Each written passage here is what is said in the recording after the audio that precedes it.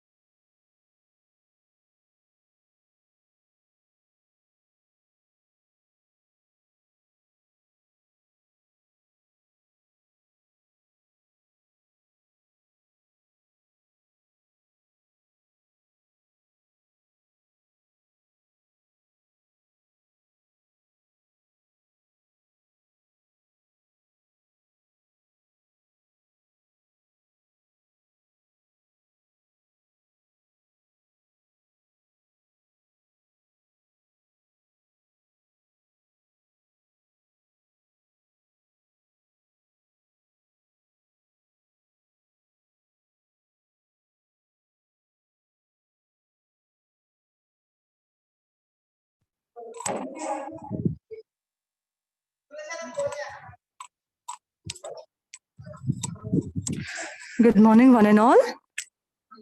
A hearty welcome to the guests, dignitaries, speakers, eminent people, academicians, students, teacher, fraternity. Thank you for being here. I would like to start this session with spiritual touch. Himalayam samarabhya yavat indu sarovaram tam devanirmitadesham Hindustanam prachakshate. Hindustanam prachakshate. I bow down to my nation, which is a land of spiritual gods and people.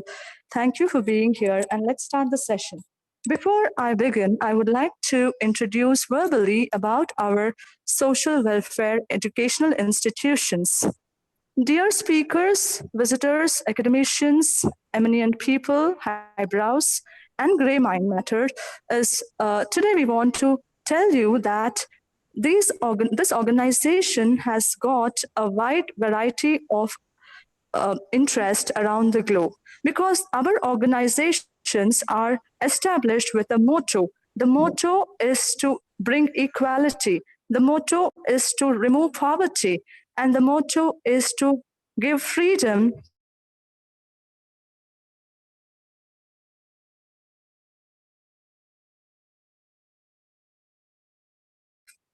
accepted with the motto or vision and mission to make the underprivileged students to get an opportunity to fly high and touch the sky. During the tenure of NTR Garu, the organizations were established, and then onwards, there is no look back in this organization. At have 200 plus organizations around the states, including Andhra Pradesh and Telangana. And in Telangana, the specialty is that we have put a step forward in establishing 30 prestigious residential educational institutions for degree students, with a vision that the girl student should be empowered and should not be a prey to marriage at early ages without any financial support and, from their family or system. Not just that, we are also into a great team of organizing and establishing 5 PG courses in upcoming future under the leadership of our dynamic hero, Dr. R.S. Praveen Kumar Garu, IPS, as well as our JS sir, that is Praveen Mamidala Garu. As it is his brainchild, that is to start 5 PG courses, had already been got a permission and a great green line from the Osmania University, and we are expecting a great response from the statewide applications. Not just that, the organization looks into the overall development of the student, right from 5 a.m. ringing of the bell to 10 p.m. and 11 p.m. of going to bed. Our students are occupied with varied extracurricular, co-curricular activities, besides having standard academic plan structured in the classrooms. And the specialty is that we go for flipped classes where the student becomes a teacher. Of course, we all know that on Teachers' Day in other colleges or educational institutions, a student gets an opportunity to become a teacher, and that's a remarkable day for them. But here, our students are more confident, more potential enough in sharing by learning and experiential learning methods, because we believe that our students should be our green gurus, where our students do flipped classes with experiential learning methods. And when we come to our achievements, we have it's not exaggeration that we have limitless achievements in the short tenure or duration of since inception.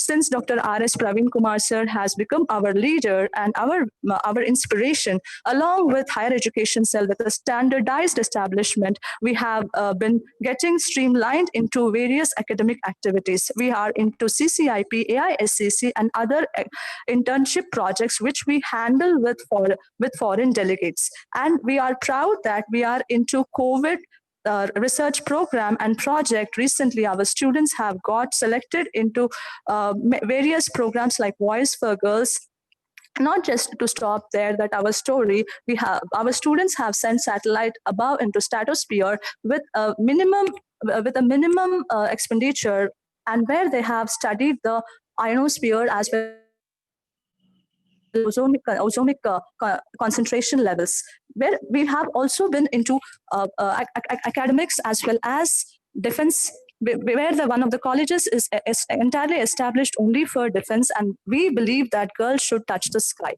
Not just looking at people in cinemas, a Purna movie released, of course, is a real hats off and a feather in a cap in our organization. And her autobiography of a 13-year tribal girl who had crushed the Mount Everest under her foot is really inspirable story. The story doesn't stop there.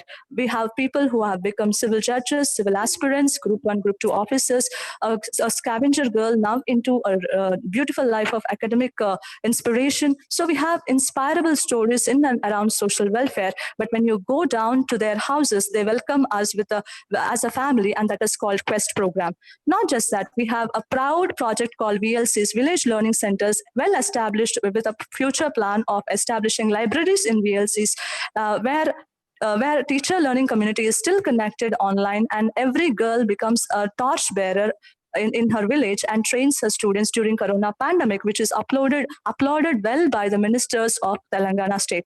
Hats off to all the officers, administrative personals, especially RS Praveen Kumar sir, Praveen Mamadala sir, for becoming right leaders and role models for each one of us. And teaching learner community will be really thankful to you, sirs. And here I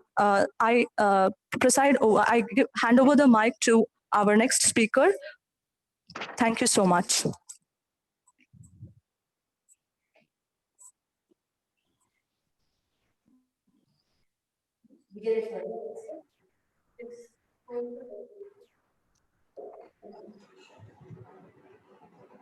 Yeah, thank you, Rajita, for giving a wonderful intro of our social welfare colleges.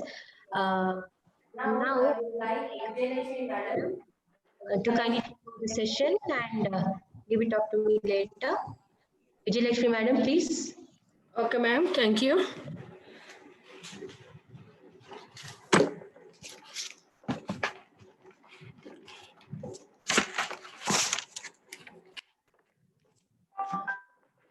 Greetings to all. I am Vijayalakshmi, HOD, Department of Botany. I welcome you all to this event. A warm welcome to all the dignitaries of today's webinar.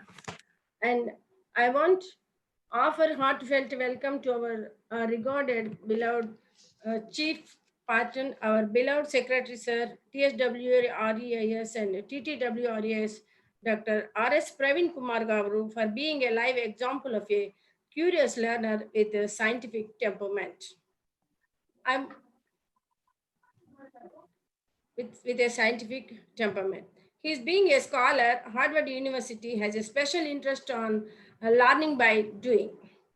I feel privileged to address our iconic officer hailing from a life sciences background, biotechnology, Dr. Praveen Mamadala Garu, Joint Secretary, Higher Education Department, TSWRDCW, for being our patron and promoter of academic events of such kind. I welcome our chief guest, Professor Dr. Limbadri Garu, a humble figure in education spectrum. He is alumni of OU, Vice Chairman and Council of Higher Education Department of Telangana State. He is efficient academician with a great academic taste blended with curiosity. I welcome sir to this today's webinar. We are very heartfelt thankful to you, sir. And I welcome our chief guest and chief guest. I have been equally excited to be an ardent listener and learner in this webinar. I believe that we have best speakers to teach frontiers in biological sciences. I welcome our OSD sir, Dr. Banu Prasad Garu, to this event. Welcome, sir. I welcome ZCO Dr. Rajani Paspuleti Garu to this event. who made it more colorful with her presence. Welcome, ma'am. I now welcome Principal Ma'am Dr. G. Nirupa, TSWRDC Mahendra Hills to this webinar. Welcome, ma'am. I also welcome the teaching and learning fraternity who made us happy with your presence. As your presence is more valuable for us, I now call upon our principal, Dr. G. Nirupa Madam, to introduce our chief guest. Over to principal, ma'am. Thank you, ma'am. Right, thank you, ma'am. Thank you so much. I once again welcome all the dignitaries on the webinar. I personally. So, Nirupa, Nirupa, please ask the co-host to silence the people who are in between unmuting. Number one, if they are continuously doing, please push them into the waiting room. Okay. If they do not unmute, if they do not mute themselves, please push them into the waiting room. Okay. Okay. So I welcome all the dignitaries to the webinar. I personally welcome Dr. Limbadri Garu and the Joint Secretary, the Secretary Sir R.S. Praveen Kumar Garu, Joint Secretary Sir Praveen Mamidala Garu, and all the speakers of the 2 days webinar of today and tomorrow, Dr. B. Professor Sadashivai Garu, T. Prabhakar Reddy Garu, and Jetty Swami Garu, and Sudhakar Reddy Garu, Vandana Rathod, Professor V. Vandana Rathod, and Professor Mahendra Aileni, and all the dignitaries and the people who have come to this webinar, who have been attending this webinar. All of you welcome. The main motto of this webinar is to actually have a scientific temperament among the students, to have a motivation to the students so that they will have a better learning atmosphere for their in future biological sciences and all. So the title of the webinar is like Frontiers in Biological Science. It is very apt for today because it is a very high time for us to have great concentration towards research and all, research and the sciences and interdisciplinary chain things and interdisciplinary sciences. It's the most important thing where the students have to be encouraged in. So this we have taken this platform as a chapter, and we have taken the help of this platform to create or arouse that interest among the students, because the complexity of biology is just a fascinating challenge, and I'm keen to see that the field will deconstruct its mysteries, establish reliable and predictive models, and put that knowledge to work. So investments in bioscience are catalysts for the change. So, but to make transformational advances, we all, like all of us, like philanthropists, the government, the universities, and all the private industries or the companies also, they should invest more in basic fundamental sciences, and we have to give a great platform to those people who are willing to pursue out-of-box approaches at the very edge of knowledge and all. So we should be working more aggressively to break down scientific silos by backing more collaborative interdisciplinary teams that include experts in bioscience, mathematics, computer science, medicine, engineering, and other fields. So we must, for this one, we must do a better, and we can do better if we can champion new research pioneers, cultivate a spirit of open collaboration, and aggressively fund science at frontiers.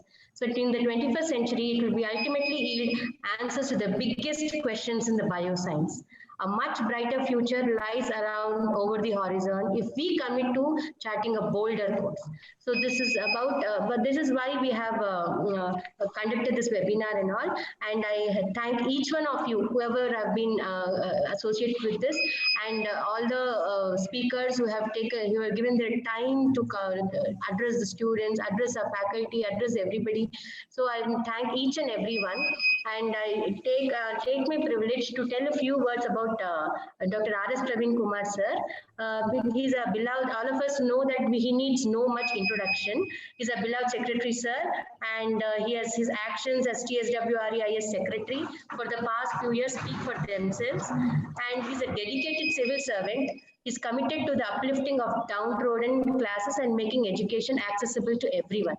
A visionary with his innovative ideas and thoughts, he has transformed the Gurukulas into knowledge temples. Our alumni who are now in world-class institute pursuing their higher education stands as a proof of this education, of his dedication.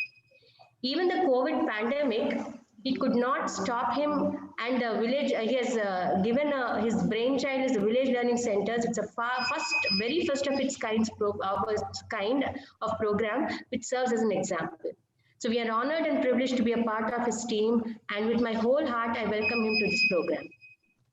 Next, I also welcome Dr. Praveen Mamidana sir. We also have here today, like he's also a person who is having the same level of commitment to make our secretary sir's vision possible. So during his tenure, both international, always available for us to discuss and share any issues. So,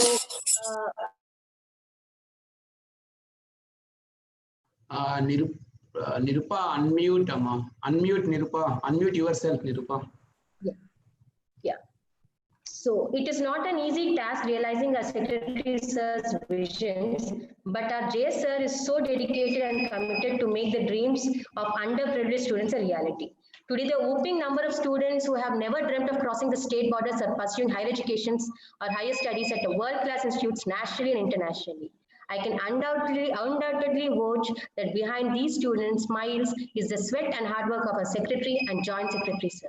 We are extremely happy and proud to be a part of this great team and assure you that there are many more wonders to be witnessed from our institute under their leadership.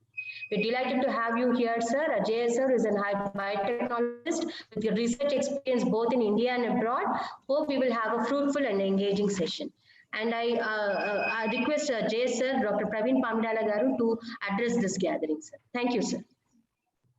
So thank you, Nirupa, for your wonderful introduction about our entire system, and thanks to Rajita. A very good morning to one and all. At the outset, I congratulate the entire team of Mahendra Hills, Principal Nirupa, and the organizing secretary, conveners, and co-conveners for organizing a wonderful webinar on frontiers in biological sciences. Friends, we should especially thank the COVID-19 because thanks to COVID-19 for pushing entire global population towards web-based programs. So on behalf of Department of Higher Education, I thank Dr. R.S. Praveen Kumar sir, an IPS officer, a cop, turned into a great academician. I never seen such a professor. I'll always call him as a professor instead of calling a Dr. R.S. Praveen Kumar. A great man, secretary of both Telangana Social Welfare Residential Education Institution Society and also secretary for the Telangana Tribal Welfare. We say TSWRDCW and TSWRDCW for both he is handling, and the man behind the establishment of residential degree colleges across the state for both for women and men in the tribal welfare degree colleges and exclusively for women in the social welfare residential degree colleges. And I'm very happy to say that we have successfully postponed 20,000 early marriages and also providing quality education to young women who are marginalized of marginalized. When I say marginalized of marginalized, we have lots of people belonging to the marginalized communities, and among them, women is the most marginalized. That's why I am using the word marginalized of marginalized. As a Harvard alumni, our Professor R.S. Praveen Kumar sir want to introduce a kind of research-based pedagogy tools, in simpler terms RBPT, in residential degree colleges pedagogy, and a dream of standing on par with the Harvard University. I am honored today to welcome today's chief guest, Professor R. Limbadri Garu, Vice Chairman, Telangana State Council for Education. Namaskaram, sir. Thank you very much, sir, for joining us. We know your heart is always with our residential schools and colleges. And special thanks for you for your continuous support to the TSWRDs in terms of KG to PG mission. Today, our RDCs are elevating to the PG colleges. It's all due to you, sir. I know the way you steering, the way you are behind this project. Thanks to you, sir. Thanks a lot in this regard. And I really thank all the resource persons for giving their kind consent. Eminent persons like Dr. Sadashivaya, an young scientist awardee and well known for Haritaharam promoter by the TS government, and Professor Prabhakar Reddy, senior scientist of KVK, and Jetty Swami of Botanical Survey of India. And happy to see in the list of resource persons Dr. C. Sudhakar Reddy, senior scientist, head Forest Biodiversity, NRCC, who is a passionate taxonomist and also my old friend way back in 1996. We worked together. I was in a biotech lab and he was in a taxonomy lab, and he's an amazing taxonomist, very good taxonomist. Thanks, Reddy, for empowering our students and teachers as well. And also thanks to Professor Vandana Rathod and Dr. Mahendra Aileni, who is my student, friend, colleague, and co-investigator in few of my projects, and coming with up an excellent talk on model organisms in scientific studies. Friends, I just want to tell you that a teacher is a person who helps people to learn. Learn in terms of subject. You have to take the student deeper into the subject and make student to ask question, which is really missing in our ecosystem.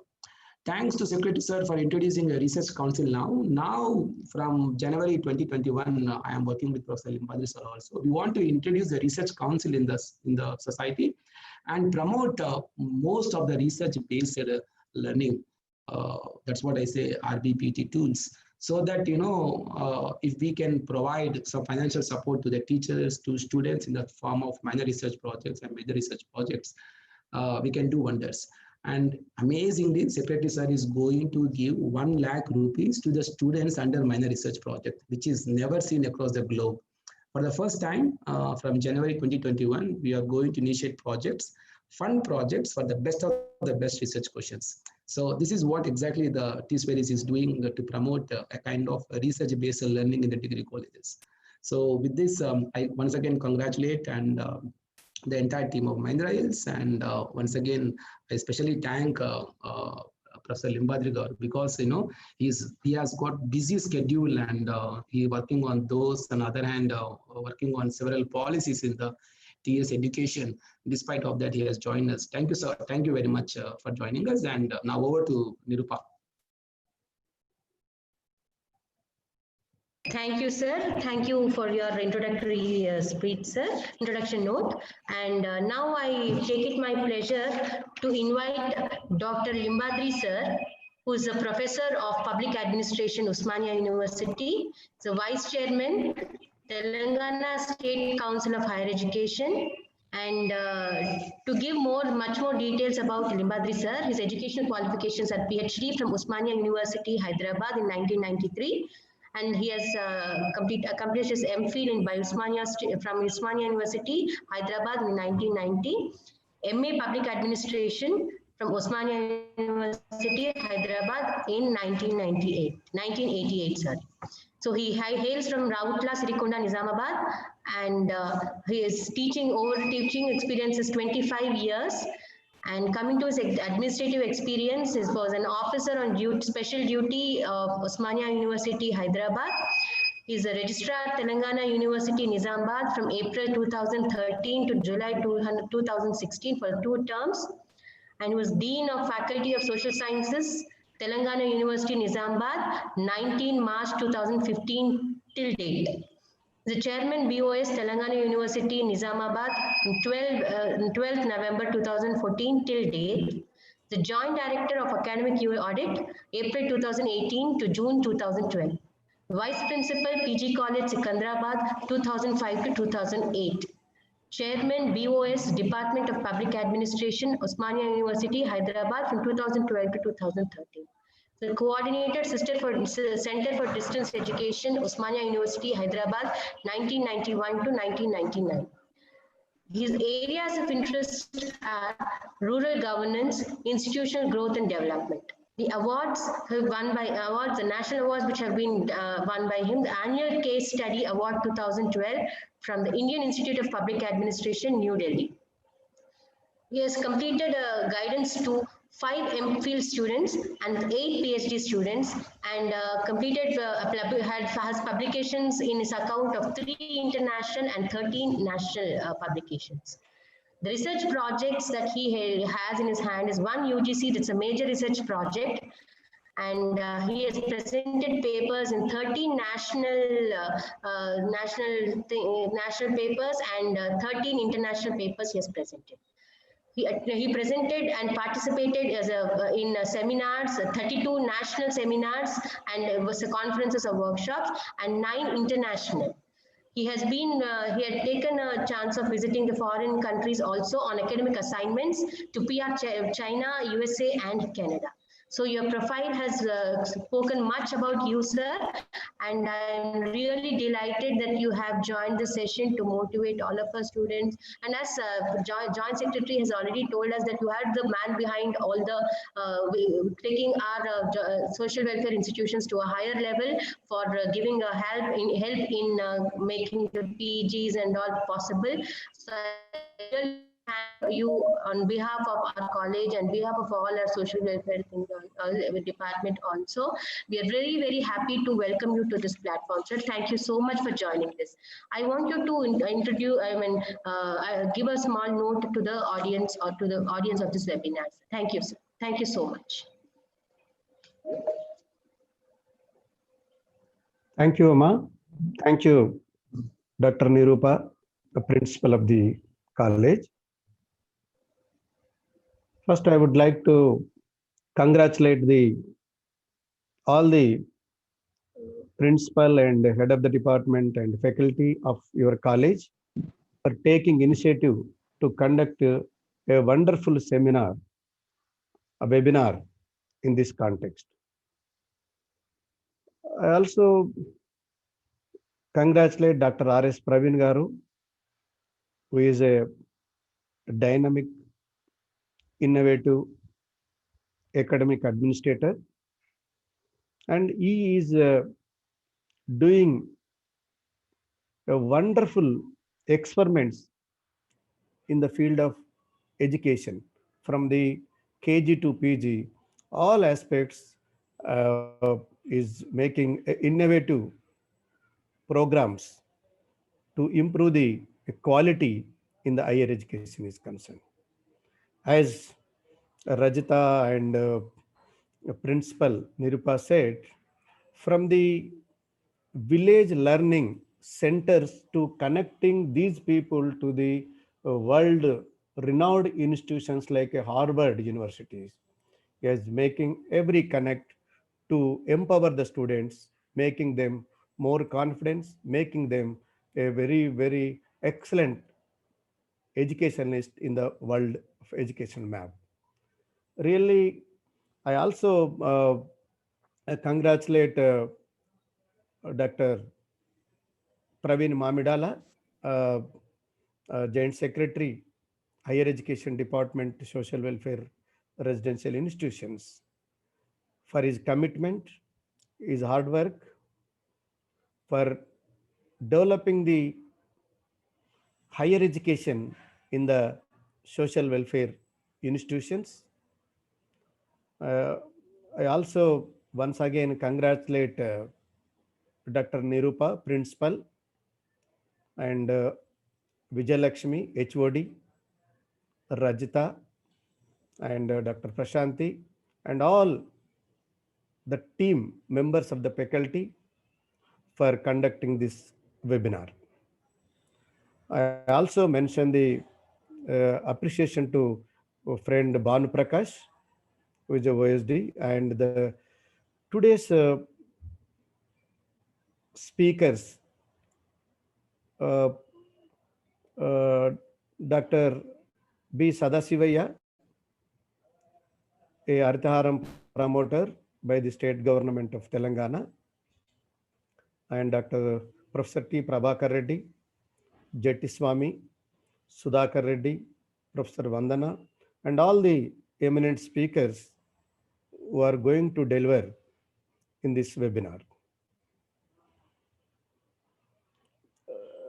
Uh, I feel it is a privilege for me to associate the social welfare residential institutions who are making a landmark reforms in the field of higher education. The whole state, for that matter, country is looking towards the social welfare residential institutions, particularly in higher education is concerned. Because the higher education is one of the important sector in the education, in particular in other aspects in general. But the welfare, social welfare is doing a wonderful programs to provide the quality education for the students are concerned. Every time I will find a new thing in the education system of social welfare institutions.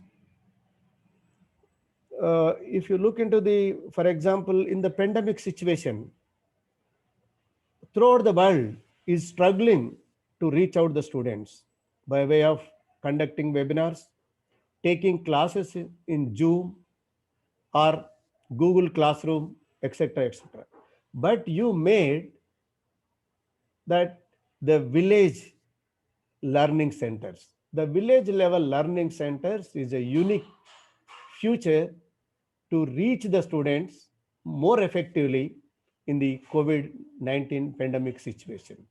Really, I congratulate the Dr. R.S. Praveen for his innovative ideas to make the students more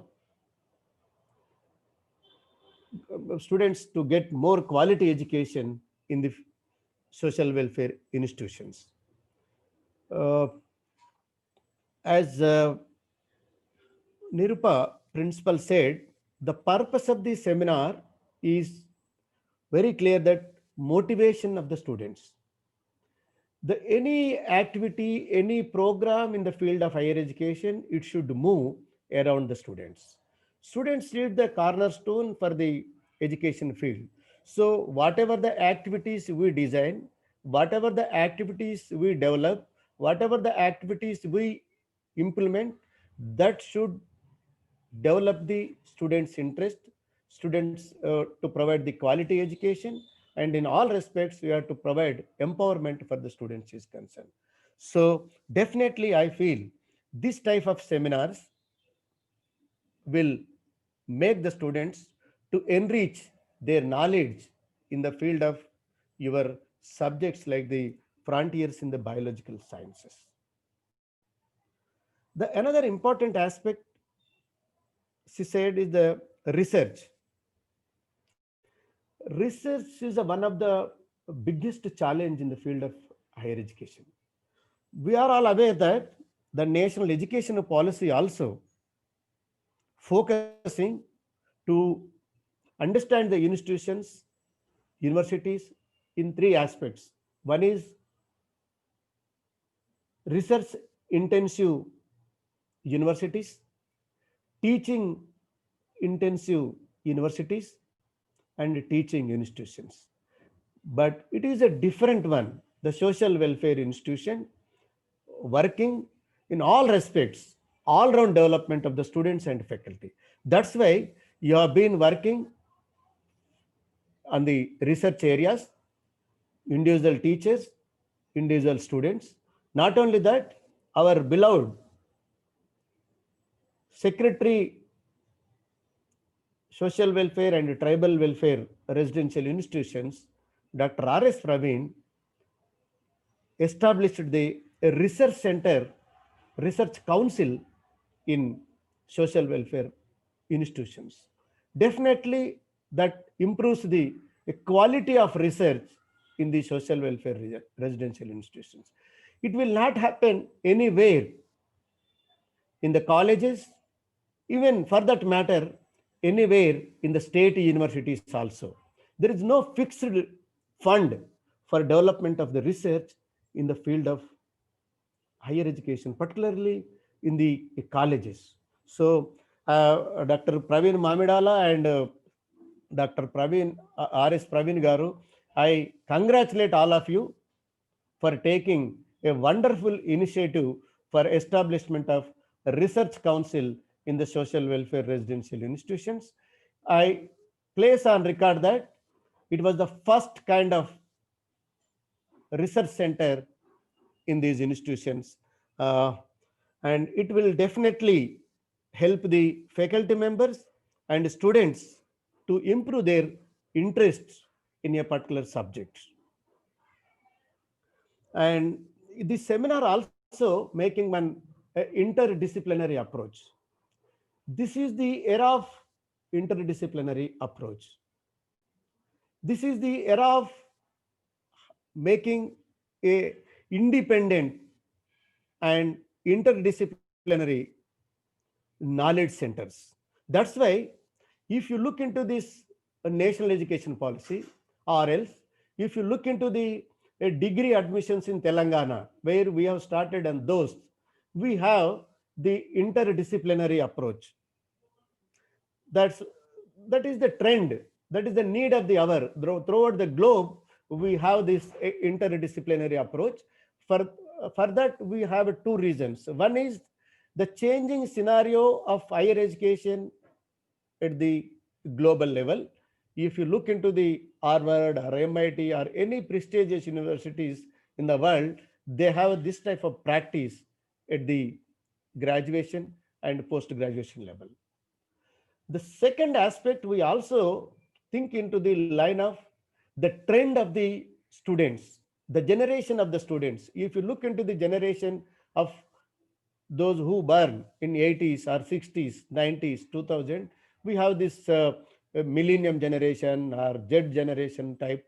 This present generation is very, very, very independent and a multidisciplinary attitude in their understanding of the subjects are concerned. That's why we should provide an opportunity to our students to access an interdisciplinary approach to them. Then only they can get the knowledge, then only they can understand the various dynamics happening at the education. So that's why your webinar definitely help the students and the faculty to understand the changing scenario of interdisciplinary approach.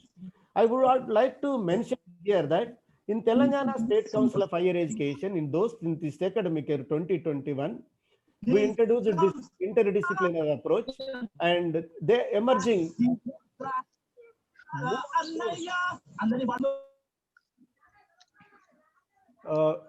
subject courses. Like earlier we have only BS physical sciences, we have MPC or MPCS.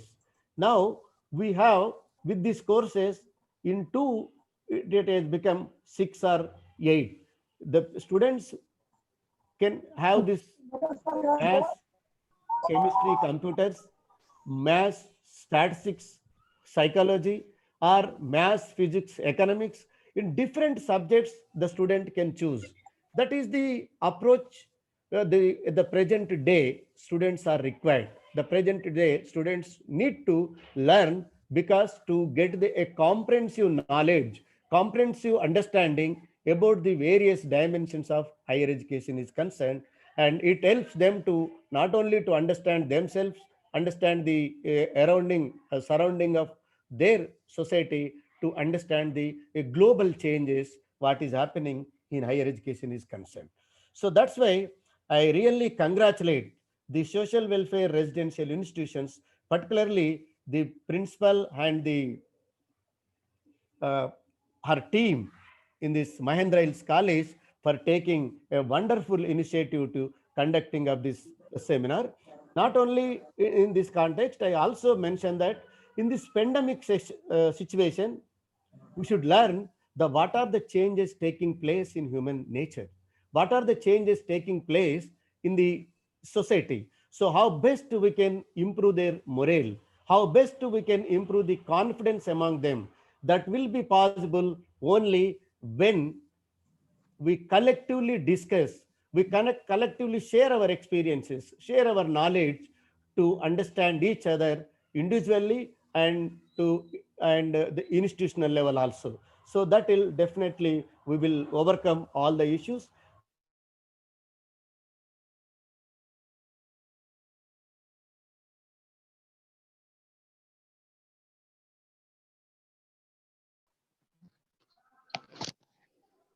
Sir voice వినిపించట్లేదు sir. It is not audible.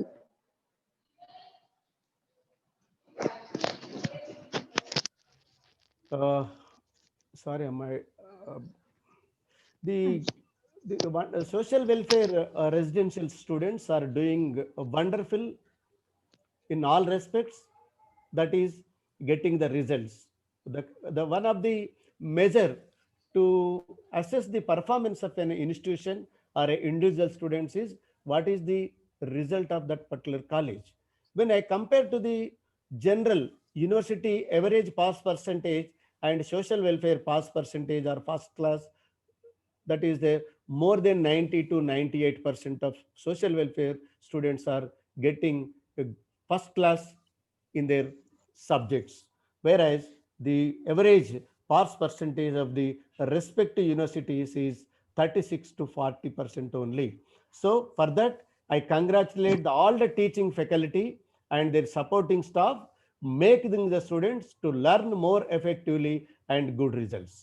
Not only that, your students are going to more prestigious institutions throughout the world and national level institutions also. Wherever I visit, I get an experience that when we visited a Harvard University, when my chairman and we interacting with them, we introduced that we came from Hyderabad, Telangana, State Council of Higher Education. They immediately responded that, oh, you are from Hyderabad. Some of your social welfare residential students are doing internship in the Harvard University. So that was the recognition you people have got in the map of higher education in the world. So that's why you are doing a wonderful job.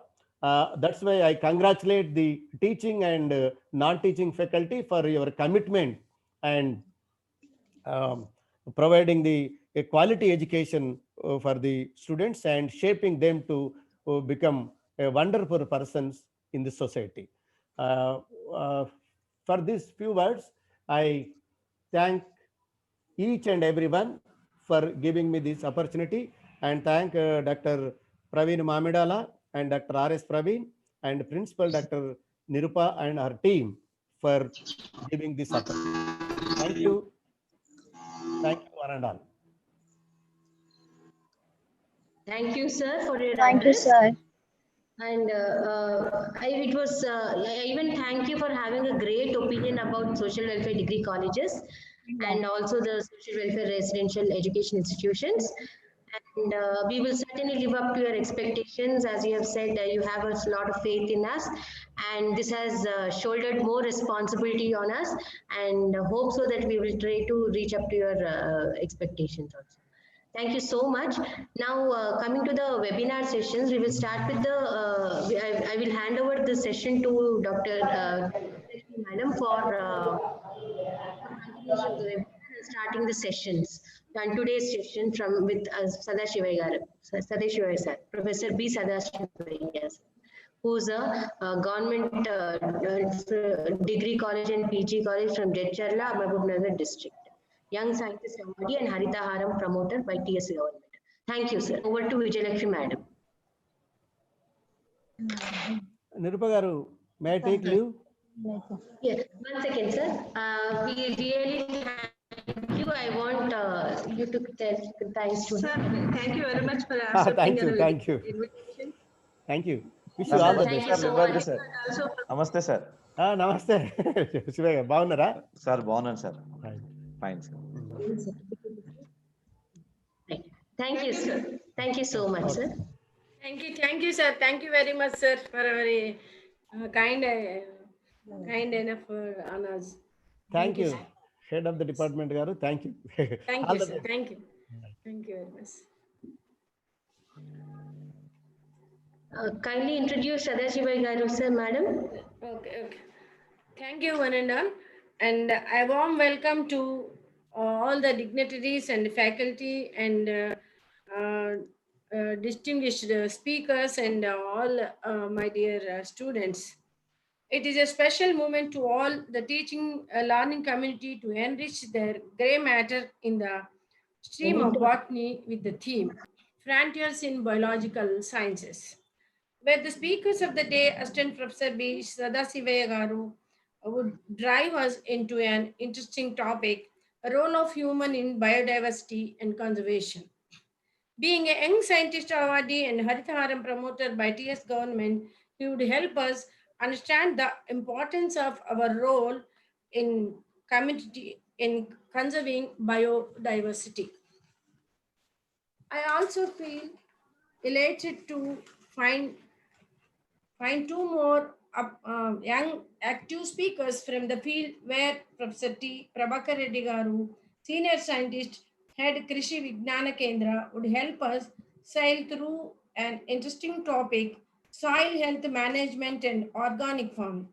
I'm sure that our young minds will get insight on it and help their parents in farming organic field.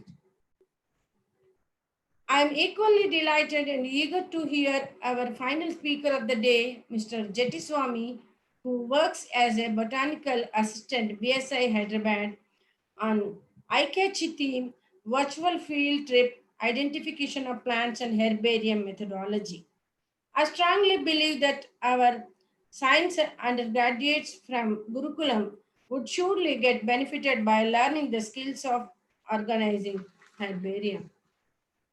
It's a great honor to introduce our first speaker, Dr. B. Sadasivaya Garu, Assistant Professor of Botany, Dr. BRR BRR Government College, Jadcherla. He is well known as Haritharam promoter, as noted by our Honorable CM KCR Garu for his remarkable work in developing fruit garden in premises of Government College with the encouragement of the students, visitors, and faculty. He is now planning to develop a garden that looks like our Telangana state. He is a committed teacher who has got a lengthy list of awards and achievements. At a glance, you can see he received Best Teacher Awardee Special by TS Government 2020. Best Research Award 2019 by INSC, National Science Congress. I received IIAT, Indian Association of Angiospermic Association of Angiospermic Taxonomy Fellow Award in 2019 and received Biodiversity Conservation Award in 2019 by AP government and many more awards also there. With 15 years of teaching and research experience, he conducted many trainings and social awareness programs on snake rescuing and conservation. He is an efficient resource person for many more prestigious camps and programs like Balamitra and District Science Fair. And his name is placed in the annals of history for discovering new fauna in Telangana and Eastern Ghats and flora about 122. He is a lifetime member of Indian Association for Angiospermic Taxonomy and founder of Association for Biodiversity Conservation and Development and founder secretary of Palamuru Biodiversity Society and review member in International Journal also. His achievements are remarkable. Today, I am graced to invite our speaker, Sadashiva Garu. Welcome, sir, and uh, to deliver your great lecture and informative lecture to our faculty and students. Thank you, sir, and over to Sadashiva Garu. Thank you, ma'am. Thank you very much, Vijayalakshmi ma'am and Nirupa ma'am, principal, and also Dr. R.S. Praveen Kumar sir, who is the person behind you, all the people, and who is the inspiration person to us also. And also, I'm very thankful to Limbadri sir and Praveen Mamidala sir and other organizing committee and organizing faculty of the social welfare and tribal welfare colleges. Thank you very much. Ma'am, please, what is my time? How much time I should take? You can take 1.5 hours, sir. Okay, right. No problem. You please give me host. I will share my PPT. Otherwise, please active the share screen option.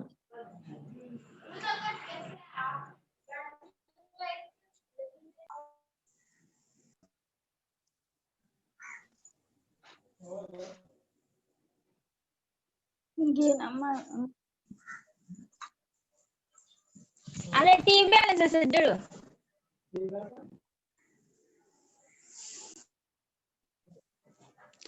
Class వస్తుంది. Hello. Otherwise, please active the share screen option. Yes, sir. Yes, sir. That is best. Yeah, you are giving. Okay, ma'am.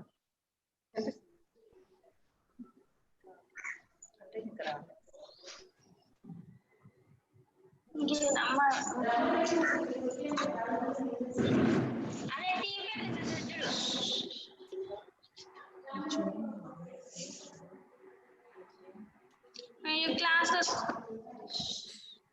Hello. Otherwise, please active the share screen. Make me host, ma'am, for 1 hour. Make me host. It is easy. You can share the PPT, sir. No, it's screen sharing option is enabled. Yes, sir. Disabled already. No, it is not possible. Yeah, now it is coming.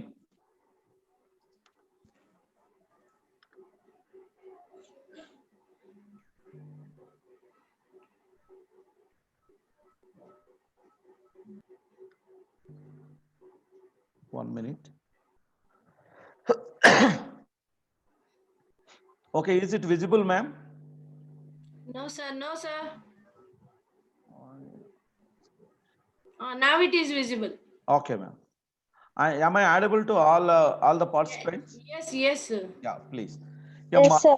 today's my lecture is on role of human beings and biodiversity conservation, but it is quite different from other lectures.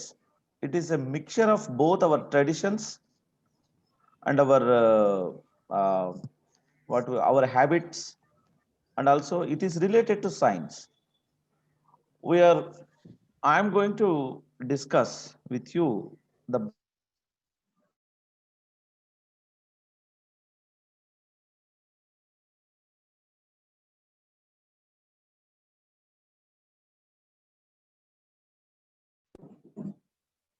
science behind our voice రావట్లేదు sir. Sir, muted, sir. Yeah, now is it okay, ma'am? It is okay. Now it Yeah. is okay. Right, okay, ma'am. So now we are going to learn the basic science behind our traditions, and also what would be the outcome outcoming product of our research works. I'm very happy to know that there is a research council in social welfare and tribal welfare degree colleges. It's a wonderful decision taken by R.S. Praveen Kumar sir. I congratulate entire team. Why I am telling like this? It is very important to introduce scientific tempo into the minds of young minds of the students. So then they will become a scientific persons. Otherwise, they will go with so many superstitions. So now we are moving towards our today's session, today's lecture. First of all, I would like to thanks my students. I would like to say my student army. So someone is writing, please. Hello.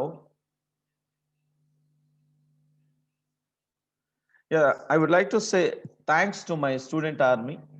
Now he is the person, Mr. Ramkrishna, who is doing PhD in Usmania University under the able guidance of Professor Nilmara Bapu Rao. But he is working with me in a project. I have so many projects presently running 35 lakhs project. He is the he is the junior research fellow with me now. I would like to say a few words about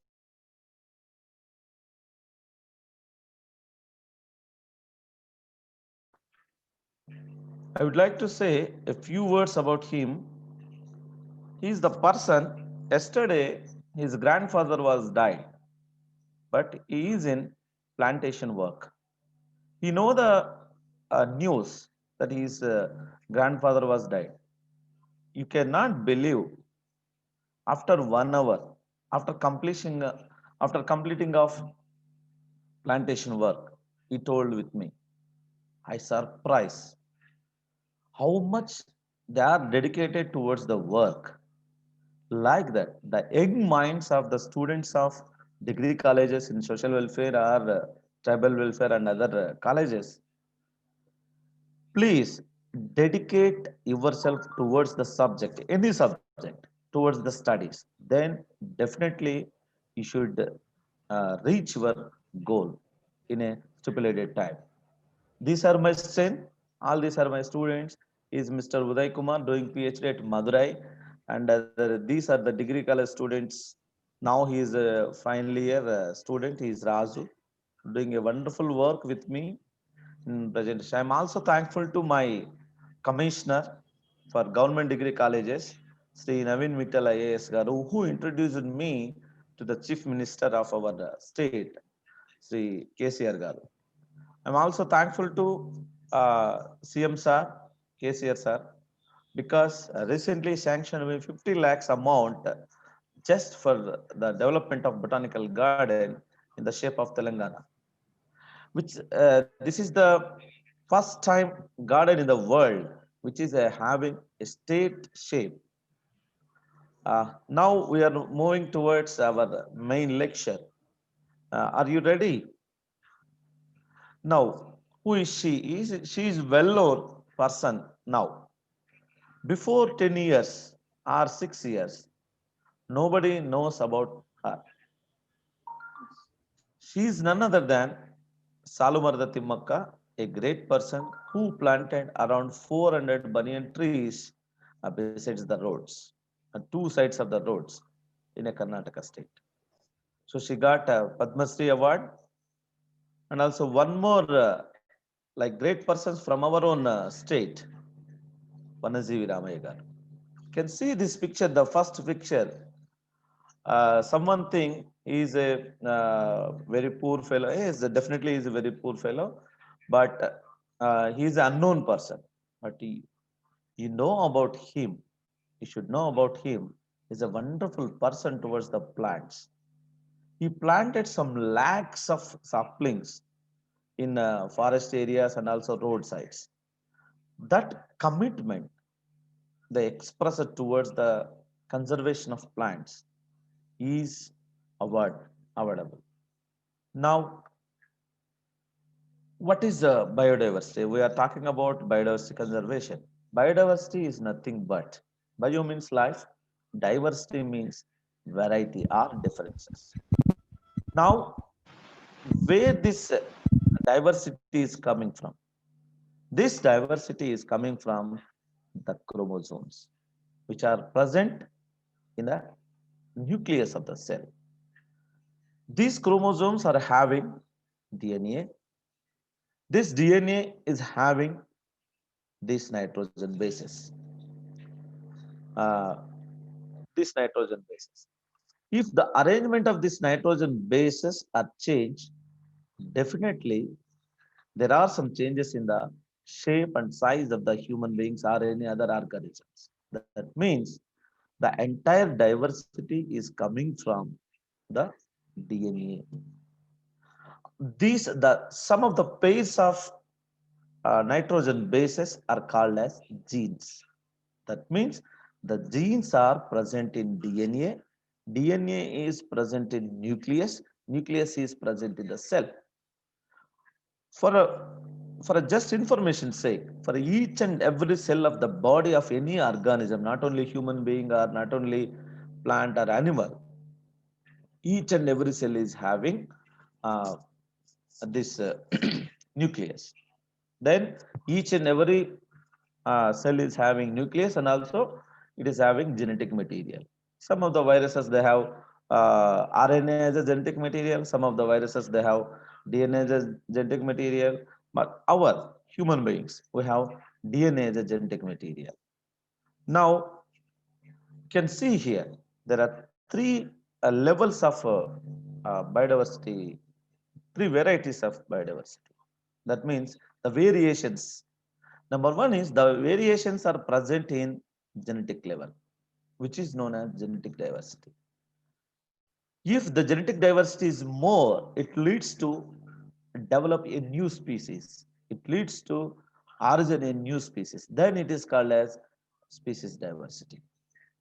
And if some of the species they're staying in a one place, definitely the habitat of that particular place is differ from one another, one place to another place. Such diversity is known as ecosystem diversity. For example, you can see here, you can see there are different eyes, but all are human being only. That means only human being is only one species, that is Homo sapien, but our fingerprints are different, our eyes are different, our nose are different. Each and every part of each individual human being is different. Why it occurs?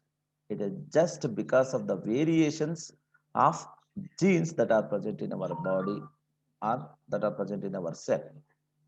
That is genetic diversity. You can see here some of the insects, reptiles, and then birds, and then mammals, and other plants. And these are the some different species, which is known as species diversity. And you can see here rainforest is there, and then pond ecosystem is there, and then grassland is there, and we have deserts and agricultural lands like that. This difference in the ecosystem is known as ecosystem diversity. Now, a small frog telling that innocently, without green plants, we would neither breathe nor eat. Is it right? Yes, exactly. The same quote is accepted by a fish and her child. Now, the entire animals on the earth, except human being, they told that our existence is depend upon plants. But we, the human beings, we are feeling like we are supreme. No, we are afraid of a small virus, coronavirus. That is our stage. That is our status. So we are not supreme on the earth. We are part and parcel of the earth. That's all. We are not at all a supreme. And then what about the God? If you take any God, any religion, without plants, God is nothing there. So now the plants are nothing but Lord Shiva. How? In our tradition, in our mythology, Lord Shiva swallowed poison. Like that, our plants, they swallowed poisonous gases like carbon dioxide, and they release oxygen to us. Without plants, there is no life on the earth. That's why I'm insisting here. Plants are very important for human life and also other lives on the earth.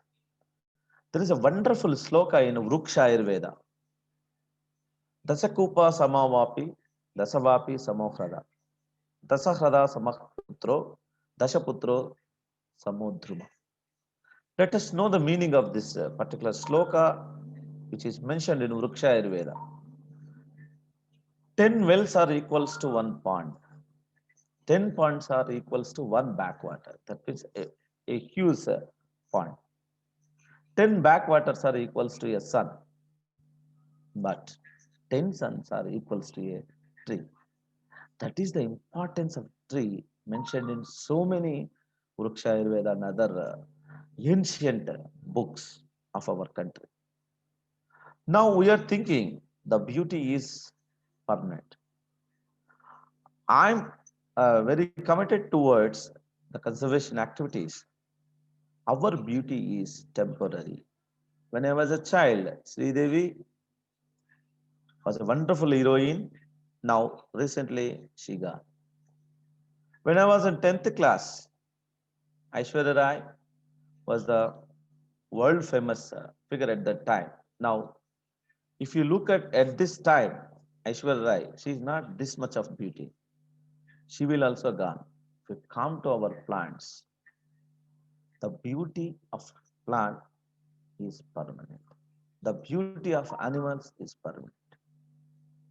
Now you can observe this flower, a beautiful flower from Orchidaceae family. You can see now the beauty is same.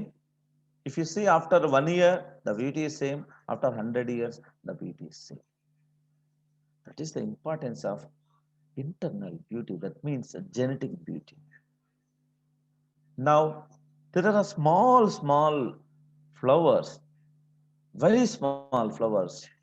And some of them we cannot see with the naked eye. If you take a 10 lens, a 10x lens, they are easily visible, very beautiful than many other flowers.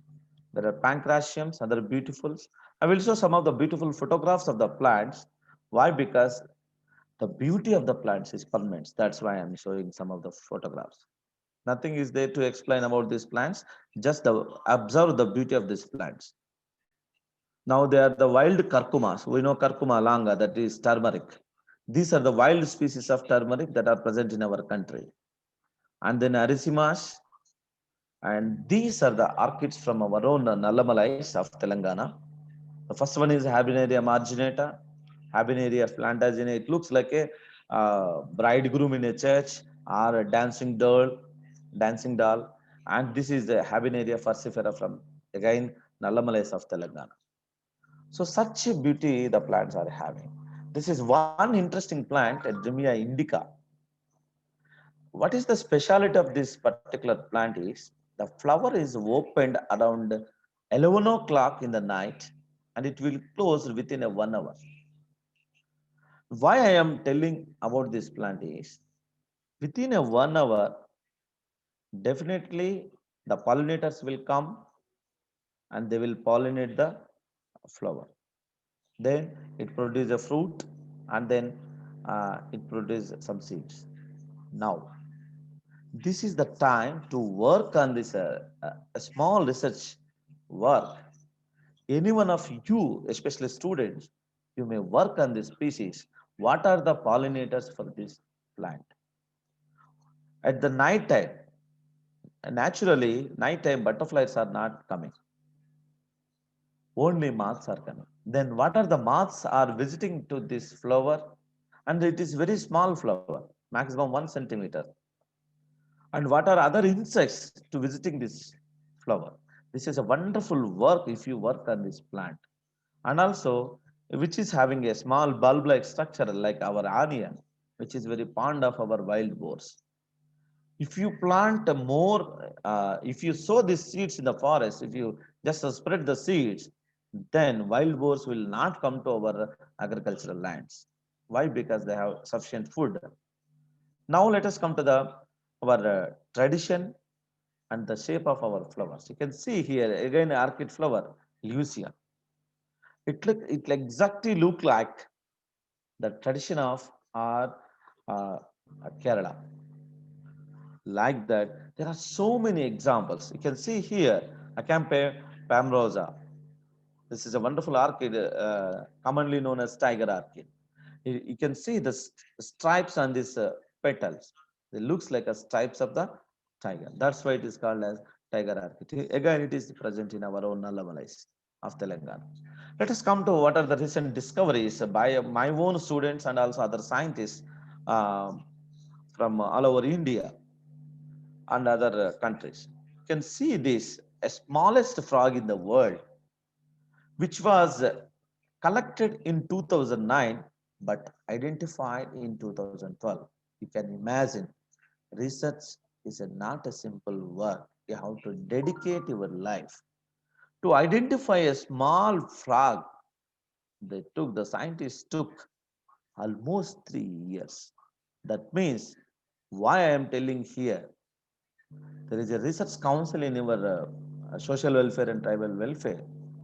my humble request to you all, don't hurry about the results, research results.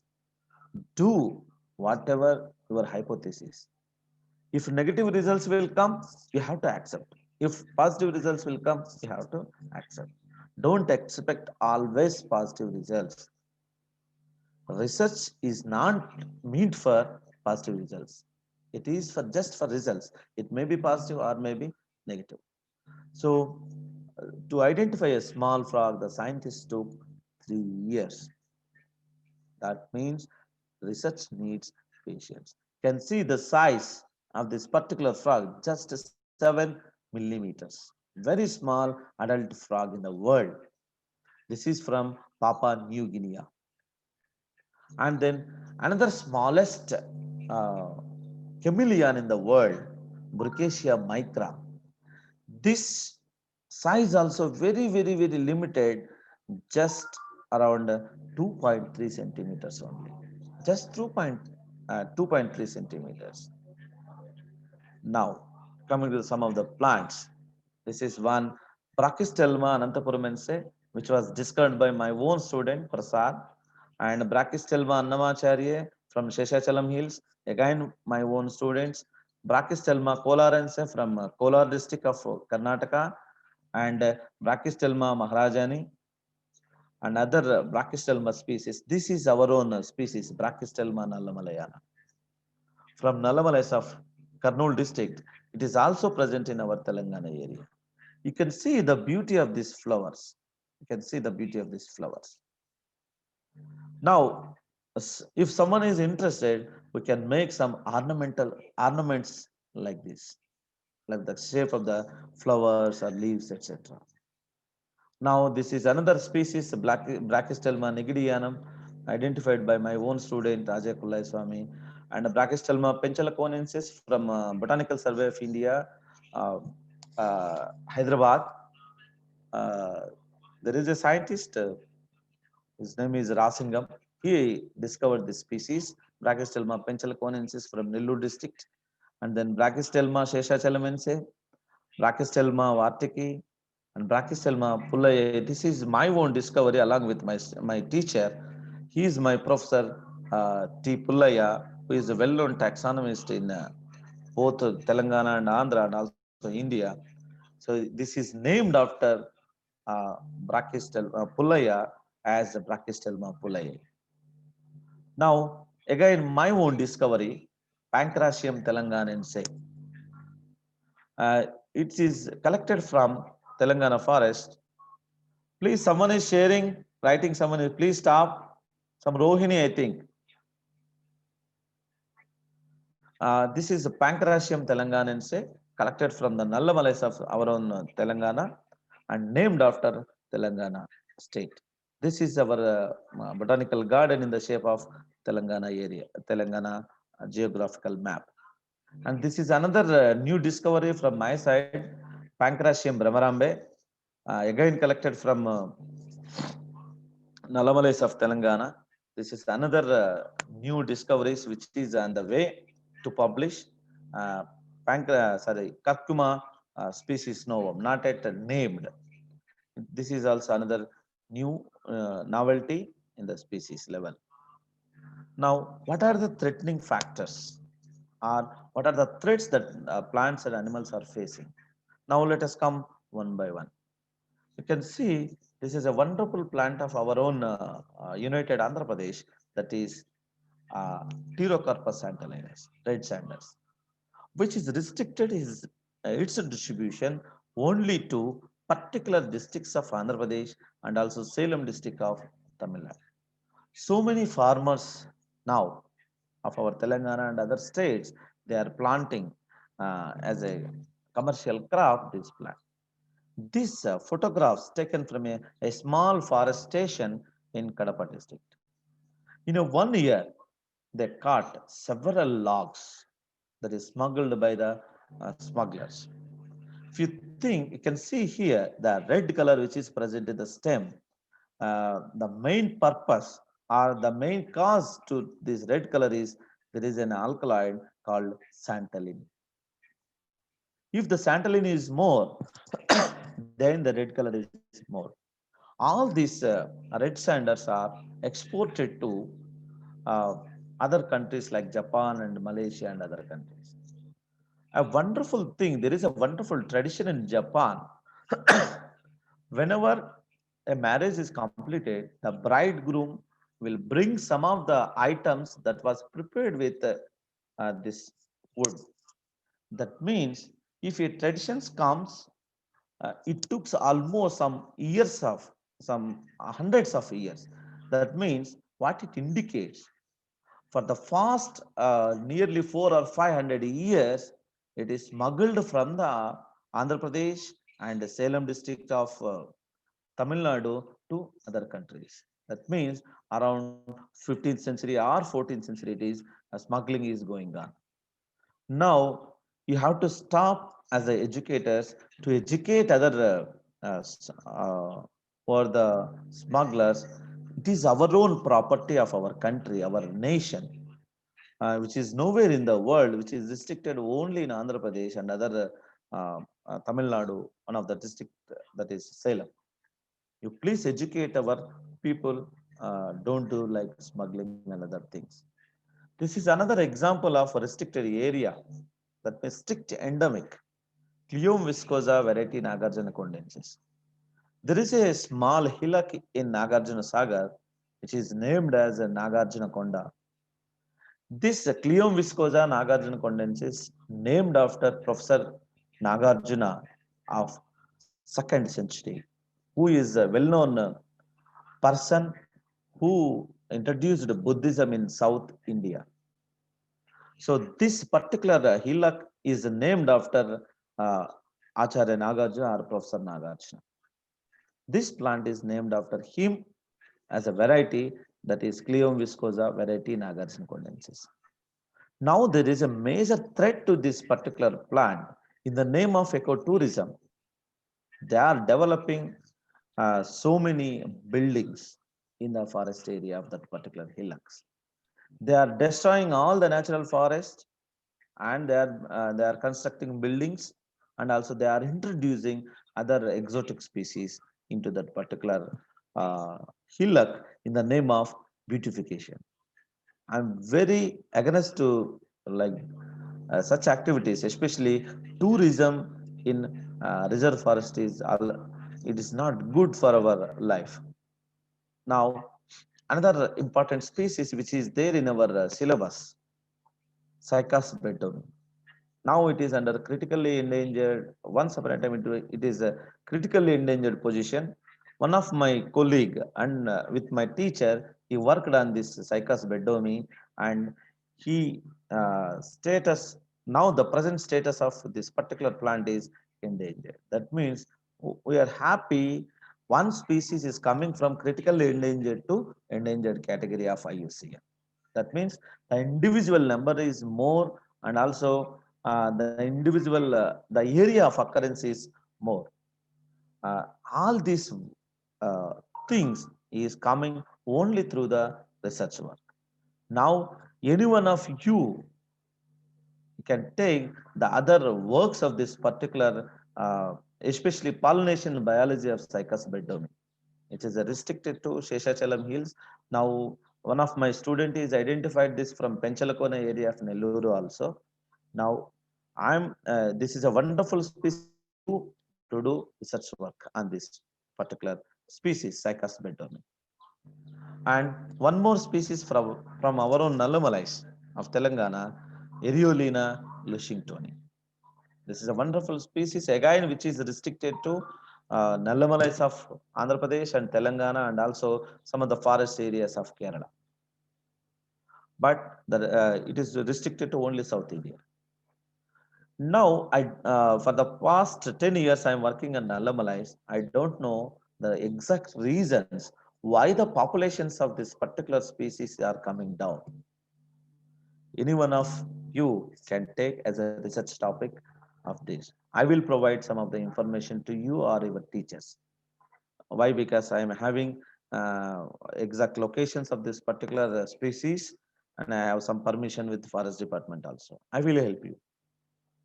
This is another species of Orchidaceae from our own Nallamalais, Habenaria ramayana. Recently, some of the scientists they mentioned that it is a synonym of Habenaria, another species. But I am not accepting that uh, way of their treating as a synonym. This is Habenaria ramayana, named after Professor Ramaya of Usmania University, Department of Botany, by his own students. Professor, uh, his own students, Rangachari and then Wood, Jeja Wood, Ramchandrachari and Wood. Now, this is another important species from our own Telangana state, Chrysopogon velutinus, which is collected from the small hillock at Vanapati district, that is Tirumalaigutta, which is rediscovered after 150 years from other than type locality.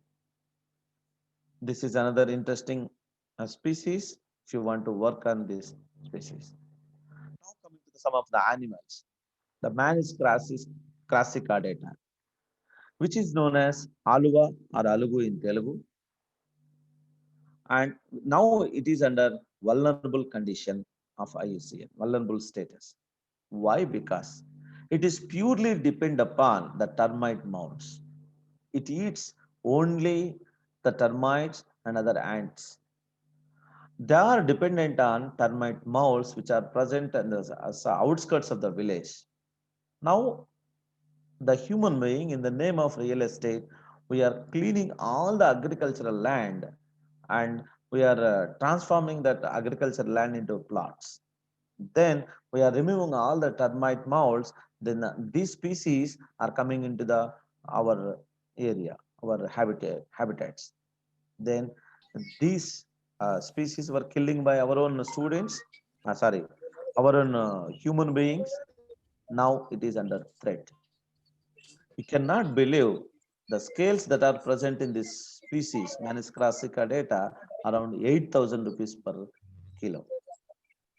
The tablet capsules are preparing with this uh, scales of this particular Manis crassica data.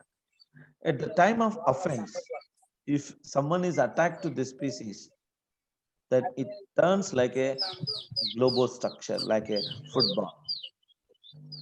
Now, coming to the Indians, this is nothing but it's a mixture of culture. India is a mixture of culture. Now let us come to some of the important things that are present in our traditions and also mythology, which is directly connected to the science. We are ignoring so many mythological histories in the name of science, developing science, but I am not. You should take the signs that are present in the mythology. You should not follow. I am not insisting to follow the mythology, but you should take the some of the scientific evidences that are present in our mythology. If you take the spelling of Bhagavan, it is nothing but Panchabhutas. Bhumi, Gaganam, Vayu, Agni and Neeru. These Panchabhutas are nothing but nature. Nature is nothing but our body. Our body is nothing but a Panchabhutas. We have each and every organism having all these Panchabhutas in our body. That's why there is no God. Nature is the God. That's all. Bhagavan is nothing but environment. Environment is nothing but nature. That's all. That is my concept. So there is a wonderful sloka in Bhagavad Gita, chapter 9, 26th sloka. This is about plants. Let us forget about Krishna and Arjuna, who is the base for Bhagavad Gita. I am not concerning about this Bhagavad Gita, but there is a wonderful sloka in Bhagavad Gita. Patram pushpam phalam toy. That means leaf, flower, and fruit and water. They are the major important four items, which is what we called, which is offered to the god. All these four are coming from the plants, directly or indirectly. That's why, if you want to worship your god, you should protect the trees or you should plant the trees. Next, another important sloka in 10th chapter of Bhagavad Gita, that is about people tree, Ashwatta Sarva Vrukshanam. That means The tree, that is people tree, is the most wonderful tree among all the trees. Why? Because it gives high amount of oxygen, and also some of the researchers told that it release some of the chemicals like isoprene, which cures the ozone hole. That's why if you go to each and every village, we may found this people tree, Ficus religiosa, and also Ficus bengalensis. There is another plant that is mentioned in our mythology, Nyctanthus arborestis. That is, in Telugu, it is known as Parijatamu. Let us forget about the story about this Parijatam related to Krishna and Indra and other mythological stories. Let us come to the medicinal values of this particular plant. This is a wonderful plant for sciatic pains and also back pains. If anybody is having some of the sciatic pains and back pains, you please try to use these leaves. Collect some of the 20 or 30 leaves and grind it. You can take the soup of this particular leaf and have it orally, at least for 40 days or 1 month. You may result it a wonderful results will come. That is the medicinal importance of this particular tree. That's why you please conserve this particular tree in your gardens. Such a wonderful species, Nyctanthus arboretristis. And so many birds will come and so many ants will come for these flowers. And a wonderful at the time of evening, that means the flowers are open during evening time. Again, any one of you can work on this plant. Why the flowers are open during evening time? What are the pollinators visiting on that time? This is the small project. 1 lakh is enough to do the small works. Now, this is another important tree which is always connected to our life, Ficus bengalensis. We know there is a largest tree or biggest tree in the world, which is present in second driest part of India, that is Anantapur district. This is Timmamma marimano, which is present in almost 2.1 hectares. Now it is improved a lot. And the age of this particular species, particular individual is 580 years. This is the true example for the conservation. This was planted by a lady called Timmamma in around 600 years back. From that day onward, it is conserving with some of the tradition. Now, if you know the medicinal values of this particular plant, each and every part of this Ficus bengalensis, including latex, is highly medicinal. Now, coming to the another some of the plants and animals that are mentioned in our mythology, that is Ramayana. This is Ashoka. Now we are calling this plant as Ashoka Chettu, Ashoka Chettu. Now this is not at all an Ashoka tree. This is Polyalthia longifolia, which is commonly known as Naramamidi. Let us come to the story of Ramayana.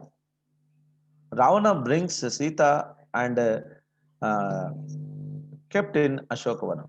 You can observe clearly there is no shade under this tree. And also the flowers will give a pungent smell, a bad odor. That's why this is not original Ashoka. This is not at all our plant. It is an exotic. Now this is the original plant which is naturally present in our Telangana forest, especially Nallamalais.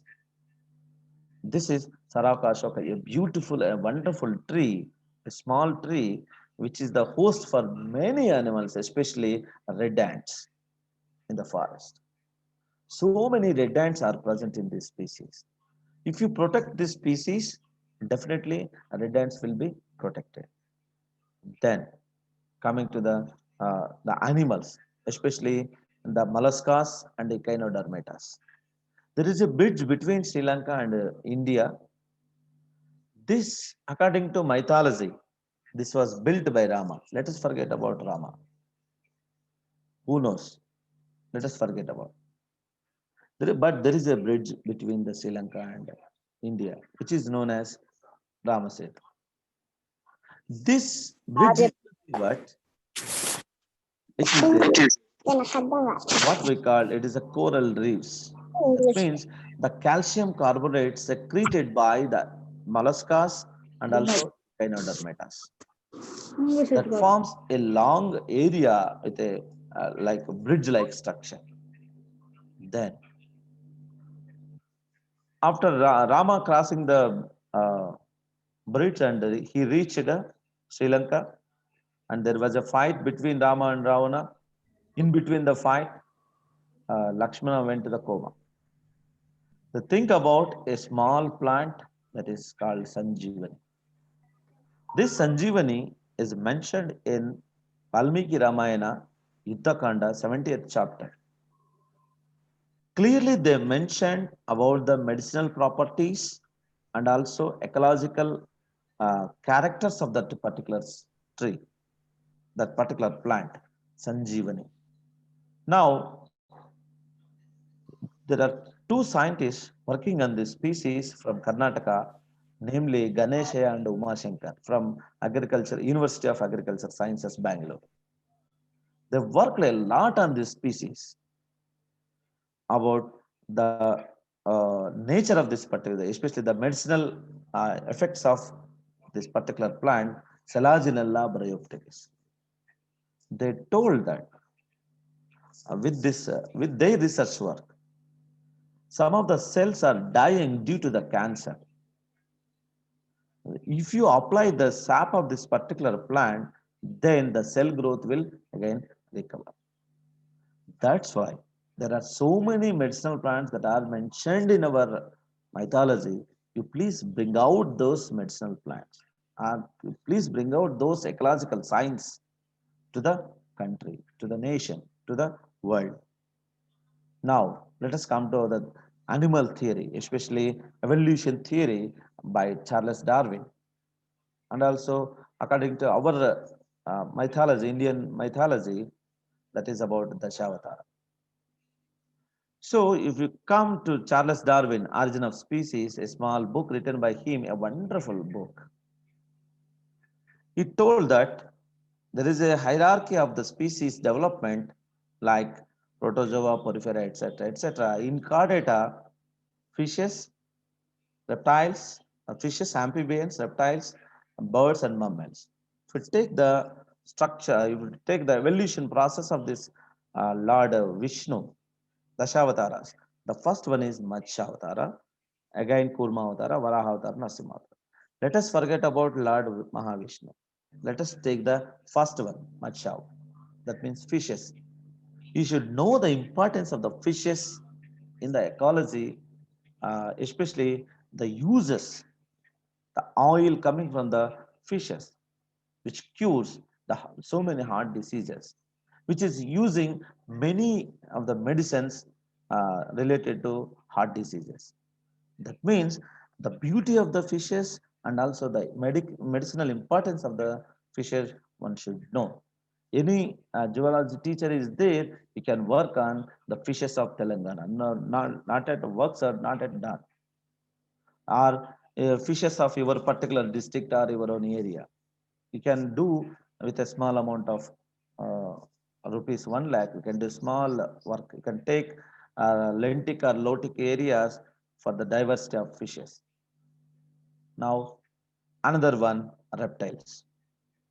Now you can see this photograph is from internet from a Galapagos Island.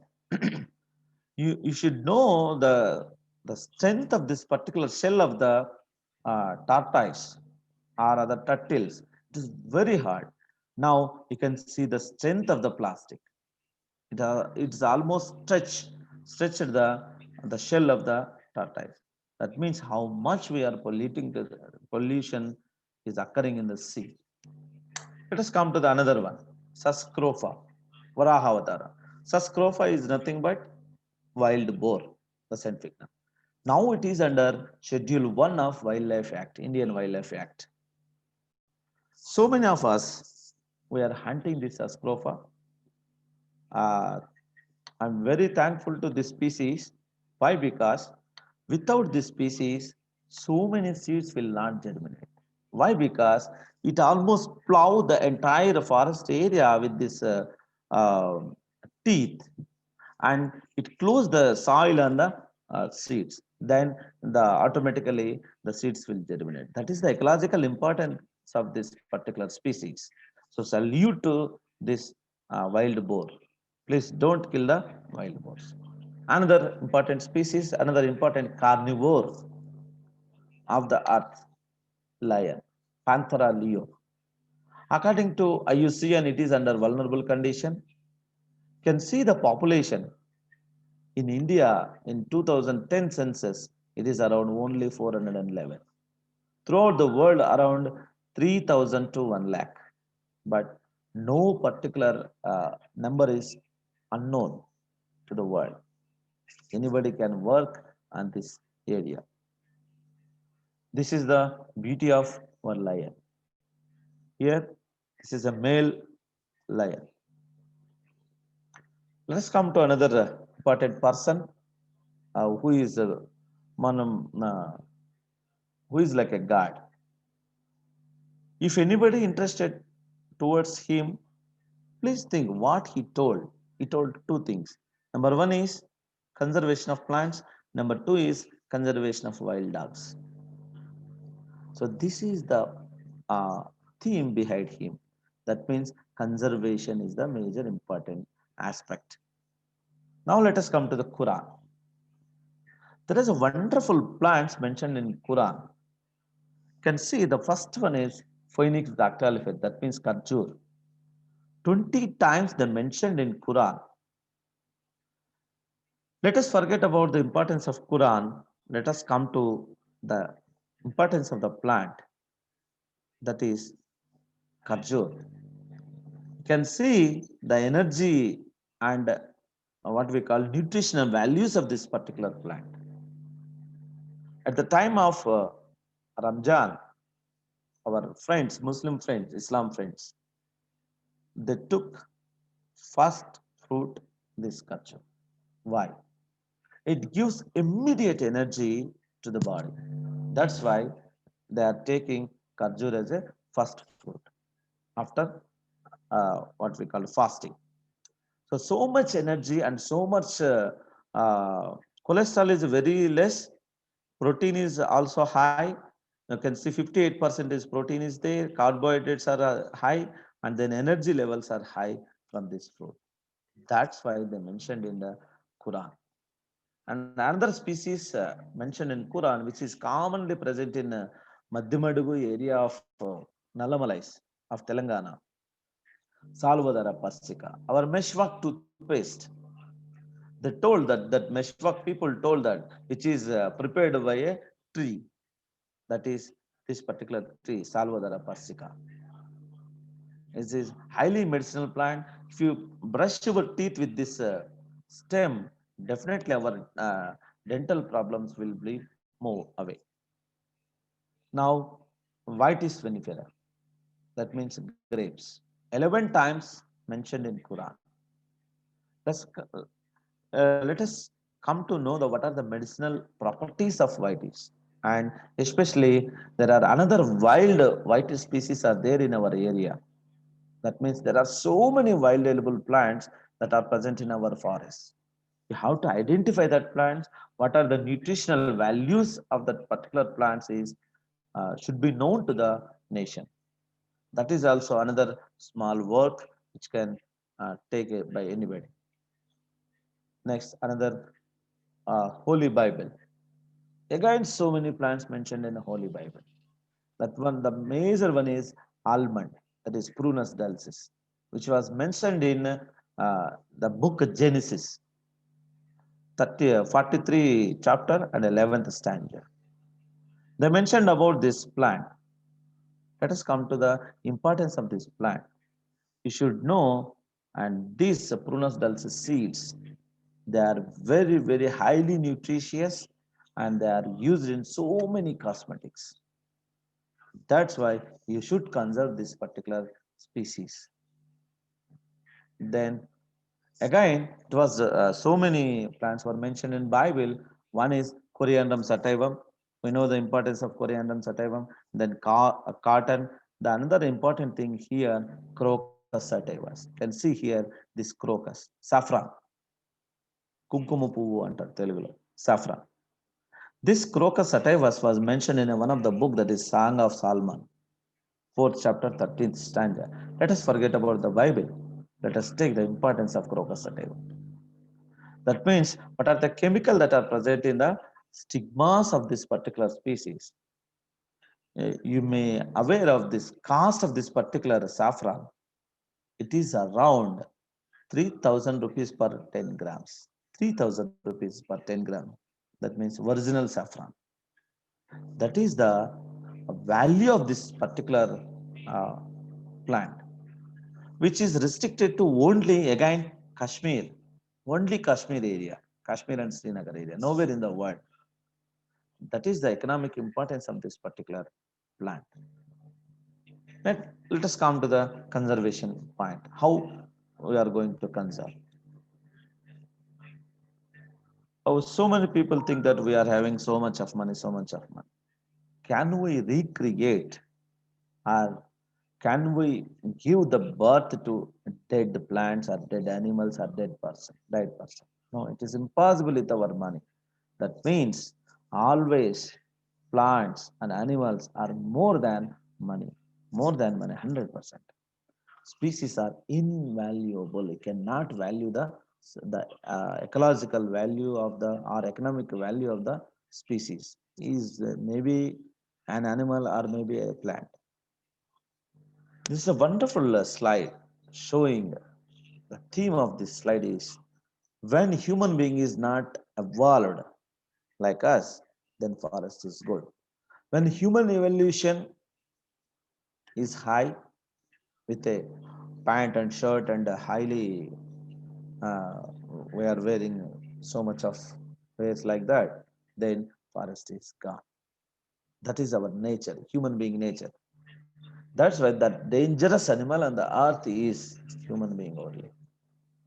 There is a word, attitude. If you give 1, 2, 3 to ABCD and calculate the total of this particular word, it will come around 100. If you take your luck, around 50%, your loud around 50%, like that. That means attitude is the wonderful word. There are two words which gives 100%. One is attitude, the other one is concentration. If you concentrate on your work, if you concentrate on your study, definitely your attitude will be different from the others. Definitely you will reach the goal. Attitude is a small word, but it makes big difference. Now, what is your attitude towards the biodiversity conservation? We are doing like this. We are planting so many plants in Arthaharam program and other programs. Next year also we are planting in the same pit. Just we are planting. We are not conserving the species. We are planting. Planting is not only important, conservation of that particular plant. If you want to plant very few individuals, okay, let us conserve them at least for 1 year or 2 years. Then it will conserve you, definitely. Now, this is a wonderful story that is there in our 6th class book about Amrita Bai. Almost 363 persons sacrificed their life for one tree in Rajasthan. This is the history, this is not mythology, this is the history of Rajasthan. That much love they are having towards the plants and animals, the Rajasthan people. But what about us? This is again a wonderful photograph from Rajasthan. Next, a small teeny insects, which is known as velvet mite. In Telugu, it is known as Arudra Purugu. It is nothing but, it is a messenger of rain. It is messenger of rain. The name of this particular insect is Trambidium grandissima. You may be aware, some of the people from Nizamabad and Adilabad, they are collecting these insects from the agricultural lands and they are selling 800 rupees to 1000 rupees per kilo. No, where they are using in the preparation of Viagra tablets. They are using such a tiny insects were killing to prepare the medicine. friend got correct. After some years, we may lost the species, the beautiful insect. Now, another important species, very common to all of us, can see this particular caterpillar. This is present on our oleander, or that means nerium, or other taverna montana species. If you collect, this is done by my own students, if you collect all these insects, all these caterpillars, and put it in a box for and add some leaves of that particular tree or shrub, after 1 week, we may get pupa like this. After 21 days, if you protect the pupa, we may get a wonderful Havelock moth like this. If you release this Havelock moth into the nature, then they will go and it will lay egg and it will give his own progeny to the nation, to the earth. Another important Pachyliopta hecta, a wonderful butterfly. The same, this is also done by my own students. This is the caterpillar collected from the Aristolochia indica plant, and they add the same leaves. After 1 week, the pupa like this, and after 21 days, the proud, the adult uh, butterfly is coming like this. You can do miracles like this. You can do miracles. That is true conservation. What is our small contribution done by my students? So our aim is, our idea is think globally, act locally, which is very, very important. So this is my own work from 2012. December 12th, we planted 12 species. Each one is 12 individuals at the time of 12 o'clock in the afternoon. Why? Because it is a special day, 12. All the 144 individuals were conserved. Now they are giving fruits, especially the jamun fruits. He is the person I mentioned in the first slide. Then after 1 year, we celebrate birthday for that plants. Again, if you take this 11, 12, 13, if you add this, 9 will come. Then again we planted 9 species, each one is 9 individual. That means 81 individuals. Why I am telling these stories? You can create your own days to plant a tree. Don't wait for special days. And we are distributed many of trees, especially fruit trees, to the school students. You can see how enthusiastic he is.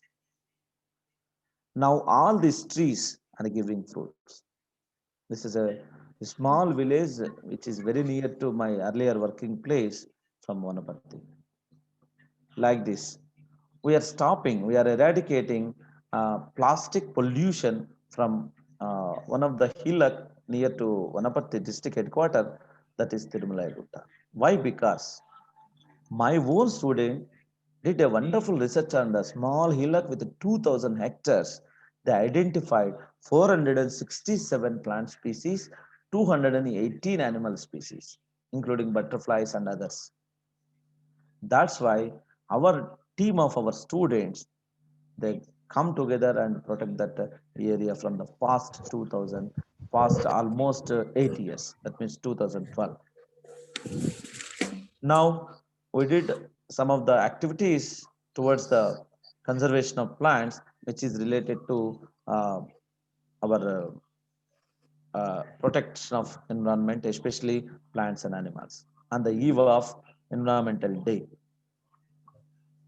And some of the seminars were conducted by me and my student team and my colleagues in Vanapatti and also this area.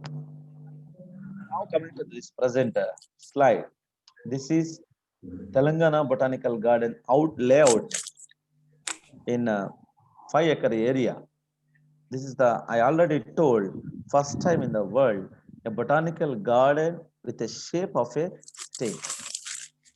After maybe 6 months, all the plants will come like this with the 33 district borders and 33 varieties of trees we are going to plant in this 5 acres area. That is the specialty of this particular garden. And this is my strength, green soldiers. They did all these things. And then some of the activities in our botanical garden. He is Ramakrishna and Anita, research scholars doing PhDs, but they are almost like farmers in our garden.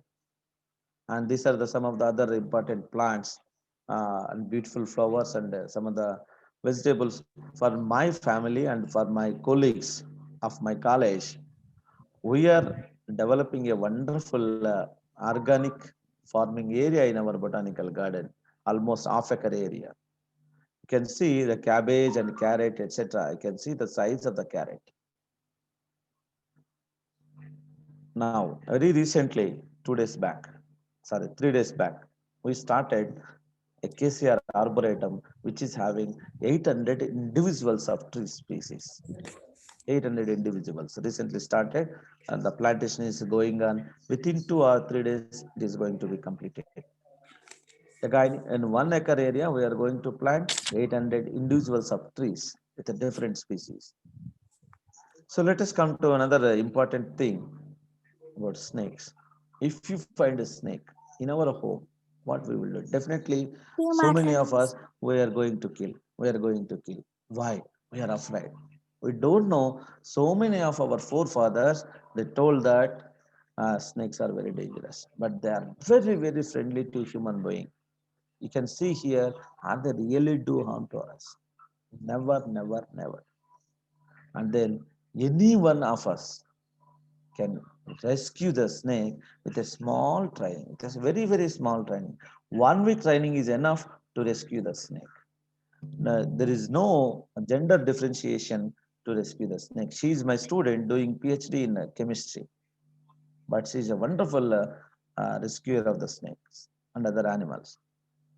So you can see how innocent they are. So this is my own organization. I started this organization for conservation of snakes and others.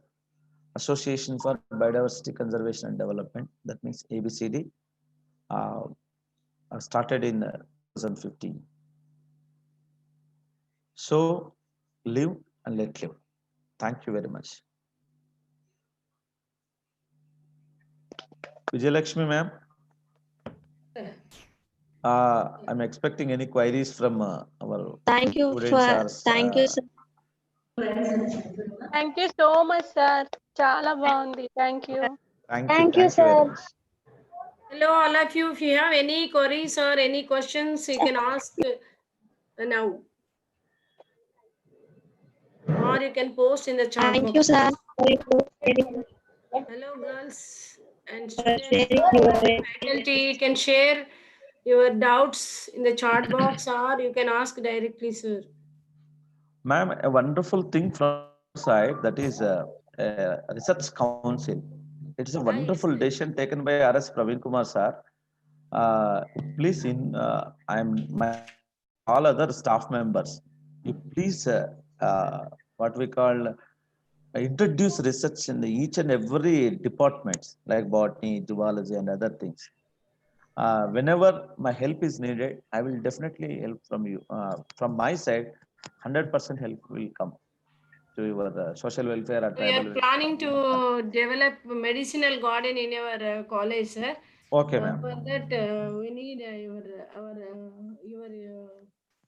Sure, advice. ma'am. I will give the list, and also you please give me the area dimensions. I will give the plan and also list. After planning, we will submit you, sir. Okay, madam. Okay, madam. Any queries from anybody? Madam, I will share my PPT to you. to your WhatsApp number. You can Yes, sir. share that to anyone. Yes, sir. Yes, sir. Thank you. Sir, one doubt with Ma'am, me. ma'am. If you find any new species Yes. up to genus level, you can find easily. How can we Yes. find species? Yeah, actually, ma'am, there are some of the experts in the world for some of the genus. Yes. For example, if you take Brachystelma, there is a wonderful expert in from Australia, Urwich New. Yes, yes. And also there are some books. Then what should we do?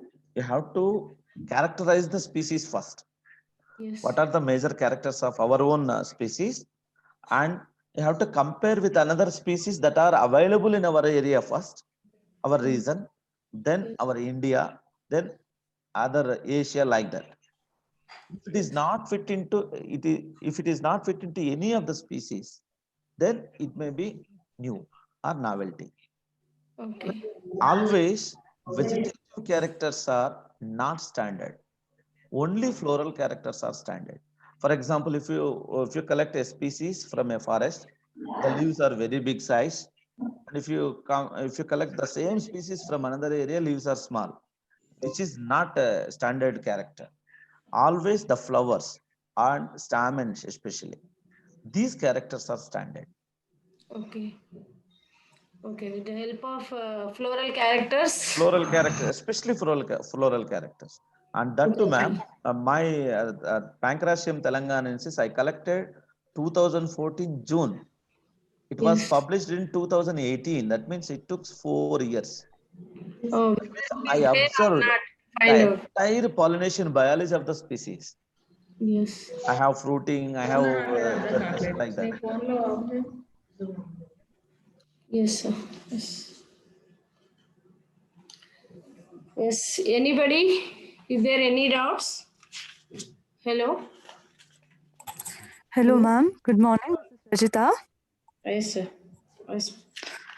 Ma'am, if the plant has a medicinal value, then why are most of us going for allopathic medicine rather using plant from the garden as medicine?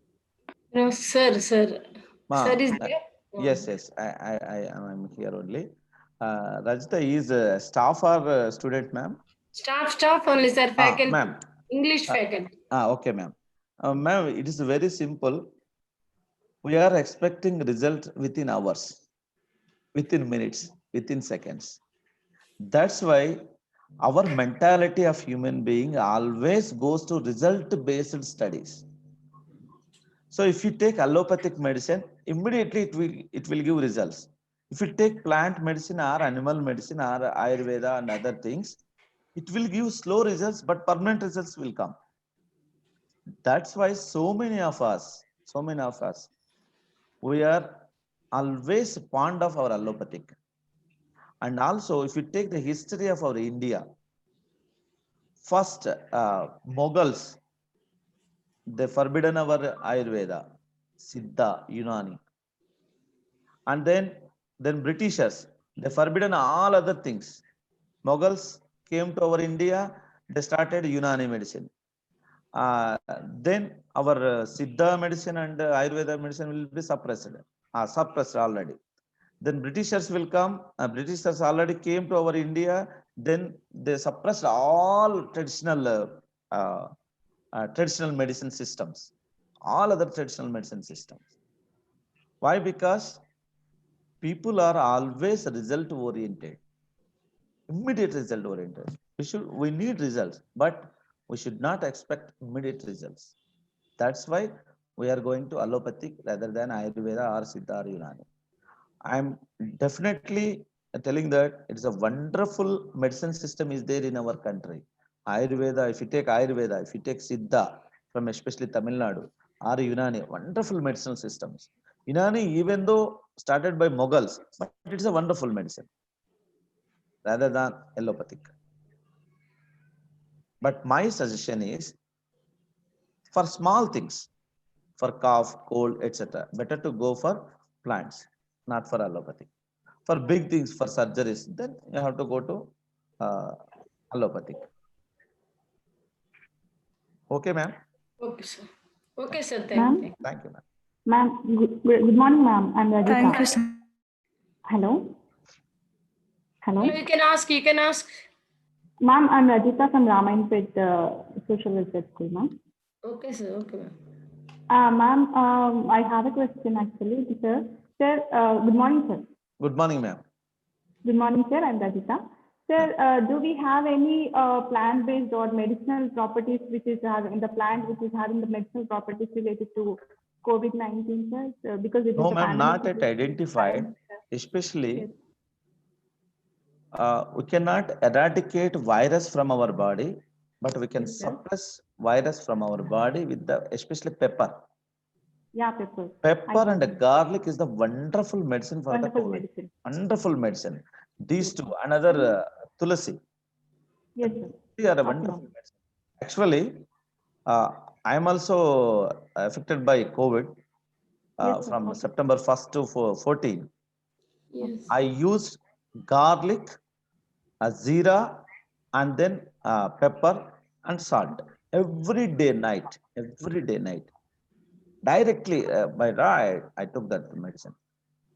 Garlic, And sir, ma'am. I heard that sesame also works for this COVID as because it is having high glycemic index. Yeah, actually, sesame, why it is choosing by the people is, first Yes. of all, it is a wonderful nutritional values to have. Yes.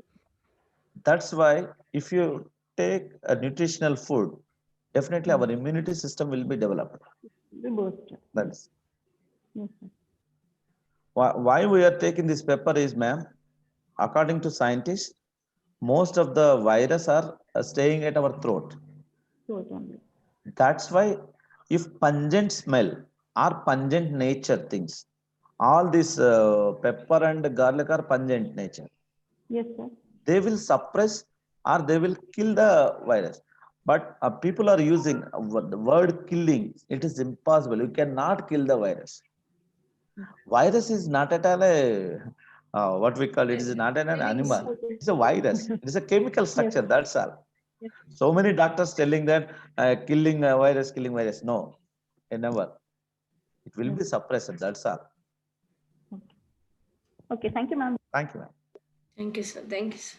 Thank you very much. Ma'am, may I leave? Okay, sir. Once, any queries from anybody?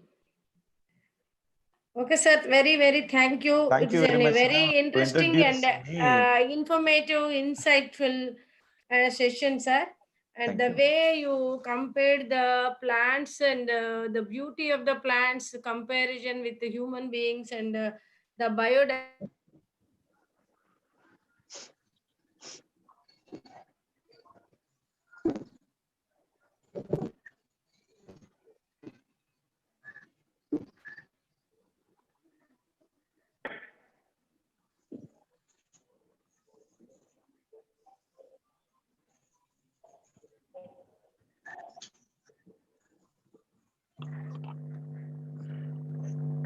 I think power has gone. Thank you so much, sir, for such a wonderful session.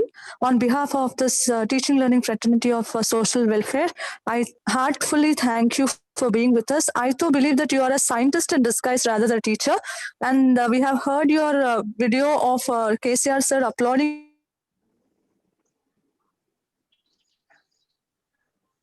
Thank you, ma'am. Thank you very much. Thank you, ma'am. From social welfare. Thank you, ma'am. Thank you, ma'am. Thank you very much. Thank you, sir. Thank you for your wonderful speech. Thank you, Nana. Thank you, ma. Thank you, sir, for your Thank valuable you, time. sir. Thank you. Thank you. Thank you, Please sir. keep it in mind. Scientific tempo is needed for the country. Scientific tempo is needed. Thank you, sir. Thank you, ma. Thank you. Thank you for your Thank you valuable time. very much, sir. Thank you, sir. It is very useful for us, sir. Thank you. Thank you, Ma'am, sir. I am leaving, ma'am. I have another class. Sorry, I'm leaving. Thank you, ma'am. Thank you very much for the great opportunity. Thank you, sir. Indeed, we are happy. Thank you, sir. To meet your wonderful students. Thank you very much.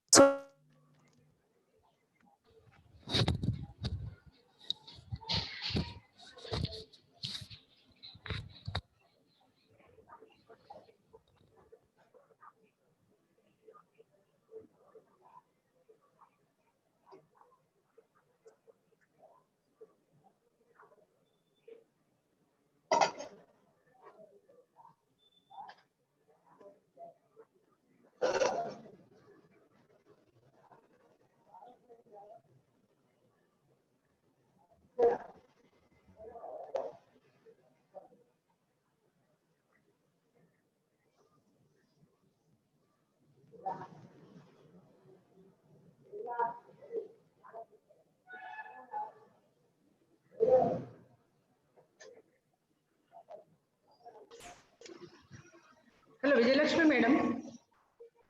Hello, Vijayalakshmi madam. Hello, hello, Saraswati madam. Hello, hello, Saraswati madam. Vijayalakshmi madam. Okay, okay.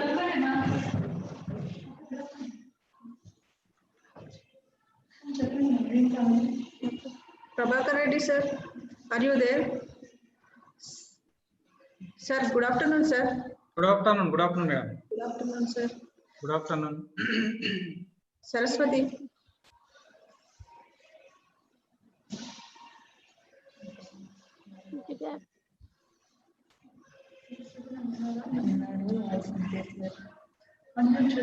Madam, mute yourself. Unmute yourself. Saraswati madam.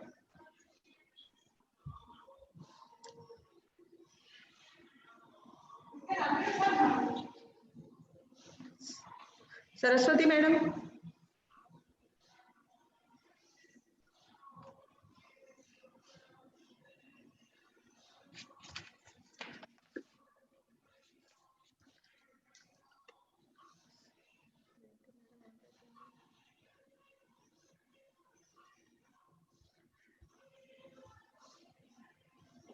Voice Voice is not coming, madam. Saraswati madam.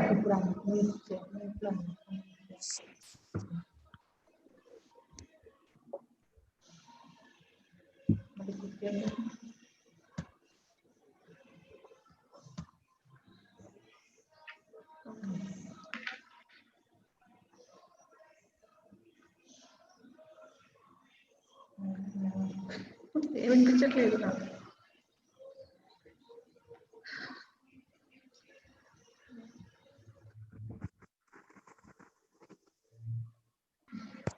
Ashanti, madam. Sir, yes, sir. It is not audible, I think. I will introduce. Voice is not coming. Okay, okay. I will.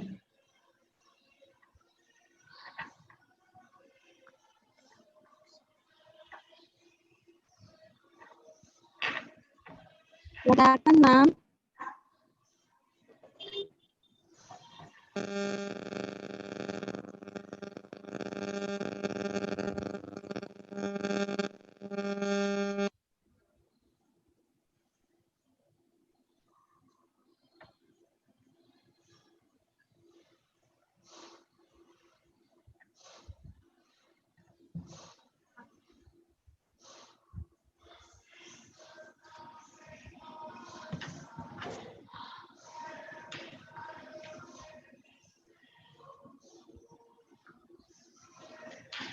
Hello.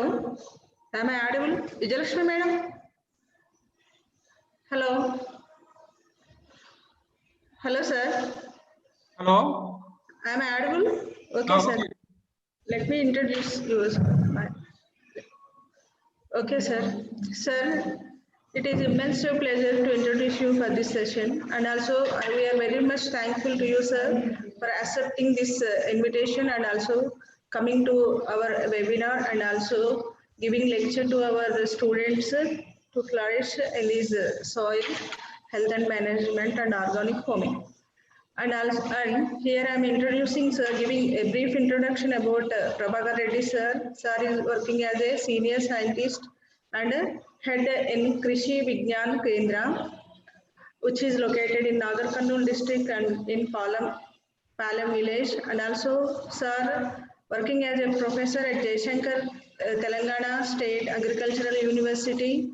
And also he has 4 years of teaching experience and 5 years of research experience in soil sciences at Professor Jaishankar Telangana Agricultural University. He dealt UG courses in soil sciences like soil physics, soil pedology, and also soil chemistry, soil biology, and also manual preparation, fertilizers, dealing with fertilizers, and also in agricultural chemicals.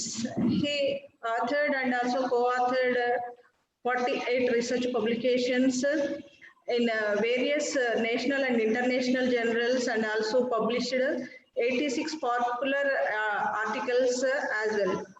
He presented 16 research papers in national and also international conferences, which are organized at different universities. He has been an author of 2 books wise, and also he has an clear insight into soil sciences for competitive examinations, and also tablets in soil sciences. He was awarded as a best research scientist in the year of 2019 during University Foundation Day celebrations for best research contributions in soil sciences. His field of specialization was on soil fertility and nutrient management. Thank you, sir.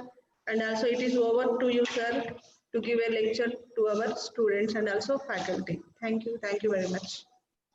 Thank you, madam. Okay, sir. Thank you. Okay, madam. My voice is okay, madam. Okay, sir. It is audible. You can continue. Okay, thank you, madam. Good afternoon, everyone. So first of all, Good afternoon, sir. Good afternoon, sir. Good afternoon. So first of all, I congratulate Sadashiva Garu has given a good lecture. So earlier speaker Sadashiva Garu has given very good lecture on role of women in biodiversity conservation. So before going to my lecture, so I am very thankful to the organizers. So respected Dr. Praveen Kumar Garu, IPS Secretary, Telangana Social Welfare Residential Degree Colleges, Dr. Praveen Garu, Joint Secretary, Professor Limbadri Garu, Vice Chairman, Telangana State Higher Education, Dr. G. Nirupama Garu, Principal, and Bhanu Prasad Garu, Rajni Garu, conveners, co-conveners, organizers of this national webinar. So I am very much thankful to the organizers for giving this opportunity. So once again, good afternoon, everyone, to all the faculty and students. So myself, Dr. T. Prabhakar Reddy.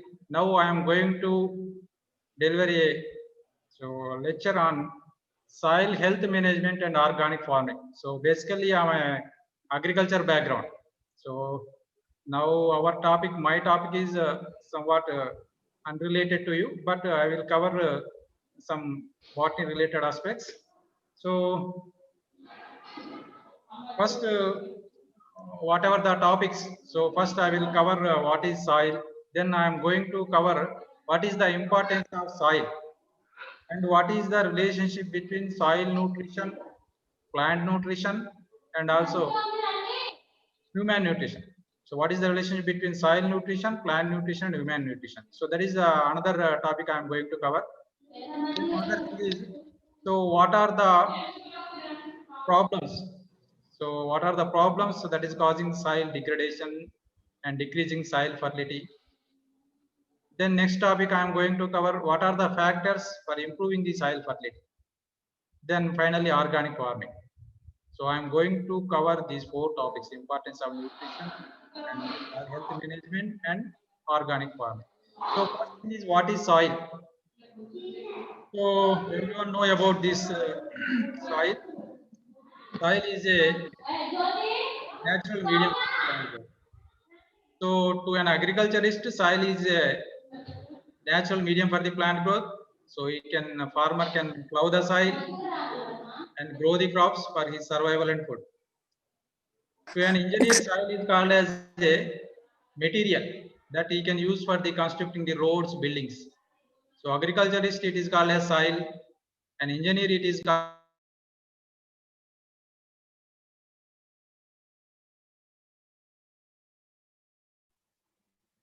Sir, we cannot hear your voice, sir. Okay, now okay? Yes, sir. Okay. Yes, sir. Okay. So this presentation is okay? Can you reshare the screen, sir? Okay, wait.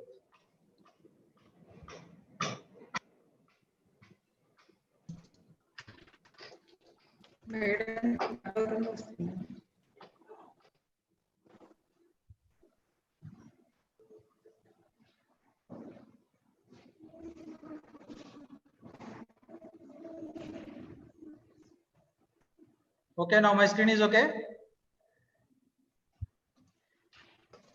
Okay, sir. It's loading, Okay, sir. sir. Okay. So soil having different definitions. So agriculturist it is called as soil, and engineer it is called as earth, and economist it is called as land, and geologist it is called as a fragmentary material, and engineer it is called as a soil is called as a earth.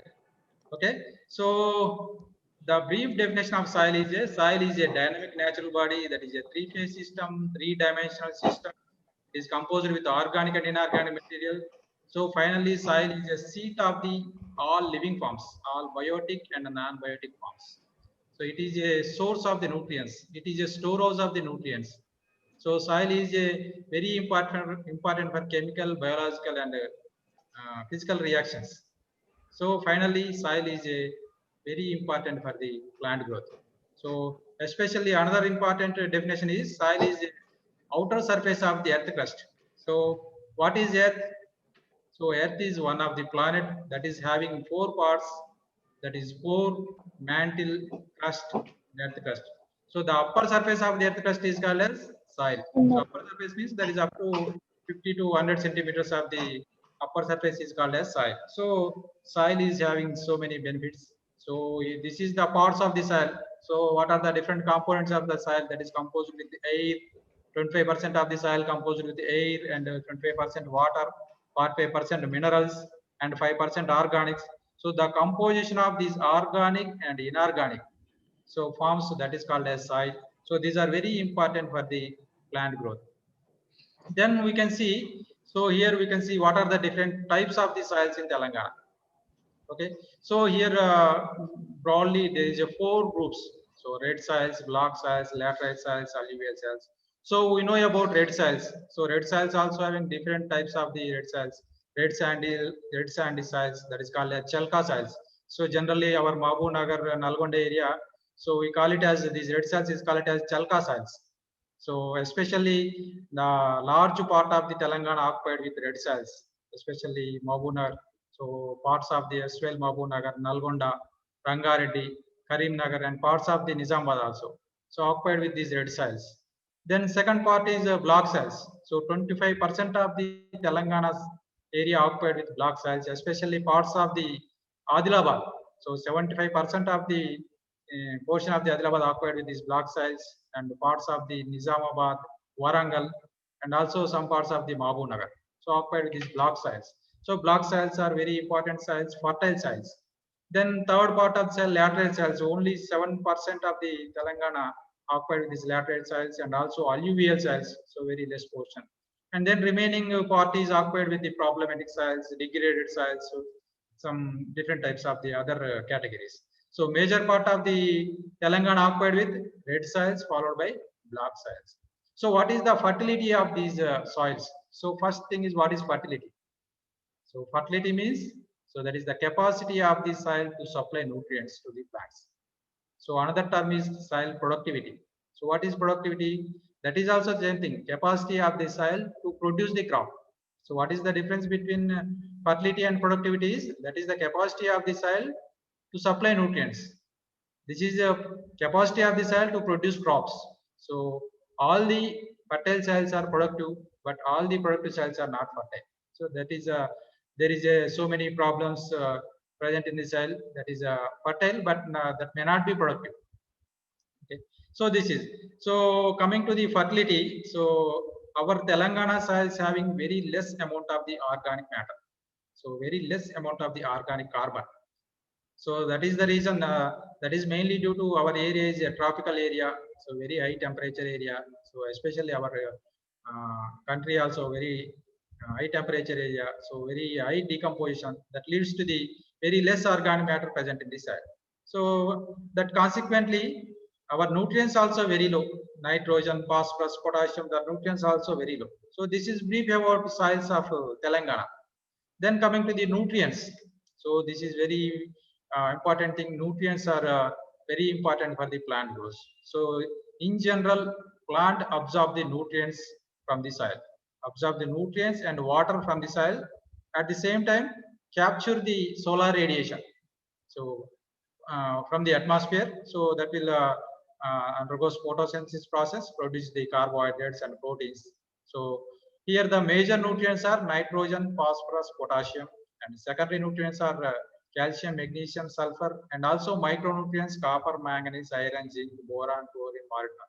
So these 30 nutrients along with three major nutrients, carbon, hydrogen, oxygen. So these 60 nutrients are very essential for the plant growth.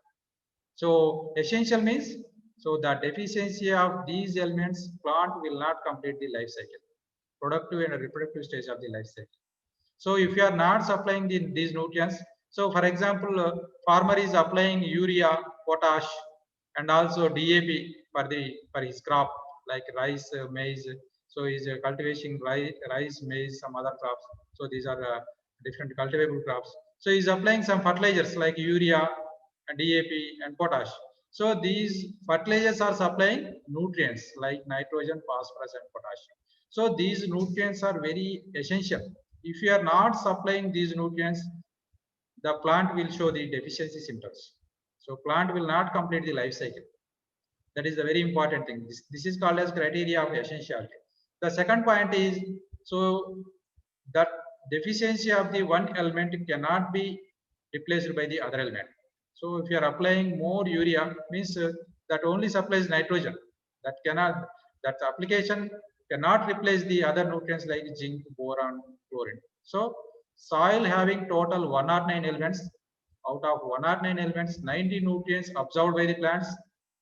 Out of 90 nutrients, these 60 elements are essential. Okay, so total 90 elements are absorbed by the plants, but out of 90 elements, these 16 elements nutrients are very essential. So without these elements, plant will not complete the life cycle.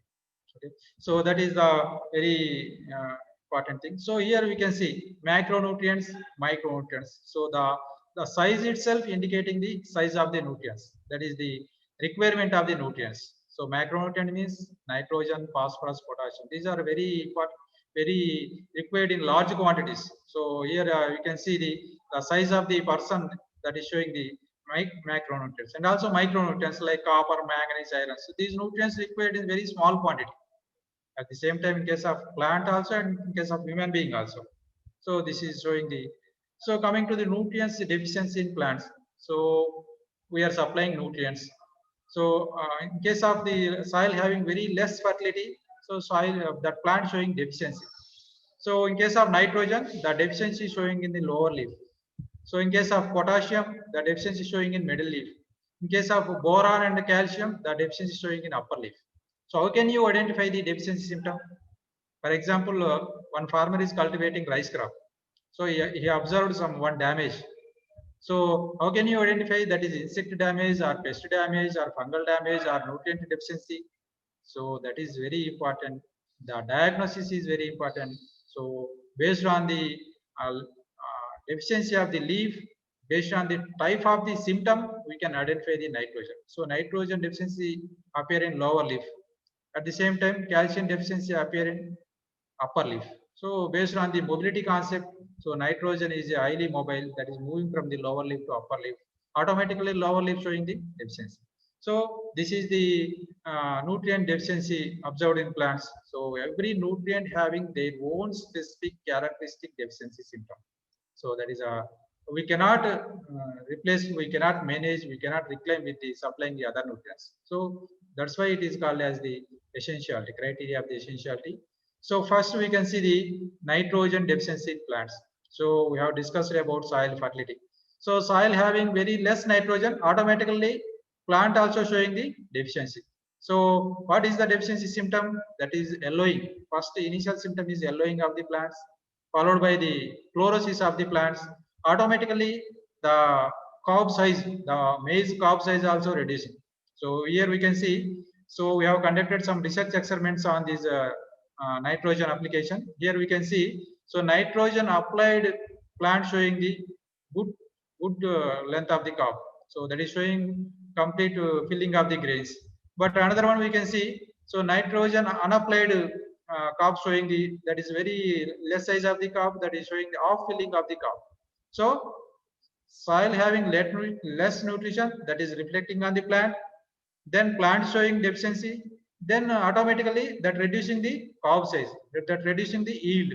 So that is the another important thing. So this is in case of very severe deficiency, then plant completely will going to dry. So completely dry. So that is not giving yield. So then we can see in nitrogen deficiency in human being. So here soil having very less nutrition, automatically that is reflecting in the plant. Then plant having less nitrogen, that is also same thing reflecting in the human being also. So here this nitrogen is very important for the building the proteins. So that is the muscle building. So that is very important for the human being. So body building, muscle growth, that is the nitrogen is very important. So nowadays we are doing exercise. So while taking protein food like eggs and protein supplements or otherwise sprouted seeds. So that is giving muscle. So here we can see some examples. These are suffering with the nitrogen deficiency in human being. So edema of legs and feet, thinning hair, anemia, pot belly. These are the symptoms of the nitrogen deficiency in human being. So this is very commonly we are observing, especially in African countries. Those countries having very poor countries, those soils having poor fertility, automatically that is reflecting in the human being. So the soil fertility is the important for the improving the muscle growth and protein content of the human beings. Then here we can see one photograph. So one plant is nitrogen applied plant, another plant is a nitrogen unapplied control plant. So we can here also we can see the same thing in human being. So there is a direct relationship between plant nutrition and also human nutrition. So if you have sufficient nutrition, we can resistant to virus, we can resistant to diseases. So earlier a speaker also discussed about the virus about. So our soil having more fertile, automatically that is reflecting in the plants. At the same time, our plant having more fertility, that automatically that is reflecting in the human being. So if you are taking more nutritious food, so you can withstand to grow, you are resistant to the virus or resistant to the diseases. So that is completely depending on the soil nutrition. So that is the then we can see the another toxicity. So nitrogen deficiency is also problem. Nitrogen toxicity is also problem. So if you are applying excess nitrogen, what will happen? So generally farmers are applying excess amount of the urea. So where it goes? So generally rain falls on the ground. Automatically these moving water carries the applied fertilizers. So finally these nitrates or nitrogen moving to the water bodies. So then automatically that is moving to the groundwater. So these excess nitrates present in the water, that is causing blue baby syndrome. So that is a one disease. So especially children's, so infants less than 6 years age. So those who are taking high nitrate concentration water, so that is greater than 10 ppm. So those children's affected with the blue baby syndrome. So generally that is appearing in blue color discoloration. So especially the nitrates present in the water reacting with the hemoglobin of the body, that is forming methemoglobin. So that is called as methemoglobinemia, also called as blue baby syndrome. So that is highly toxic to the human being. So due to excessive amount of the nitrogen. So deficiency of the nitrogen causing protein deficiency. The excessive amount of the nitrogen is also causing deficiency. So here we can see, so that is enrichment of the water bodies with nitrogen, that is called as eutrophication. So that is causing the death of the fish. So this is the another problem. So then another important nutrient is phosphorus. So we can see some nutrients, what is the deficiency in plants and human beings. So first I am discussing about the importance of the nutrition in plant and human being. Okay, so here in case of the phosphorus deficiency, that is showing, so blue color that is converting to purple color symptoms. But in case of very severe deficiency, so that means deficiency means that soil having very less amount of the phosphorus and also potassium. So that is showing the symptom. So automatically, so in case of human being, here we can see, so phosphorus is very important for the transmission of nerve impulses in human being. Okay. So sometimes generally we are taking calpol tablet. for controlling the headache. So that Calpol tablet having phosphorus. So we are taking in a medicinal form. So generally, if you are taking more phosphorus, so you cannot get these, you cannot face these problems like headache and other problems like poor memory, poor bone growth. So our soil having more phosphorus, automatically that is reflecting in the plant, automatically that is reflecting our foods. So automatically, so we can resistant to these headache and other diseases. So this is the phosphorus is very important. Then another thing is potassium. Third most important nutrient is potassium. So this is the deficiency symptom. So that is a drying of the tips and margins. So completely here you can see the typical potassium deficiency symptom in plants. So automatically here you can see some one research finding. So this is one is right side is a potassium applied leaf branch, another left side is potassium not applied plant. So here we can see the size of the plant, size of the branch. So the size itself indicating the that is applied one, this is not unapplied one. Then coming to the here in case of the tuber, what is the size of the tuber in potato? So here we have conducted experiments. So we have applied unapplied potassium 75 kg, K75 applied potassium, K150 means 150 kg applied potassium. So automatically increasing the tuber size. Potassium is a quality element that improves the size of the tuber. So automatically that increasing the yield, increasing the tuber size, increasing the nutrition of the plant. Okay. So here in case of the human beings. So I'm explaining the deficiency in plants and also human beings. So there is a direct relationship between the plant and also human beings. So why? Because we are eating the plant foods, plant grains or fruits or vegetables. So that is giving directly potassium to the human beings. So what are the functions of the potassium in human beings? So that is very important, essential for heartbeat, maintaining the fluid balance, stabilizing the blood pressure, maintains a healthy pH and muscle contraction. In case of the potassium deficiency, that is showing the constipation, depression, high cholesterol levels, and mental impairment, muscle weakness. Okay, so these are the deficiency symptoms in human being. So this is not related to my topic, but why I am giving these human nutrition means, so you have to know the importance of the soil fertility, soil nutrition. So that is very important for the plant. Automatically that is reflecting in the human being. So that's why I'm showing the some human being, nutrition of the human being. Then another one is very important nutrients, zinc. So generally, so farmers are spraying zinc to the rice crop. So in case of soil having very less deficiency, automatically that is reflecting on the plants. So that is showing the brick red color symptoms. So that is automatically plant will die completely. So that then we can see in case of human beings. So zinc is very important nutrients for the human being. So zinc is the fifth leading cause for the death and death of the human beings in the world. That is fifth leading cause. So that means so mana ప్రపంచంలో సంభవించే మరణాలలో zinc వల్ల సంభవించే మరణాలు 5వ place లో 5th place లో ఉన్నాయి. So that is the importance of the zinc. That is the 5th leading cause.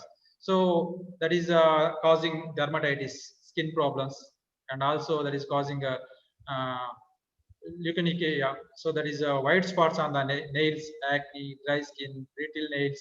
So generally every less than 14 years age of the children, so they will observe this zinc deficiency. So automatically that is white spots on the nails.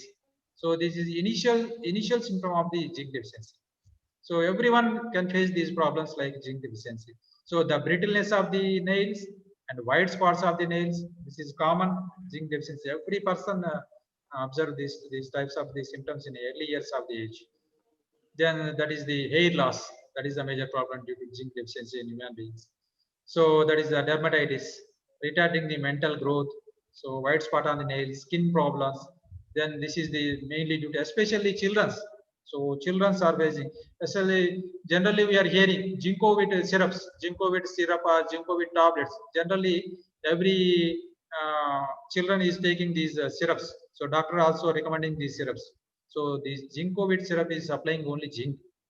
So mainly our foods, our plant products, rice or whatever it may be, the wheat having very less amount of the zinc. That is mainly due to zinc deficiency in soil. So automatically that is reflecting in the plants. So that is pneumonia, diarrhea. What is the difference? What is the relationship between diarrhea and zinc? So zinc is a nutrient that is improving the resistance of the bodies. So now we are facing the problem of the COVID. So some persons are highly resistant to COVID. What is the main reason? So they are developing antibodies against the virus. So who is producing these antibodies? So these antibodies are produced by the nutrients like zinc, iron. So these are very important for the developing resistance of the body against the diseases like diarrhea and malaria. So if you are going to hospital, children are going to hospital like whatever is the problem, that is a fever or a diarrhea, any problem, they are giving zinc with and other iron related fulvic acid that related tablets or syrups. So we are taking less zinc foods or less iron foods, automatically there is a need to take in the form of the tablets. So that is the need, present need. So that is the reason I am telling about the soil fertility is very important. Then coming to the iron. So in case of soil having very less iron, that is showing the deficiency. So that is completely fluorescence of the leaf. So automatically that is reducing the yield. So here we can see iron deficiency. 70% of the world population suffering with anemia. So now this is the major problem in the world. 70% of the whole population suffering with anemia. So that is mainly due to iron deficiency in our foods. So we are taking so many vegetables, leafy vegetables or other foods, but that food having very less iron content. So that is mainly due to our soil having very less iron. So iron is very important for the, that is eyes, skin, respiratory, muscle, intestinal, that is very important for the human being. So the deficiency of the iron causing anemia, depression, dizziness, and headache. So that is the major problems. So that is so these are now that one part of the our my presentation I have been completed. So that is what is the importance of soil nutrition, how it is reflecting on the plant.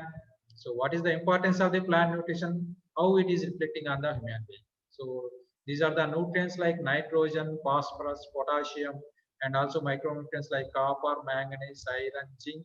So these are the nutrients are very essential for human being and also plants. So maintaining the soil health and soil fertility. So management of the soil health is very important for providing all these nutrients to the soil. Automatically that is reflecting in the plant and human being. So what are the reasons for decreasing the soil fertility? So we have discussed the importance of soil fertility, but what are the reasons for decreasing the soil fertility and soil degradation? So now we can see, so spraying of the chemicals. So now every farmer is applying different types of the chemicals like fertilizers, improving the plant growth. So he's spraying the insecticide for controlling the insect, spraying the fungicide for controlling the fungus. So acaricides, nematicides, repellents, attractants, desiccants, defoliants, like adhescents, stickers, all these are chemicals. So farmer is spraying all these chemicals for controlling the pest and diseases, the acaricides, nematicides, herbicides for control of the weeds. So all these are different types of the organochlorines, carbamate chemicals, and organophosphorus chemicals, hydrocarbons. So we are applying also hydrocarbons. So these chemicals are polluting the soil. So automatically decreasing the soil fertility. Then that soil becoming a less fertility. So automatically decreasing the soil degradation also. That is causing soil degradation. So is applying fertilizers, insecticides, and fungicides. So that is the, so what is the main reason behind this is, so our Indian population already crossed to 130 crores, that is already going to the millions. So this population requires very high amount of the food grain production. So present Indian food grain production is only 250 million tons.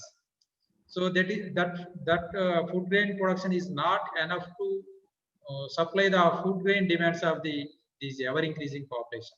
There is a need to increase our food grain production from 250 million tons to 350 or 400 million tons. So what is the main function? So we have to increase our production.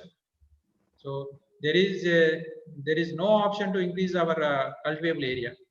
There is no option.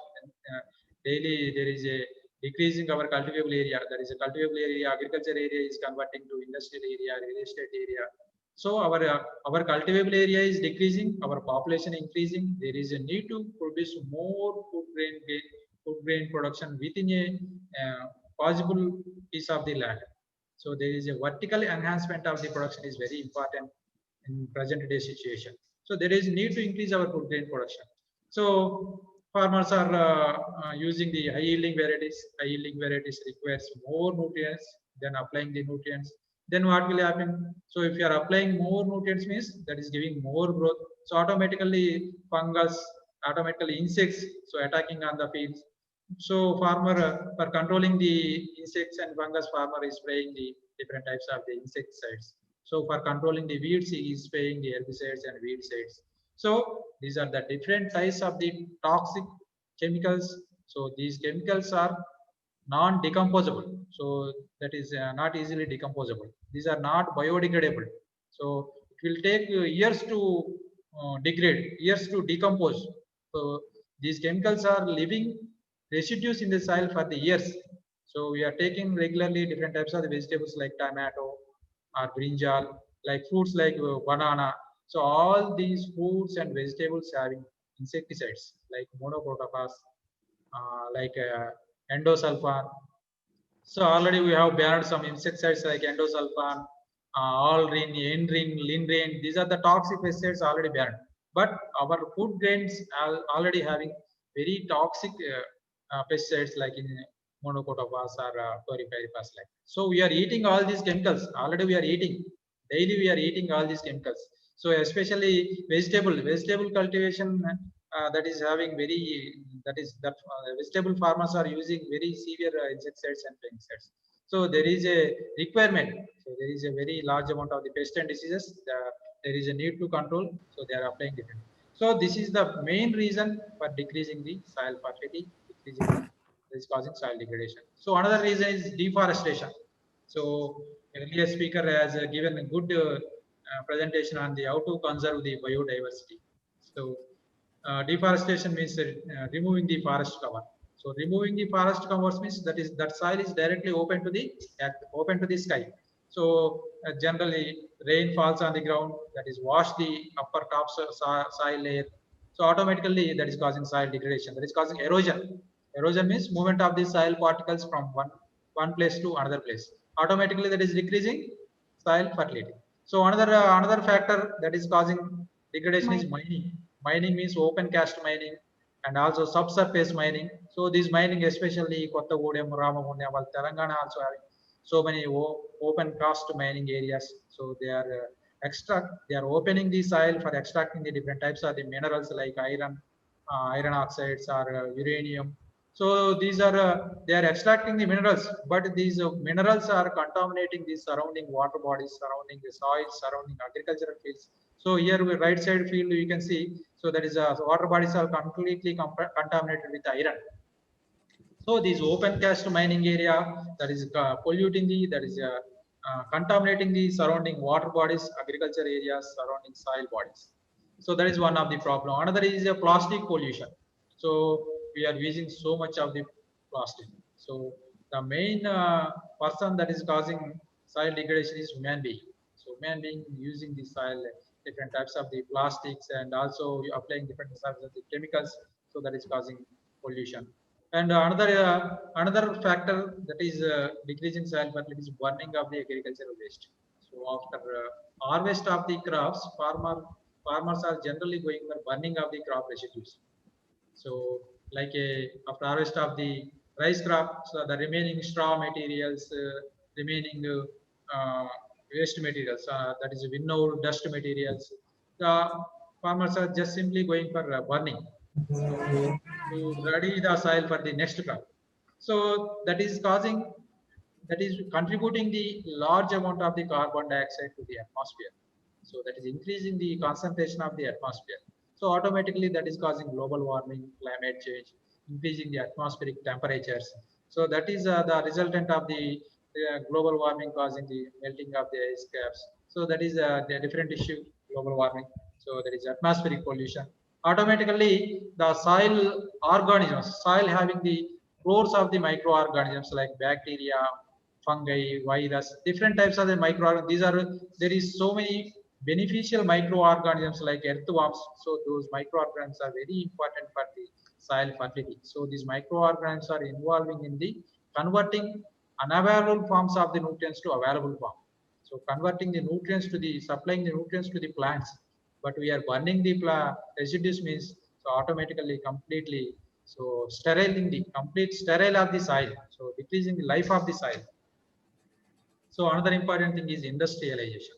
So now the developing world is going for establishment of the industries. So these industries are releasing very toxic chemicals like paper industry, pulp industry, textile industry, computer industry, sugar industry. All these industries are releasing very toxic chemicals. These chemicals are contaminating the surrounding soil, surrounding water bodies, and also polluting the environment. So automatically it is completely deteriorating the soil quality, so automatically reducing the plant growth.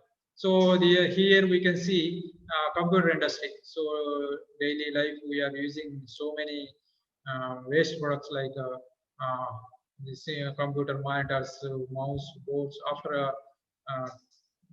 damage of these materials, so these materials are very toxic heavy metals like arsenic. So like we have different types of the heavy metals like lead, cadmium, nickel, chromium, arsenic. So these heavy metals are releasing from the different industries like a textile industry releasing chromium, the computer industry releasing arsenic. At the same time, serious waste industry that is releasing cadmium. So these are toxic heavy metals releasing from the industries that is contaminating the soil. Automatically, these heavy metals are entering into the plant, from plant to human being. So we are taking the vegetables or fruits. So automatically that is entering into these heavy metals entering into the human being. So that is called as biomagnification. So these entering into the food chain. So from soil to plant, plant to human being. So finally, who is the end person that is facing the problems? Is human being. So that is highly toxic to the human being. So then what is the resultant effect of all these factors is climate change. So we are observing so many problems. So before and after, we can observe the aerial photographs of the different reservoirs. So earlier there is having very good biodiversity, very good animals. So water. So now we can see there is so many animals and plant species are extincting. So they're going to extinction. So there is a reducing the water levels. So soil is completely going for degradation. So decreasing the level of water bodies. Here we can see. So this is the before and after of the climate change. So here also you can see. So here also. So we are facing the droughts in 1 year and excess rainfall in 1 year. So what is the main reason behind this is climate change. So one country, so especially one example I will tell. So the same October month during the last year, so Australia experienced 50 degrees centigrade high temperature. During the same month, African countries, generally African countries are high temperature countries, but African countries experienced snowfall. So same period, so there is a complete reverse. So Australia is experiencing very high temperature in the same month, but same high temperature area African countries are experiencing, especially Sahara Desert. So the desert are we are observing snowfall in the same month. So what is the reason behind this? What is the reverse of this is mainly due to climate change. So we are experiencing different rainfall also. So we are experiencing distribution of the rainfall is different. At the same time, intensity also different. So nowadays we are experiencing the isolated rainfall. So there is one village is experiencing rainfall, but nearby village, nearby place, just nearby place is not receiving the rainfall. That is mainly due to climate change. So rains are not coming during the monsoon period. So there is coming uneven periods. So generally rains are coming during June and July months. So farmers are going for sowing of the crops. But now rains are coming during the harvesting month like October and November. So when they are going to for harvesting, rains are coming and damaging the crops. So these are the reasons mainly due to climate change. So These climate change is mainly due to pollution of the land. Then another problem is problematic soils. So now we are facing saline soils, alkaline soils. Generally, farmers are telling chaudu nelalu. Chaudu nela means that is saline soil, also called as alkaline soil, also called as acid soils. So what are the reasons for the formation of the saline soil? Mainly due to accumulation of the chlorides, sulfates, borates, fluorides, nitrates. All these are the salts. So cationic salts like calcium, magnesium, sodium. So these are cationic and anionic salts. Accumulation of excessive amounts of the chlorides and sulfates that is causing salinity. So accumulation of excessive amount of sodium that is causing the alkalinity. Accumulation of excessive amounts of calcium carbonate that is causing calcareous condition. So another one is acid soils. That is mainly due to accumulation of the iron and aluminum oxides. So that is causing acid soils. So here the mainly due to what are the sources of these nutrients, these chlorides and sulfates? So that is mainly from the chemicals, whatever the chemicals we are applying to the soils. So excessive amounts of applying these chemicals that is causing salinity and alkalinity. So automatically these salinity and alkalinity that is adversely affect on the plant. So for example, one soil having more alkalinity. So here we can see one photograph. This is wheat crop. So that is completely damaging the wheat. So that is toxic. That is adversely affect on the wheat growth. So that soil is not suitable for cultivation. That is a bad quality soil, not fit for cultivation. So automatically day by day our productive soils are become a saline and alkaline. So our productive soils are converting to the bad quality soils as not suitable for cultivation. So this is the major problem, mainly due to present cultivation, present conditions, present intensive cultivation conditions, excessive chemical application conditions are causing these problematic soils. Then we can see salt injury. So that is causing burning of the tips and margins. So these are so we have conducted so many research experiments on the salinity. So what is the problem? So if you are applying 10 ppm salt, what will happen? 20 ppm salt, what will happen? So same thing, we have conducted some laboratory experiment and field experiments. So here we can see, so we are giving a more than the level, optimal level. So that is showing the complete drying of the tips. So complete formation of the stem is very low. So here you can see the problems. So these are the experiment we have conducted in different varieties. So some of the varieties are susceptible to the salt. Some of the varieties are tolerant to the salt. So we are recommending these tolerant varieties to the farmers wherever the soils having salinity. So we are recommending these salt tolerant varieties. So we are imposing treatments. So we are applying some different levels of the salt, and what is the experience, what is the symptom we are observing and also recommending to plants. So we have discussed the second part. So what are the reasons for decreasing the soil fertility? So what are the reasons causing soil degradation, soil pollution? So we have discussed different reasons: mining, soil deforestation, and also different excessive application of the different types of the chemicals. So all these are the problems that is causing the soil degradation. Next, third part is how to improve soil fertility. So what are the what was the reason? What will be the answer? So we will see the what are the factors how to improve the soil fertility. So now coming to the second part of the topic is organic farming. So what is organic farming? So this is a organic farming is a one type of the farming, one type of the agriculture method, but without application of the chemicals. So here we are not applying any chemicals. So what otherwise what are the sources of the nutrients? So we are going for the application of the manures, organic manures. So biofertilizers. So it is called as Jeevana Eruvu, biofertilizers.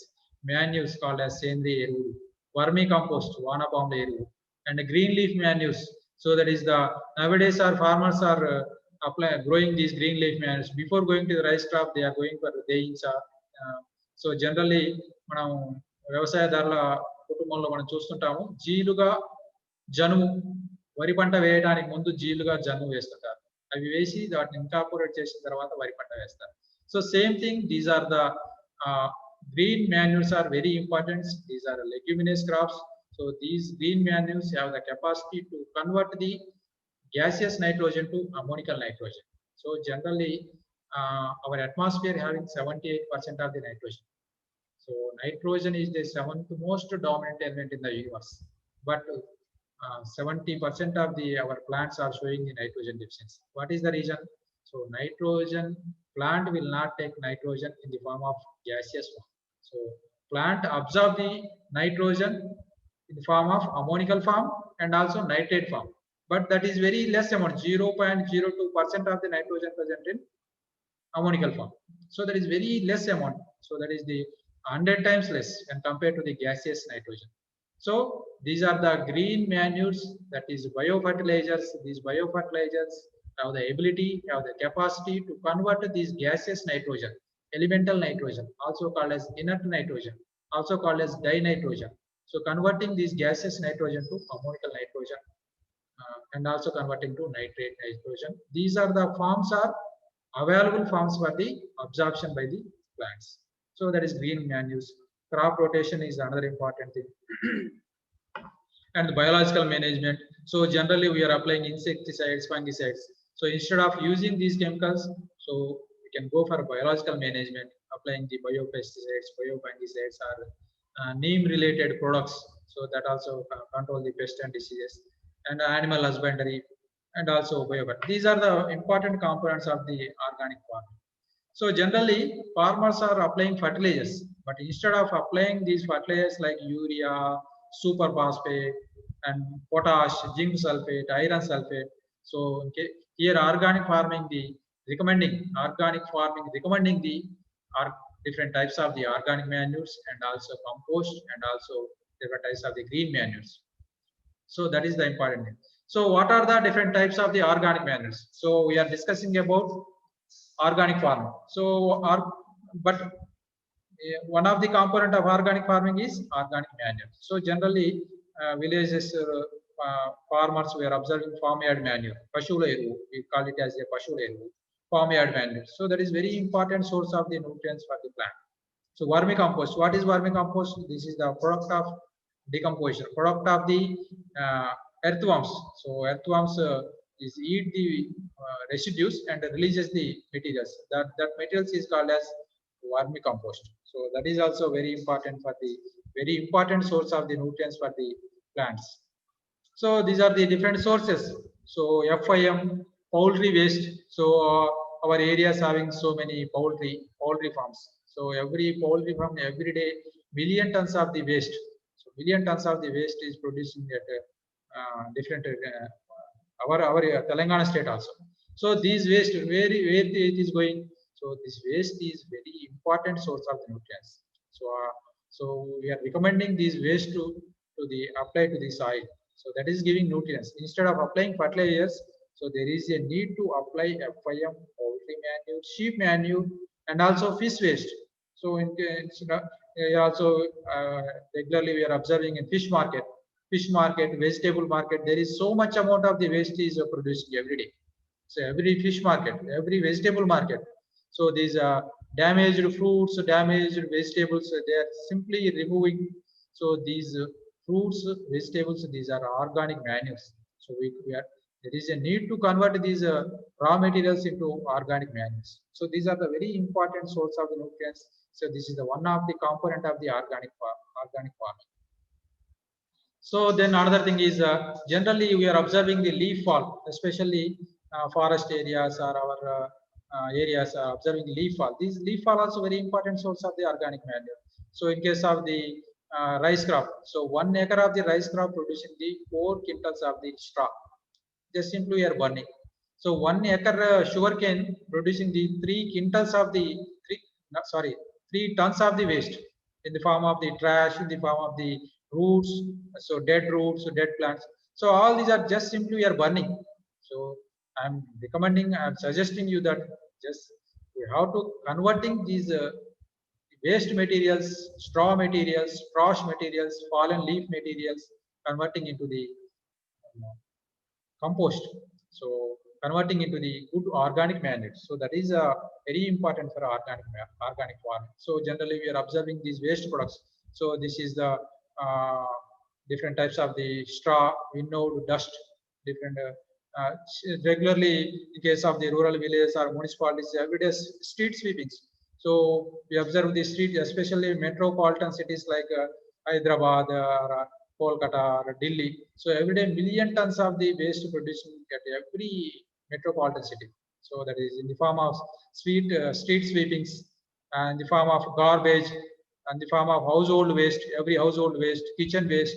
So all the waste are we are just simply dumping in a dumping area. So especially in case of Hyderabad.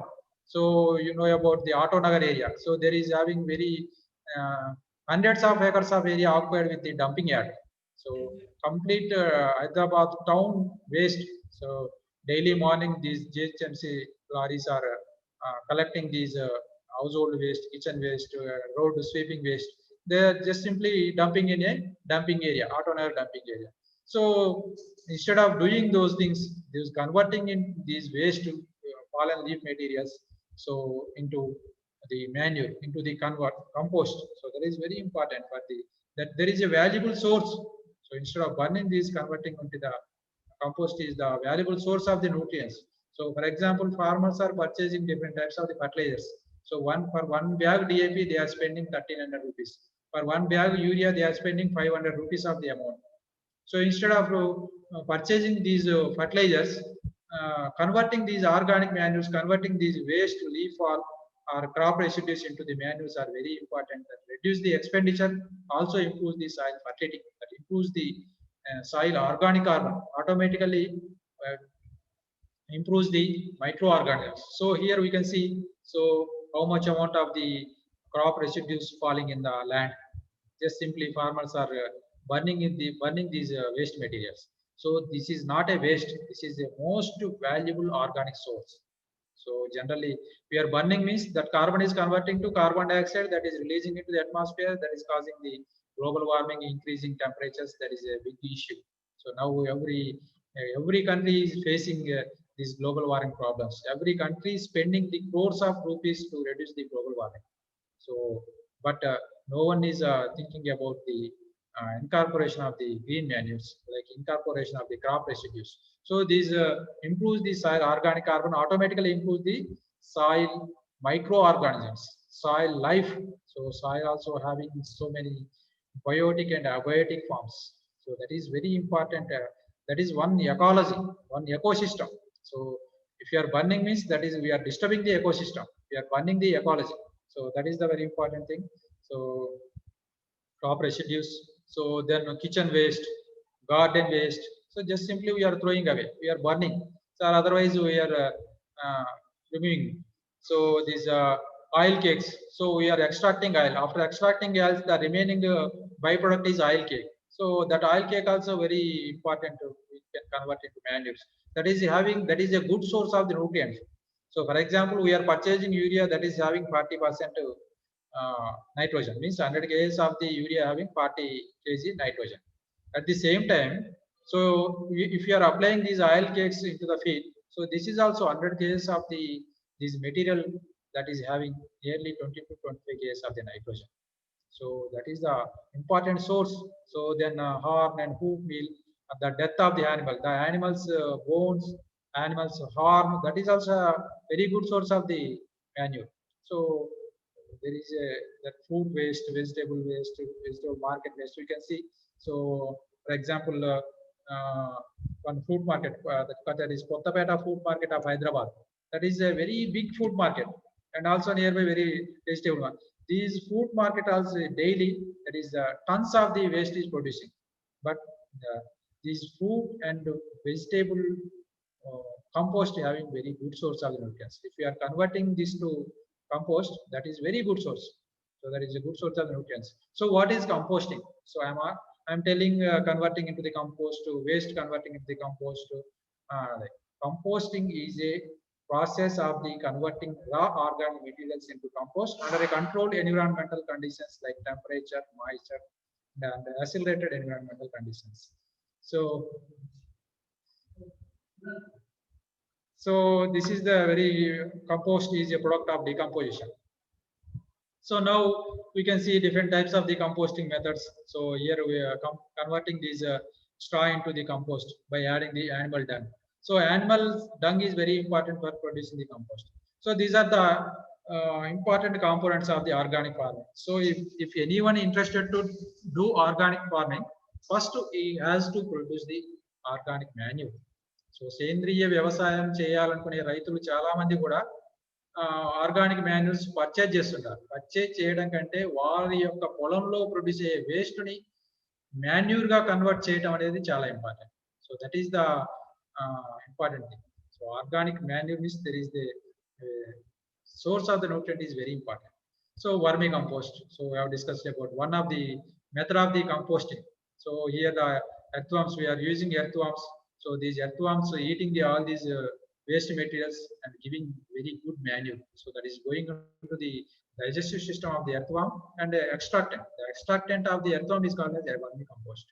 So that is the good source of the nutrients. So there is a different types of the structures. Generally farmers are already, this is well known. Farmers are going for converting vermicompost, different types of the vermicompost beds, vermicompost methods. There is a different types of the structure. You can go for the so that is another one is composting of the water plants. So generally we are observing the surface of the water bodies completely covered with this Eichhornia and Pistia. So this is very problematic weed. Complete water surface is covered with this weed. So this is a fast growing, easily multiplying plant. But this is increasing the organic load, and also that is causing the oxygen demand, reducing the oxygen demand. So this converting these waste into the manure, just simply this is very easily decomposable. So we have to converting to the manure. So just simply, so this is a fresh plant. So we are converting into the manure. This is the decomposed product. So this is very good source of the manure. So instead of applying fertilizers, so application of these manures prepared from the water plants is very important. That is reduces the expenditure, improves the soil fertility, and automatically improves the soil biology. Automatically improves the soil microorganisms. So automatically improves the earthworms. So this is the very important for the cultivation organic farming. Then this is poultry. Already we have discussed about this. So every chick every day that is giving drops. These droppings are converting to the manure. Then coir compost. So especially coconut gardens, there is so much of the waste. So that waste is converting to the coir compost. Then green manure crops. We have discussed about these green manure crops. These leguminous crops have the capacity to convert the gaseous nitrogen to ammonical nitrogen in association with the biofertilizer, in association with the bacteria, rhizobium. Rhizobium is a very important bacteria. This is green leaf manures. Then growing these green manures and incorporating in the plant. So generally farmers are doing this practice. So that is giving a good source of the nutrients. That is giving the fertility. So then coming to the another component is biofertilizers.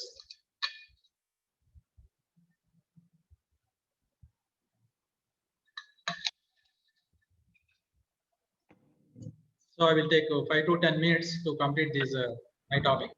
So another thing is biofertilizers. What is biofertilizers? Biofertilizer is not a fertilizer.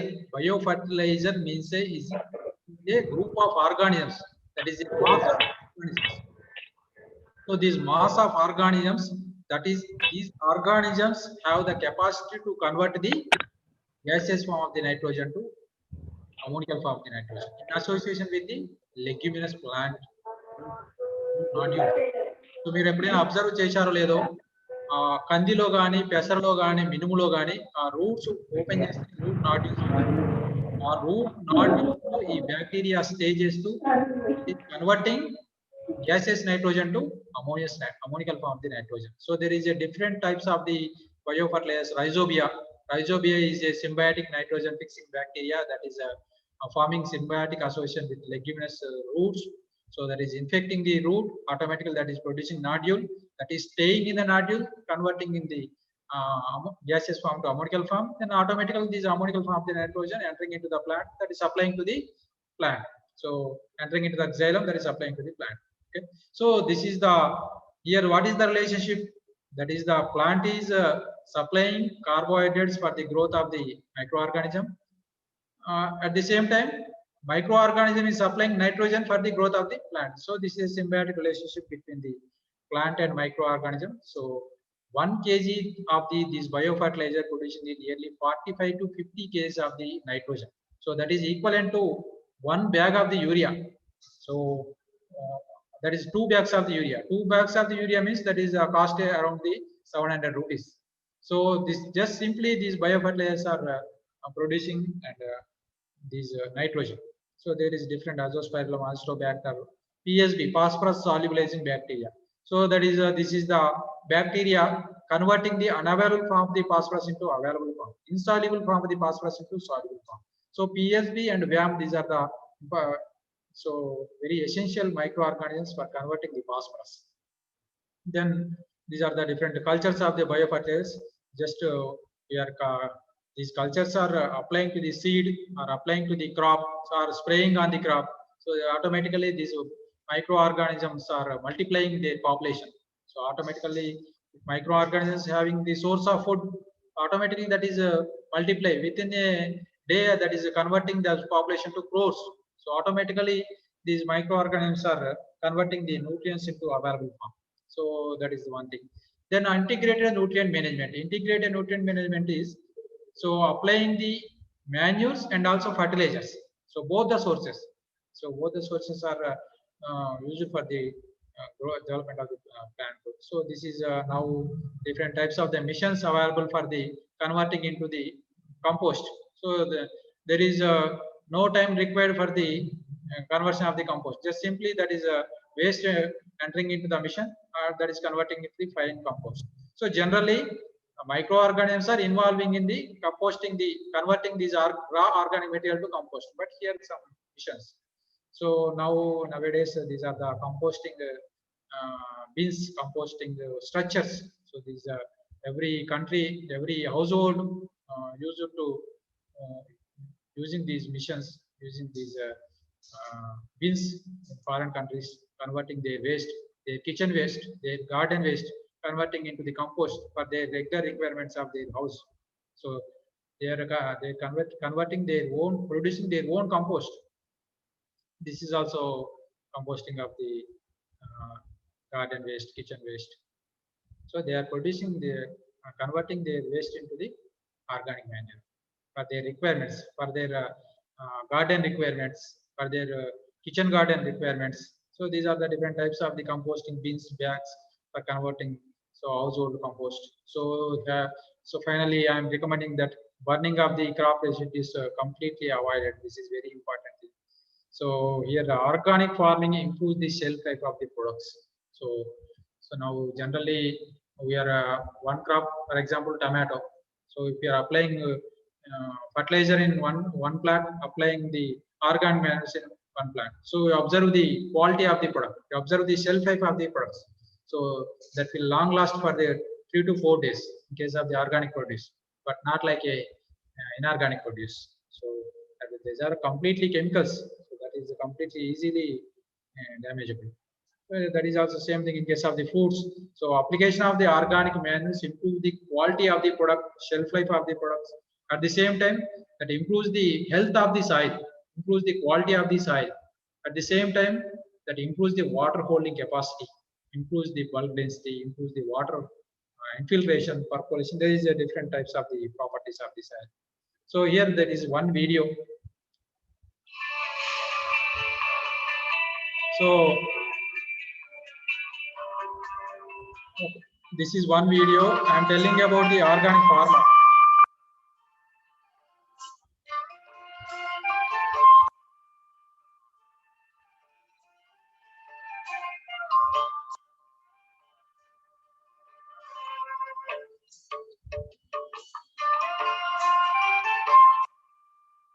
So we are seeing the one farmer, organic farmer, successful organic farmer. ఆచరణలో పెడితే ఏ రంగంలోనైనా విజయం సాధించవచ్చు. ఈ సిద్ధాంతాన్ని విశ్వసించిన సూర్యాపేట జిల్లా మునగాల మండలం నరసింహలగూడెం గ్రామానికి చెందిన బండారు వెంకటేశ్వర్లు 11 ఎకరాల్లో సేంద్రియ వ్యవసాయం చేస్తున్నారు. 4 ఏళ్లుగా కూరగాయలు, పండ్లు, వరి సాగు చేస్తున్నారు. ముఖ్యంగా నిలువు పందిరి పద్ధతిలో తీగజాతి కూరగాయలు పండిస్తూ తోటి రైతులకు ఆదర్శంగా నిలుస్తున్నారు. 2013లో నల్లగొండ జిల్లా కలెక్టర్ ముక్తేశ్వరరావు గారు ఒక రైతుల సమావేశం ఏర్పాటు చేశారండి. ఆ సమావేశానికి ఒక శిక్షణ కార్యక్రమం అన్నమాట. అందులో సుభాష్ పాలేకర్ గారి ప్రసంగం వినడం జరిగింది. ఆ ప్రసంగంలో సుమారుగా 3,000 మంది రైతులు రావడం జరిగిందండి 3 జిల్లాల నుండి. అందులో కలెక్టర్ గారు ఏమన్నారంటే, మీరు ఇంతమంది వచ్చారు, ఇందులో కనీసం ఒక 30 మంది అన్నా పూర్తి స్థాయిలో ఈ సేంద్రియ వ్యవసాయం చేసినట్లయితే చాలా సంతోషంగా ఉంటుందని, ఇంకా నాకు గర్వంగా ఉంటుందని చెప్పడం జరిగింది. ఏంటి సార్ ఇలా చెప్తారు, అంత కష్టంగా ఉంటుందా, మనం ఎందుకు చేయలేము అనేటువంటి ఒక అభిప్రాయం కలిగిందండి. దాన్ని ఆ ఆలోచనని బలపరుచుకోవడానికి నాకు సుమారుగా ఒక సంవత్సరంన్నర పట్టిందండి.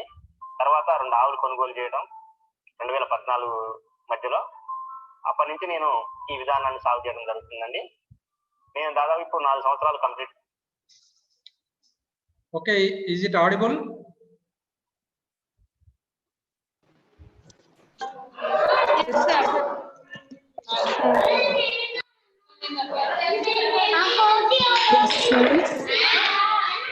So he is a successful organic farmer. So just simply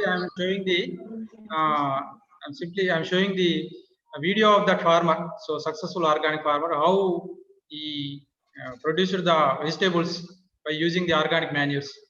So that is the reason why. ఈ 4 సంవత్సరాల్లో నేను నేర్చుకున్నది దాదాపుగా ఫస్ట్ 1-2 సంవత్సరాలు కొంచెం తెలియక ఇబ్బందులు ఎదుర్కోవాల్సి వచ్చింది. ఆ 2 సంవత్సరాల తర్వాత పంట దిగుబడులు కూడా పెరగడం జరిగింది. ఇప్పుడు ప్రతిదీ రసాయన ఎరువులతో వేస్తే వచ్చేటటువంటి పంటల కన్నా మాకు ఇంకా అధిక దిగుబడులు వస్తున్నవి. దిగుబడులు రావడంతో పాటు నాణ్యమైనటువంటి ఉత్పత్తులు తీయడం జరుగుతుంది. మేము ప్రధానంగా వాడేటువంటి పాలేకర్ గారి విధానాన్ని అనుసరిస్తూ ఉన్నాను. దీన్నే జీరో బడ్జెట్ విధానం అంటారు. అంటే జీరో బడ్జెట్ విధానం ఎలా ఉంటుందంటే, పశువులు మనకున్నట్లయితే ఏది కొనాల్సిన అవసరం లేదు, వేప చెట్లు మన దగ్గరే ఉన్నాయి, జీవాలు మన దగ్గర, అన్ని మన దగ్గర ఉన్నాయి కాబట్టి కొనేది ఏం లేదు. కాబట్టి దీన్నే జీరో బడ్జెట్ విధానం. కాకపోతే శారీరక శ్రమ అనేది కొద్దిగా అధికం అవుతుంది. అది ఖచ్చితంగా చేయడానికి మేము సిద్ధంగా ఉన్నాము. అవసరమైనప్పుడు 1-2 లేబర్ని ఉపయోగించుకోవడం జరుగుతుందండి. కొద్ది విస్తీర్ణంలోనే ఎక్కువ అనేక రకాల పంటలు, అందులో ప్రధానమైనటువంటి ఆహార ధాన్యాలు, కూరగాయలు, పప్పు ధాన్యాలని సాగు చేస్తున్నామండి. ఇవాళ దాదాపుగా మనకు రోజు వచ్చేసి ఒక 4-5 క్వింటాల పైగా అన్ని రకాల కూరగాయలు కోయడం జరుగుతుంది.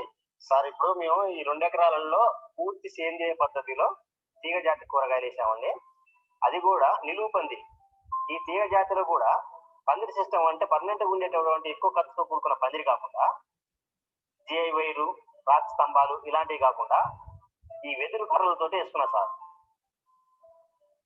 ఇది అవసరమైతే ఈ సాయిలు ఈ సంవత్సరం 2 సంవత్సరాలు ఇక్కడ వేసుకున్న తర్వాత వేరే పంట మార్పిడి చేయాలనుకున్నప్పుడు ఈ గడలని వేరే చోట మార్చుకోవచ్చు. దానికి సిస్టమ్ ఈ పద్ధతి ఉండదు అట్లా మార్చుకోవడం కోసం.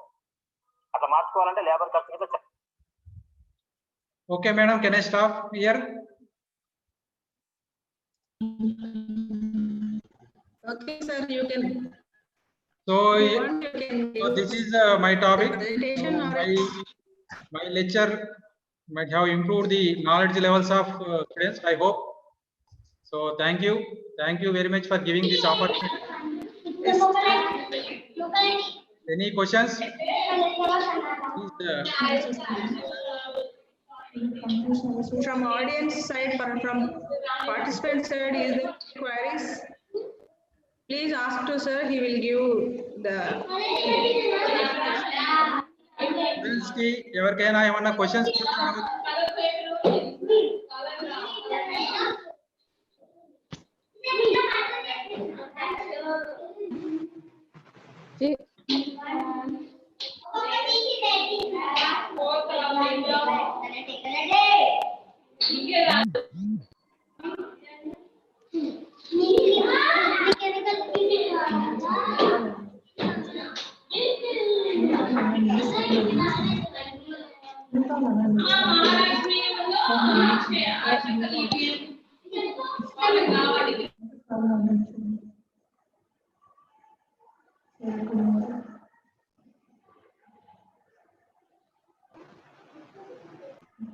Girls, is there any queries or is there any questions you can ask sir?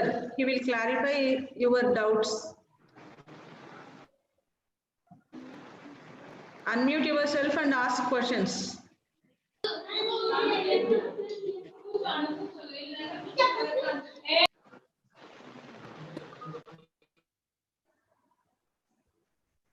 Hello, sir. This is Rajita. Please, Rajita. Thank you, sir. It's an insightful session. Can we organize camps after Corona from Government of Telangana under your leadership or scientists like you, where farmers will be using more organic farming methodologies? As you said, I have seen people burning their crops on every summer after the crop is done. So it's really, as you said, it's really dangerous for the climate and atmosphere. So is there an awareness camp been conducted from our from Government of Telangana or organization? Can you clarify? Okay, is organic farming is in present day situation is organic farming and improving soil fertility and our food nutrition is very important to improve our body resistance. So to face the virus, to face the COVID, so that is a present day situation is the organic farming is very important. So these organic manures not only supplying the nutrients, that is also giving the vitamins, hormones for the growth of the product, growth of the plant. Automatically, these whatever the minerals and enzymes that is automatically reflecting in the food grains. So automatically, these food grains are entering into the that is the nutrition are entering into the human body, so that improves our resistance, so that this resistance is useful for the stand against the virus. So definitely I will give my complete support. So whatever the awareness programs, training programs you are going to conduct anyone, so I will give my support, I will give my knowledge. So definitely, so I will help for the students. Sir, one question from audience side, sir. How to reduce acidic condition development during compost preparation? How to reduce acidic condition development during compost preparation? Okay, okay. So here acidic condition means what are the main source of acidity is H plus and aluminum. These are the cations are very important source of the acidity. So by applying the lime means calcium carbonate or calcium hydroxide or calcium, any other calcium materials. So application of these calcium carbonated materials. So these materials neutralize the acidity. So that decreases the acidity. So automatically that reduces the H plus ion concentration. So automatically reduces the acidity. So application of the lime is the better one, that decreasing the acidity during the compost process. In case of soil also, so if your soil having acidity means that is less than pH 7, so increasing pH from 7 to 6.5 or 6 or 5 or so, increasing acidity means there is a need to increase application of the carbon dioxide quantity, that is the calcium carbonate quantity. So automatically reduces the acidity. So that is the main thing is application of the lime, that is the reclamation. Still, is there any queries?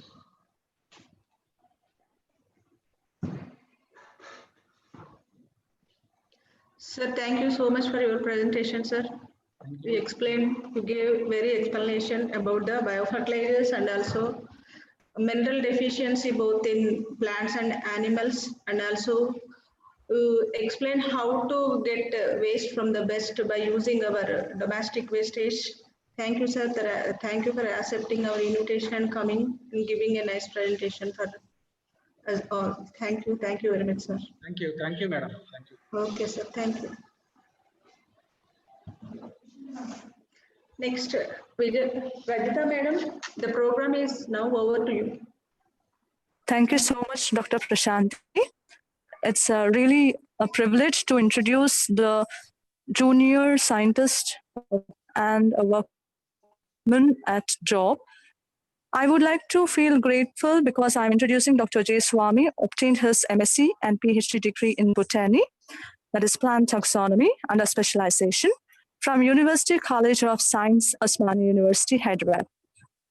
He worked as a surveillance inspector in AICRP on weed control and senior research fellow in integrated farming system, Acharya N.G. Ranga University, Cultural University, Hyderabad, in the year 2009 to 11. Later, he joined as a junior research fellow in meritorious students, RFMS, in Osmania University. He has been working in Botanical Survey of India since 2013. He completed or involved in 9 projects. He has 11 years of experience in plant taxonomy, biodiversity, conservation, assessment, sacred groves, and ecology. He published 4 books and more than 50 publications in national and international journals, including 9 new species discovery to science. Wow, this is fantastic. He presented more than 30 papers in national and international conference and also received 2 Best Presentation Awards for paper presentations. He has been educating GSDP, students, scholars, teachers from various universities, newly recruited for staff in Telangana and Andhra Pradesh, and also scientists from ICAR by giving lectures on biodiversity, plant taxonomy, and ecology.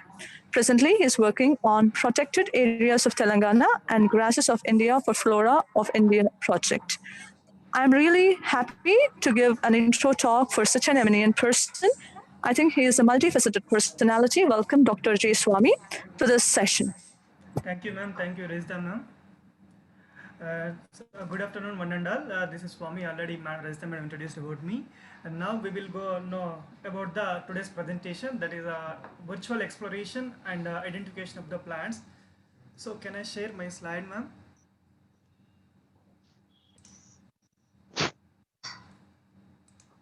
Yes, sir. Yes, sir. Yes, yes.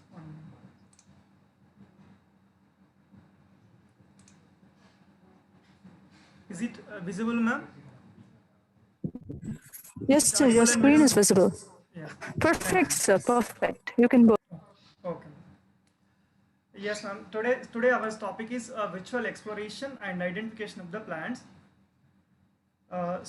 Before going to this virtual exploration and identification of the plants, we should know about our Indian diversity actually. So how much diversity we have in our India, how much this geographical regions we have, hotspots we have, that we should know. So coming to our India, India is one of the 17 mega diversity countries. That means mega diversity means it's a the richest biodiversity. It's a high number of endemics. Also, its country which shares with the 4 biodiversity hotspots. We have 4 biodiversity hotspots, especially Eastern Himalayan region and Western Ghats and Indo-Burma region, and also we are sharing with the Sundalands with other countries, Southeast countries. We have 2.4% of the world land cover and 17% of the world human population and also 18% of the wild livestock. So we are also having 7 to 8% of the global known biodiversity. India also is one of the 12 Wawilonian Center. Wawilonian Center means this is Nikolai Wawilo. He's established this topic actually. So where the high diversity of crop and wild relatives can be found, that area we can call as the Wawilonian Center. In our India also it's one of the 12 Wawilonian Center. We have more than 300 wild relatives in our India. We have also, according to as per September 2019, we have 870 protected areas covering 4.93% of the total geographical area of the India. It includes 104 national parks and 551 wildlife sanctuaries and 88 conservation reserves and 127 community reserves. Apart from this, we have 50 tiger reserves and 32 elephant reserves. Also, UNESCO also recognized India also having 7 World Heritage Sites. These are actually Nanda Devi Biosphere Reserves, our Western Ghats, Great Himalayan National Park, Kaziranga National Park, Colorado National Park, Sundarbans, and this our Western parts is the Western Ghats. These are the 7 World Heritage Sites we have in our India. Apart from that, India also is a signatory for the various institutions like a CBD Convention on Biological Diversity, UCN, so-and-so Ramsar CITES and CMS. According to our National Biodiversity Action Plan, India is having more than 1 lakh animal species and 50,000 plant species. So I told you already India is one of the having 4 biodiversity hotspots. Biodiversity hotspots, what is the meaning of the biodiversity hotspot? Actually, it's having its biologically richest and most endangered and endemic plant species. So it's in the throughout the world we have 34 biodiversity hotspots. Out of 34 we have 4 biodiversity hotspots in our India. How we can define, actually what is the criteria to define these biodiversity hotspots? It should meet two criteria. Actually it's must contain at least 0.5% of the endemic plants. That means 1500 plant species of vascular plants as a endemic to the particular region.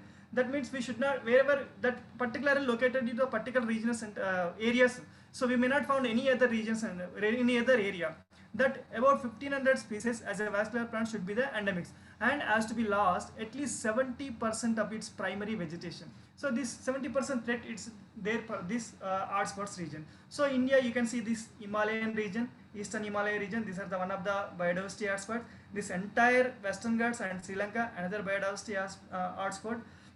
And then this Indo-Burma region, and this is least lastly the Sunda lands, it's sharing with the Malaysia and other Southeast Asian countries. These are the 4 biodiversity hotspots we have in our. So apart from this is the one of the mega biodiversity centers. Already I told you India is also one of the mega biodiversity countries in the world. These are the 17 mega diversity countries in the world. This means it's the richest, earth richest biological diversity it's having, and the most of the endemics also it's having these biodiversity countries. These are the mega diversity countries. So India also having biogeographic zones in India. We have 10 geographic zones in India. This is the trans-Himalayan, from the Himalayas to this western region. We have 10 geographic regions. This is the trans-Himalayan region. Here we find only this about stunted growth is alpine vegetation. This Himalaya region we can find it's a coniferous and all alpine region plants. These are the deserts region. So Rajasthan, that part we can see the desert region and semi-arid region, and the Western Ghat part. This is Deccan Peninsula. Our area comes under this Deccan Peninsula. This is the biggest area in the Deccan Peninsula, and most fertile soils of Gangetic plants, and the coastal areas, and the northeast. This is northeast area. This all 7 sisters will come to this northeast area. So all are highlands. Whatever highlands is there. These are the 10 mega biogeographical zones in our India. To explore this all the vegetation, because we have different climatic zones, different biogeographic zones. To explore this all these things, we Botanical Survey of India and other scientists and other institutions, scientists and university professors, college students, researchers are serving the nation, explore the more new species. Especially our Botanical Survey of India, we serve the nation by providing scientific basis conservation and sustainable utilization of the wild plant through survey and inventory, documentation, taxonomic research, and creating environmental awareness among the people. So this is, we have even around 11 regional center. Our headquarters at the Central National Herbarium. This is located at the Howrah. It's called. So our area, our regional center is the Deccan Regional Center. This is located in Hyderabad. It's actually our jurisdiction is 3 states: Odisha and Andhra and Telangana. For these 3 states we are seeing from this Deccan Regional Center. The first Botanical Survey of India is established in 13 February 1890. The first honorary director of this regional center is Sir George King. So I may not go into all details of the Botanical Survey of India. Just what we are doing that only. Our primary objective is survey and inventorization and documentation of the plants in the India.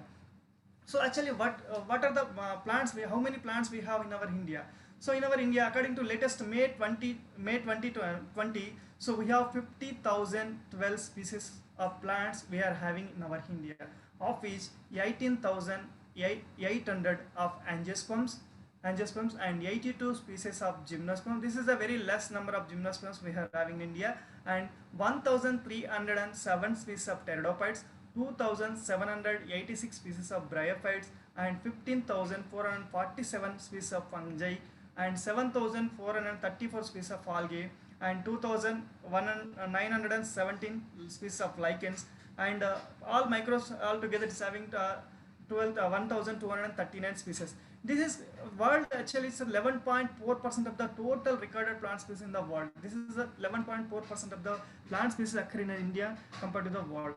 So apart from this, we have so many endemic plants we have. Endemic plants we have. Apart from this, strict endemics, that is confined to particularly wholly in our India, 4,381 plant species belongs to 1,007 genera and 176 families are strictly endemic to in our Indian political boundary. You may not see these 4,381 plants anywhere of the world except Indian political boundary. These are the endemic plants we are having in our India. So then coming to our Telangana part as well, actually this topic, actually this conference topic, webinar topic, I don't know, but based on that madam told you gave some identification like this. So I thought most of the people, I thought following, joining from this Telangana region, that's what I am keeping the Telangana details. So Telangana state is one of the 28th state of the Indian Union. So we know about that area is having 1,14,840 square kilometer. This is bordered by the states of Maharashtra, North and northeast, and Karnataka to the west, and Chhattisgarh to the northeast, and Odisha to the east, and Andhra Pradesh to the south. These are the boundaries of the Telangana state. Geographically, actually, it's a divided into the two main regions. One is the Eastern Ghat portion, that is covers this Mahabubnagar part, part of Khammam part, it comes under the Eastern Ghat region. Remaining all parts of all, it's a plain regions. These two categories we divide into the Telangana region. The forest cover of the Telangana region is a 23.8%, almost 24% of the forest cover we have in India. According to Champion and Seth classification, India we have Telangana we have 5 types of forest types. These are tropical moist deciduous forest. This mostly comes under the Khammam part and part of Warangal and this Mabunar part, and southern dry deciduous forest. This is very common in all the areas. Northern mixed dry deciduous forest, savannas forest, tropical dry evergreen scrub. These are the 5 forest types we have in Telangana. So coming to the flora of Telangana, we have, as per the recent last week I updated the entire Telangana the checklist. So according to that, 2,353 plant species belong to the 799 genera, to 153 and 153 families. It's this many families and species occur in the Telangana, out of which peninsular Indian endemic 50 species of endemic species occur in Telangana region, and 14 are strict endemic to Telangana region. Strict endemics mean you may not find any other regions except in Telangana. That is the 14 species strictly endemic to this our state flower. Everybody knows this is Senna auriculata Tangedu chettu, and our state tree is the Prosopis cinerea Jammi chettu. This is in the festival of Batkama you used to collect this plant. This is Celosia urgensia. This is locally called as a gunugu. These are the state flower, and this is the state tree of our Telangana. So these are the endemic species. These are the 14 species, narrowly endemic species. Most of these are recently described. This first and last and described by me from this Telangana region. So coming to the taxonomy. Actually, what is the taxonomy? Taxonomy is identification and nomenclature and documentation, classification of the plant species. In the taxonomy, we have so many steps. First step is whatever you want to do, first we have to go for collection. Then after that, you have to bring it to the lab, you have to write the description, and then you have to go for identification. Then once his identification is over, means if it's already is available, means we can give some name. It's not available, we have to give.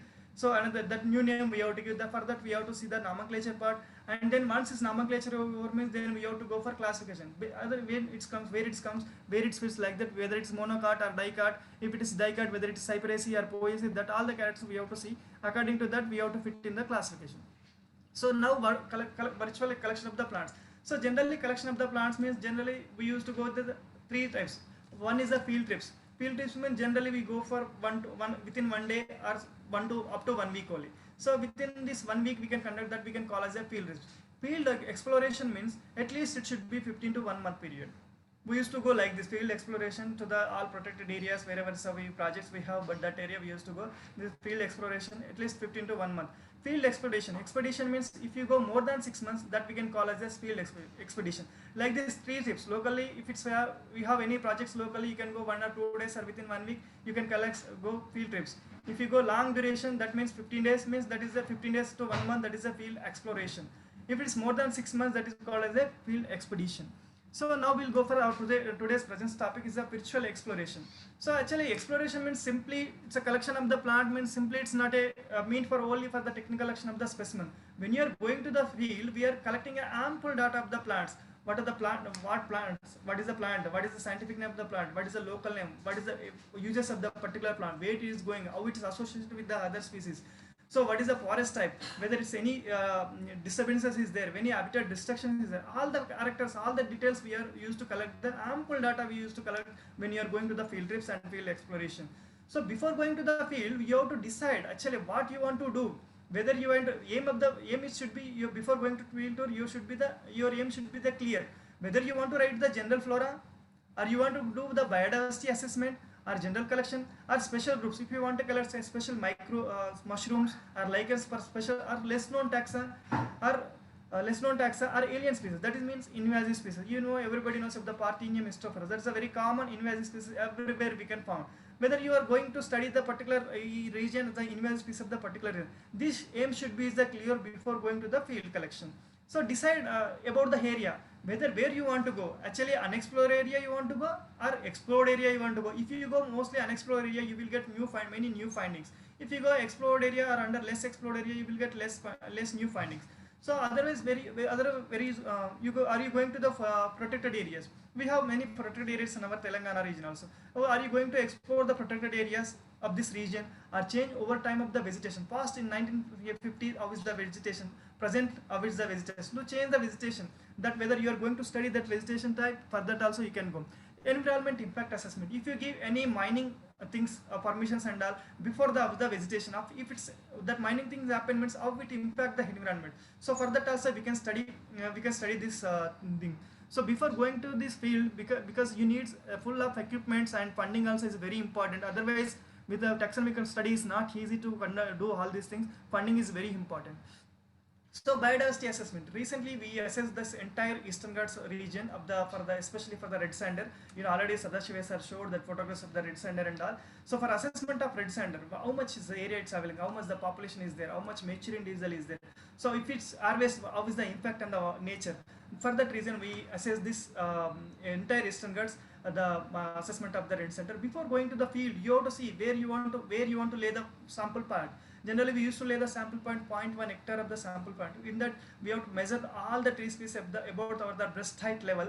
So girth of the breast height result, then the tree height, we have to all the species we have to document. So once it's come, we have to analyze how much population is available, how is the association with the other species, all the things for assessment of this area. We have to go for this assessment of particular species. So interior area we may not travel also, it's very difficult. Sometimes we have to go 30 to 40 kilometers by walk. Otherwise if it's possible you can we go by the two-wheelers also to explore that particular region. So assessment training for forest special, especially newly recruited forest, we recently recruited many beat officer and section officer in our Telangana. For them also we are giving the assessment, this biodiversity assessment of the particular in our Telangana, assessment of forest species in our Telangana. So then environment impact assessment. We did this Devapur mining, Adilabad region. This is a mining area of Devapur region. So they proposed a new site for the mining purpose. So before giving permission, the ministry will ask to assess the population and the what animal species is available, what plant species, whether it's rare or endemic plant species available. For that reason we have to assess the particular area. So in the arts summer also with the DFO and rangers, with the other staff of the officials, we went and we assessed the assessment of the environment impact assessment of the particular area. The exploration in the protected areas. If you want to explore, because many of the protected areas we have in our Telangana, wildlife sanctuaries have, 2 tiger reserves have, 3 national parks we have.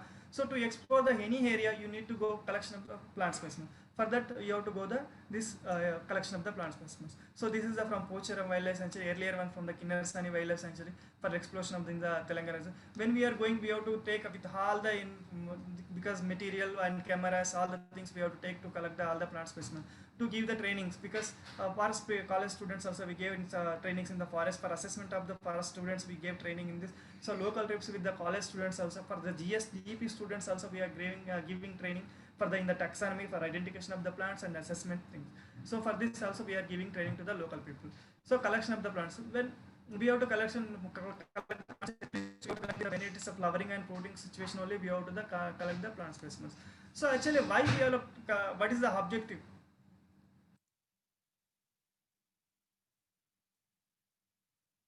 We have to collect the plants actually. So the main objective of the purpose of the collection of the plant is to build up a new herbarium or to enrich the existing herbarium collection. If you have, you are from the college, Gurukula college students, if you don't have any herbarium in your area, you can collect the plant specimen and collect the plant specimen. You can make it the herbarium, you maintain the herbarium. So that herbarium you can maintain. Already we have herbarium. For that reason, we are also going for collection in different protected areas and different areas to enrich our herbarium collection. to write the any type of flora or revisions or monographs. So to collect any type of floras, you have to collect the plant specimen. For this reason, the main objective of the collection to write the flora or enrich the herbarium. Flora means, you know, about the next slide I will tell you about the floras. So this is the floras I recently, in 2019, I published this floras from this region. So introduce the botanical garden. For any rare plant or endangered plants it's available in the nature. It is going to be in threat condition as critically endangered plant. You can collect the plant from the wild resources and you can maintain the you can plant the garden. You can multiplication in the garden. Again you can reintroduce in the nature. So that for that reason also we can go for the field collection. So to carry it out of the any type of research, if you want to do some anatomical research, if you want to do medicinal research, any one type of medicinal research, otherwise pollen study, paleontological studies, anatomical studies, any type of research if you want to do, you have to go for field tour for the collection of the plant specimen. For crude drug trials also you have to go for the field tours. To ethnobotanical studies of the local areas also, many of the areas of tribal people are also staying in our especially in Telangana in the remote areas. To study the any ethnobotanical studies also you have to go for field to collect the plant specimen. To provide training in the plant identification and herbarium methodology also you have to go field to collect the plant specimen. These are the main objective of the collection of the plants. Sorry.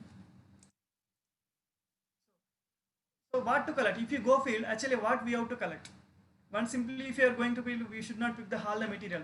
Before going, you have to collect something. Collection should be made from the healthy plants. Always the collection should be made from the healthy plants. So twig with either flower or fruit is very important. Twig always should contain its flower and fruit. That is very important. If you collect sterile plant specimen, there is no use for identity and further. In case of grasses and sedges, so you have to collect entire plant with uproot. You have to collect because in the case of the grasses, you need the whether it is the annual or perennial. We should know. So for that reason, you have to collect the entire plant material. Collect show the range of variation. If you go the forest, sometimes you may find pink color flower. Sometimes if you have, in the same species you can find it's a blue color flower, white color flower. For example, Clitoria ternata. This is very commonly locally called as the Shankapushpi. You can find both the variations, pink and white color flower. Even Catharanthus roses also, you can see the white color flower and purple color flower. So for the range of variation, to know the range of variation also we have to collect the range of variation we have to collect. Do not collect or do not over collect the specimen. If it's less it's available, you should collect only 3 to 4 number of spore specimen. Not collect the more than 3 to 4 number of the specimen.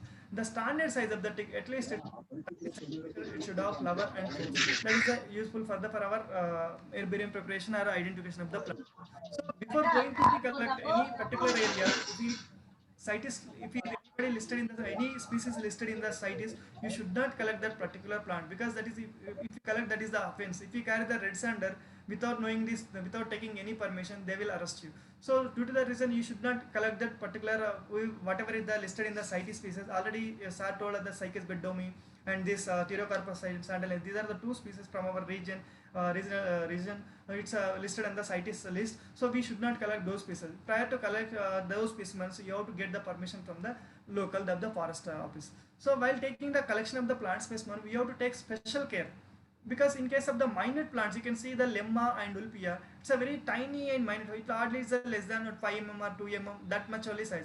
So if you collect this many specimens, how we will collect? While collecting this specimen, we cannot mount on the herbarium sheds. For this reason, we have to collect them with the mesh, and we have to make it in the dry in the shade dry. We have to make it in the pockets. In the pockets, we have to keep it. The pocket should be mounted on the herbarium sheds. The special care should be taken while collecting these minute plants. In case of the tubular flowers, when you are collecting this specimen, if the mounted on the board, you may not see all the characters whatever, because in the many you can see the stamens and stigma inside the tube only. Then how we will come to know, because when you are collecting these flowers, you should cut this LS.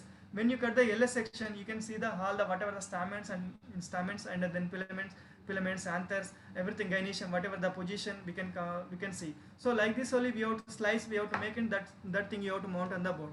Then in case of the bamboos is a very big number. How we will to collect that bamboo is a very, it's not possible to keep the entire bamboo on the herbarium.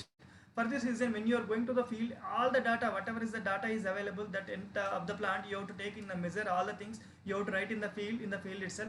The portion of the leaf sheath is more than sufficient for identification of the bamboos. In case of the rhizomatous, because especially this Amorphopola species, it's a making the herbarium is very difficult, because this is a fleshy in condition that the tuberose is a less more than is a 5 to 10 centimeter in the, or sometimes 20 40 centimeter in the girth, the diameter. It's a very difficult to make into the herbarium. For this reason, when we are coming to the bringing it from the field to the lab, immediately you have to make it the section like this. This you have to press it in the press it, and you have to make it the poison. After that only you have to make the herbarium like this. So like this, very special care we have to take while taking the collection the specimen. Special care also we have to take in case of the palm. In case of the palms, like a phoenix, we say very common in the Telugu, we can call as a Ita chettu or Tati chettu or Kobbel chettu. It's a very difficult to collect the entire specimen. We cannot how we can, because the herbarium sheet size is the 28 into 42 centimeter. That is the measurement of the herbarium sheet. How we can paste the entire palm in the simple this sheet. So for this reason, in the field itself, we have to take the all the data of the particular species. All the data you have to write in the field itself. What is the height of the plant, what is the leaf length, the sheath length, then inflorescence type, inflorescence number of flowerets, what are the male flower of which, female flower of which is.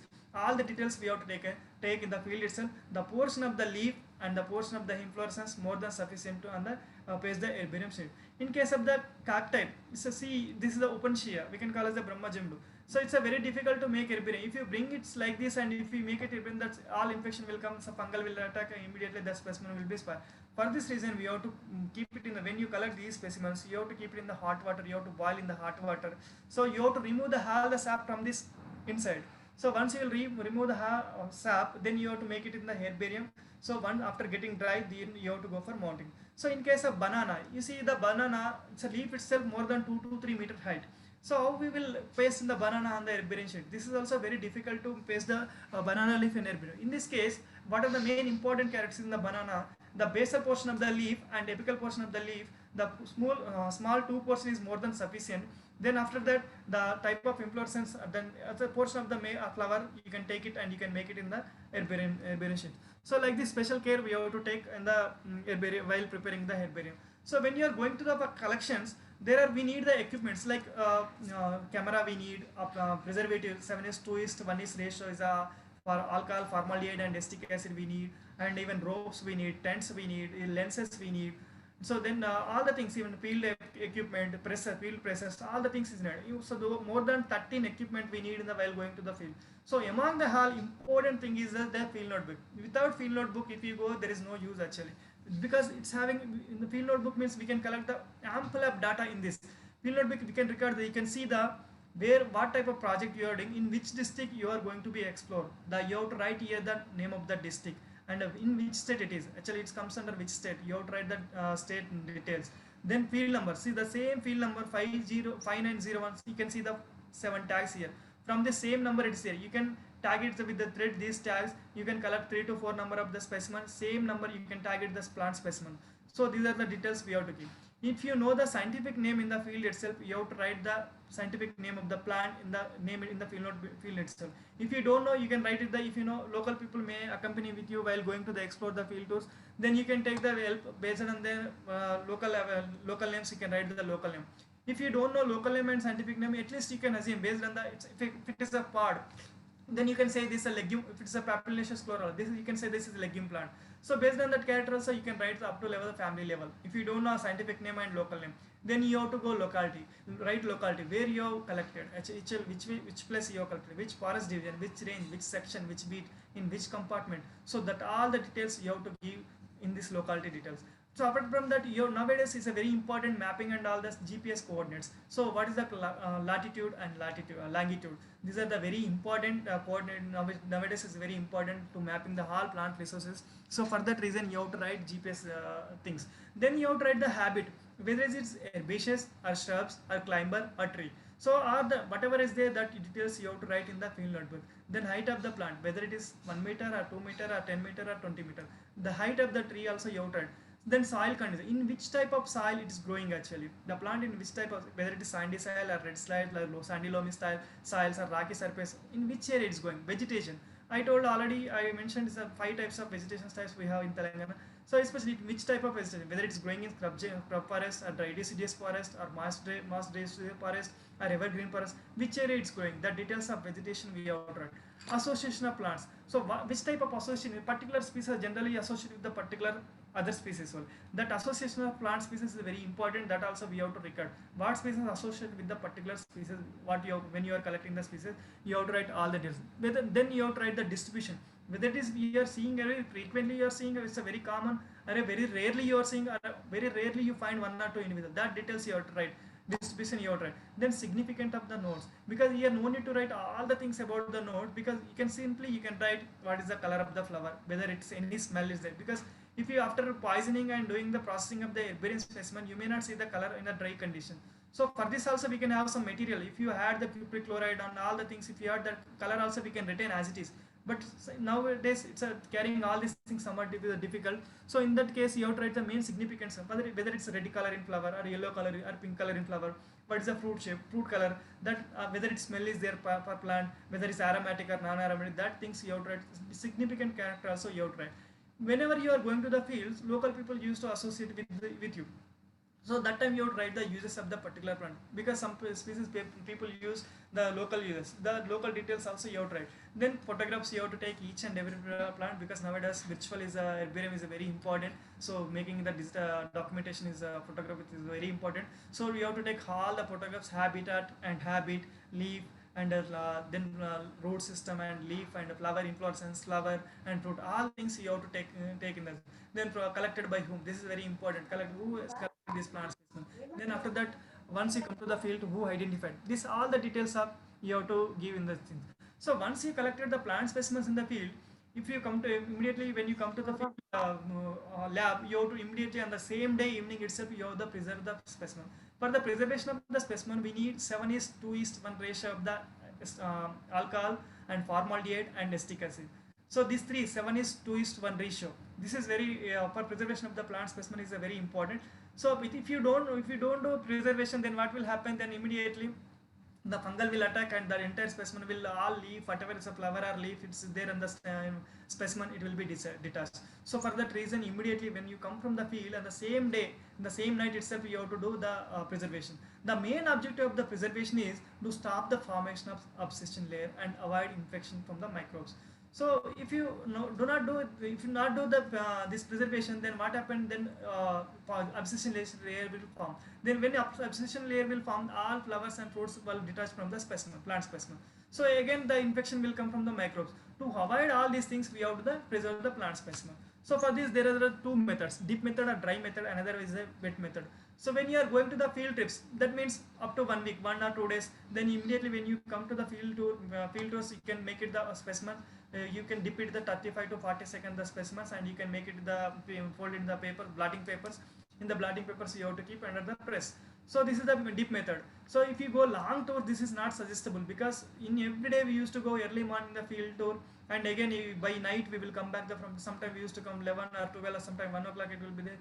Time it will be like that. Then when you come entire day, whatever your collection is there, then you have to make the herbarium. Otherwise all will be because it will be infect. So due to that reason, in the same day itself we have to make that herbarium. So when you are going to this dry method, every alternate days you have to just change the specimen. But when you go long tours like a field exploration or expedition, it's not possible to change every time that specimen. So for that reason, we have to go for wet method. So in this case, what will be happen? Then you whatever you collected the specimen, you make it like a bundle.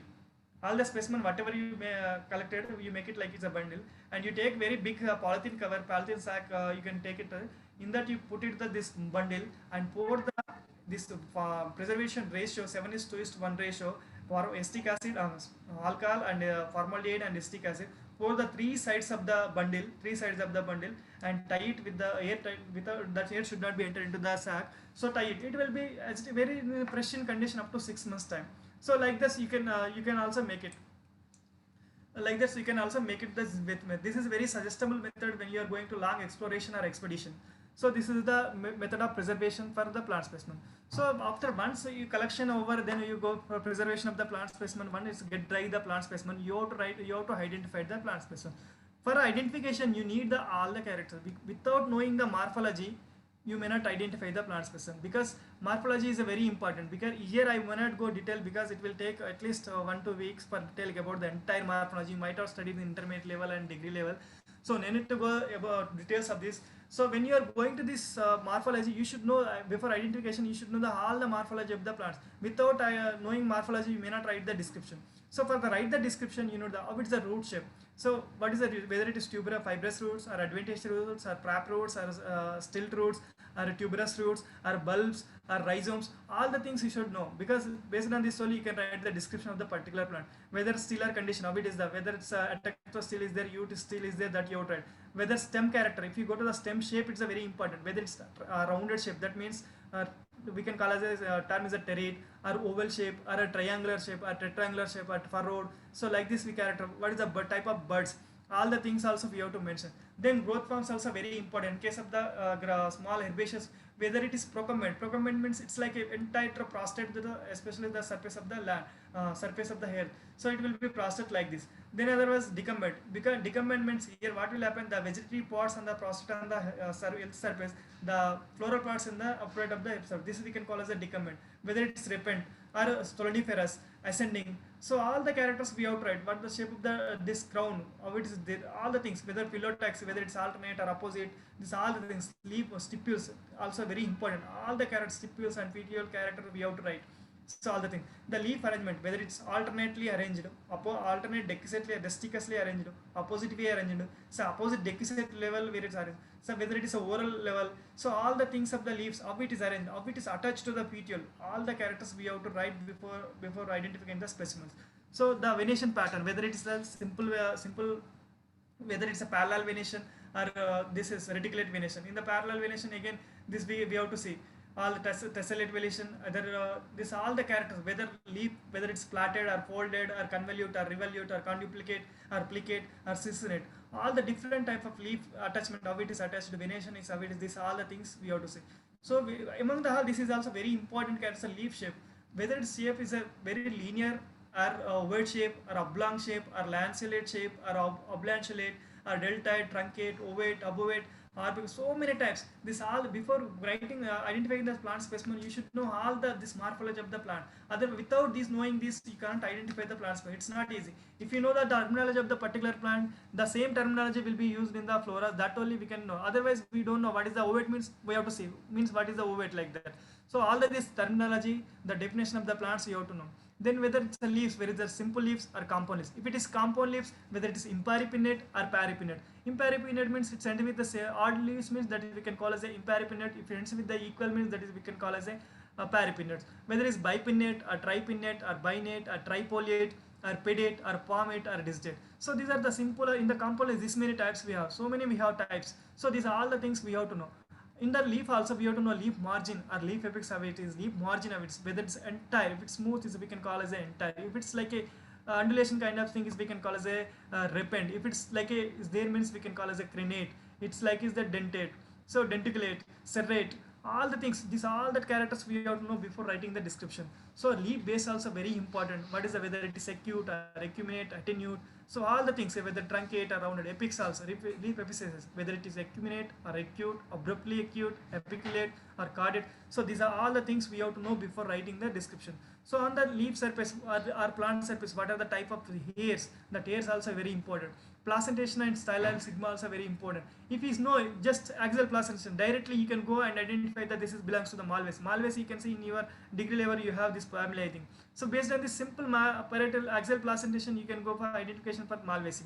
So parietal placentation, cucurbitaceae, if you go cucurbitaceae member, you can get this parietal placentation simply. Say marginal placentation, if you go any legume plant, you will find this marginal placentation. Based on this simple thing is directly we can go to the particular plant for identification. Fruits, how many different types of fruits, this is you can see only in the legume, this many types of parts we have in the legume. So many types of parts we have in the legume. So to different type of fruits also we have to know before writing the identifying the plants. So if you collect the plants, then you have to dissect like this the plant specimen. You have to dissect, you have to make it all the parts is like that. This is you can see easily, you can say this stellatates and this stigma arrangements and this epicalix. This is only main epicalix is the only main character of the Malvaceae member. Based on this, you can see this is Abelmascus species. This is Abelmascus tuberosus, Mosquitus subspecies tuberosus. This is a very rare plant in the area, especially in Eastern Ghat and Khammam, and recently from Pocharam we reported this. So when you are writing, you are collecting all the, when you dissected like this, entire description of the plants you have to write this very simple description, only 1 page description here I've written here. So you can write one and a half page of the description when you are going for the new publication. All the details you have to write. So what is the habit of this? Because I mentioned is a tuberous cells. You can see the tuber. Here you can see the tuber. It's a very, you can see here small herbaceous plant. This is small herbaceous plant. So in the underground portion is a tuber. So that is a very important character in this, especially this subspecies. It's otherwise it looks like a mosquitoes. So based on this tuber character only, they made into the subspecies, Abelmascus subspecies. So then this is the description of this particular plant. So we have to write all the details of the species. Once this description over means, then we have to go for identification. So then once description, when you collected a plant specimen, you have to make the herbarium. Once this herbarium is over means, then you have to preserve it, everything, you have to dissect the plant specimen. When you write all the description, then you have to go for identification. There are the 2 steps for identification. There one is the direct method and another is the indirect method. In the direct method, what will is simply you can, as a layman also they can say, simply you can whatever specimen you have collected, that you compare with the what are the existing herbarium sheet. So existing herbarium sheet we can compare and you can identify. Otherwise, in indirect method, this is very important method based on the keys in the taxonomical literature. That is, so that what is the taxonomical literature? Flora, either flora or revision or monographs. So in this flora or revision or monographs, you can find the keys. So based on the keys, you can identify the plant. So I will show you in the coming slides one of the this pictorial identification of the keys. So based on these keys only, we can identify the plant specimen. There are 2 methods for identification. One is the direct, that is easily anyone can compare with the existing specimen available in the herbarium. This is our herbarium. So you can come to you can inquire, see the specimen and you can compare with the specimen, you can identify. This is the direct method, which is a simple method, but always may not be correct by seeing and comparing the specimen by direct method. So always you have to go by this taxonomical literature only by using keys in the floras and revisions and monographs. So what is the flora actually? It's a flora means, what is the flora? The original meaning of the flora means the plant species occur in the particular geographical unit. So if you take it's a particular your campus, TWR, your social welfare college campus, whatever the plants available in your college campus, that we can call as the flora of this particular campus. If you apply to the term to the entire state, that's this your college comes under this Telangana state. If you come to the apply to the entire Telangana, whatever the political boundary of the Telangana, plants available in the particular state, that we can call as the flora of Telangana. Same level it can apply to the entire nation or world. Flora of the state, flora of the South India, flora of India, flora of the Southeast Asia and Europe, or flora of the entire world. So apparently the flora is having 3 meanings. According to Latin mythology, there are 3 meanings. So according to Latin mythology, the goddess of flowers. Flora means the goddess of flowers. So this is, there are so many definitions is there. Here I may not go all the details. So there are 3 kinds of floras is available. Because the 3 kinds of floras available, there are the 3 types. What is the one is the research floras. In the research floras, these are the most comprehensive floras. Here what happened, the much attention has been paid for typification. You know, the in the degree level you might have what is the holotype, isotype, lectotype, neotype, that level only about 60 typification, you know about the types. So all the details of the typification. For example, there is a nomenclature issues is there in case of the type is missing. When it's type, all the whatever the holotype, isotype, all if it is missing means we can make it as we can designate as a neotype like that. So all the typification, this will take itself 1 week time to giving the training on this typification. So then nomenclature. So what type of nomenclature, what type of system of nomenclature you are following, whether EPG4 you are following or Bentham and Duker you are following. So what are the types, systems of nomenclature you are following, that all the things also is there. Then elaborate synonym. For example, in the same species, morning sir, Sadashiva sir told this he may not accept this lead for this Ebeneria Ramayana, because the Professor Ramaya, on the honor of the Ramaya, Professor Ramaya, they named as a Ebeneria Ramayana. So in the same time, what happened, the Ebeneria Ramayana described from the Mahabubnagar district. So in the same time, Mishras are described from the Odisha, Ebeneria Panigrahyana. So according to the priority of the publication, priority of the publication, whichever the published first, that is the accepted. Later, whichever the published later, that is will become the synonym. So in the same, both are the same species occur in the same Eastern Ghat region of the, this is occurred in the Telangana region, that is in the Odisha region. So both are communicated at the same time. But what happened? But publication was came from the Odisha, Mishra publication. That's what this whatever we publish from the Telangana region, that comes under the synonym of the Ebeneria panigrayana. So that is the nomenclature. That if it is, that is the come as a synonym. So whenever you are writing the flora, accepted means whichever the published first, that is accepted. Then this is also accepted species, the accepted name, but this comes under the synonym. Then is the distribution. So where it's occurred, that details of the distribution. So entire India, where in which area it's occurred, which climatic zones is there, which forest type is there. The detailed distribution also will mention in the research floras. And ecology. Ecology means where it's occurred, how altitude, which type of altitude it's growing. So about associated species it is there. What is the population size in the nature, whether it's shrinking the population size, where is the population size is more, other whether this population size is impact the other species, that all the details we will use to write in the research floras. This in addition to the compared to the morphology. Generally we used to give morphology in the all for us. So in addition to this, all the details we used to give the elaborate way in the research floras. So the detailed information probably make them most valuable for further revisions and excellent basis for the taxonomic research. These research floras, if anybody want to do taxonomic revisions on the particular species, you can take the any revisions of the past. If you take any particular genus, Hypomia, you can take the Hypomia genus revision. So if you take any family, that you can make it the particular genus, you can take it the entire India, you can work it, entire world you can make it, and revisions also you can publish like that. So it is this semi-monographic nature. These research floras we can call as a creative floras. This is told by this Bernsteins. So these are the examples of the flora of India. We are published Botanical Survey of India, published flora of India. So up to now 23 volumes came within 1-2 years. Entire India, whatever you have, we have the vegetation in our India, native species of our India will come within within 1 year. So all that because we did these projects, we submitted almost. So few volumes had to be submitted. Once it's over, everything will come out. So these are the research floras. Another type is the concise or field floras. They are very much shorter with brief description. These floras, concise floras or field floras, it's having very less number of less size of description and well designed keys for identification. Especially in the Gamble flora, you can see the flora of Presidency Badras. Whatever plants our plants is, you can visit the Gamble flora, or this is a flora of British India. So Bentham and Hooker proposed 7 volumes they published.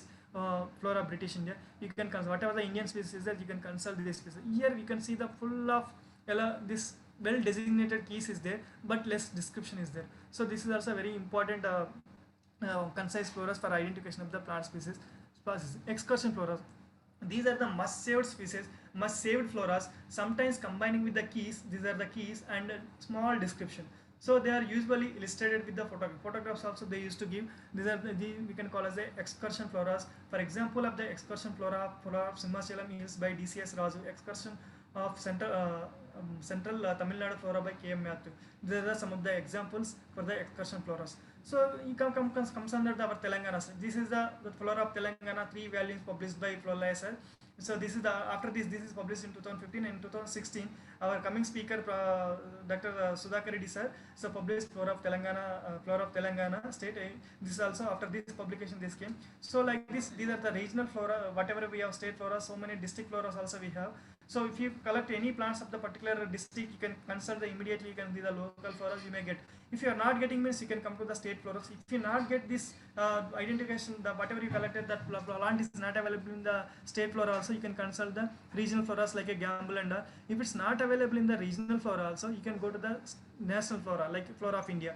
If it is not available in that also, you have to see the revisions and monographs of the entire world. Then you can decide as this may be it's not fit with any of the existing plants. Then you can go for as a new species.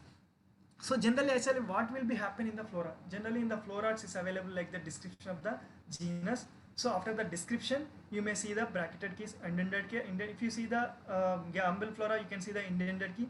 So if it's coming flora, whatever recent floras is available, all the floras they are giving bracketed keys. So like this keys, it's available in the floras. You can see the clear species for this 5 species. How we will identify? We can just have a glance these 5 species. Then we will discuss how we will differentiate with the based on the using keys. We will differentiate these species. I will tell you. Just have a glance these photos.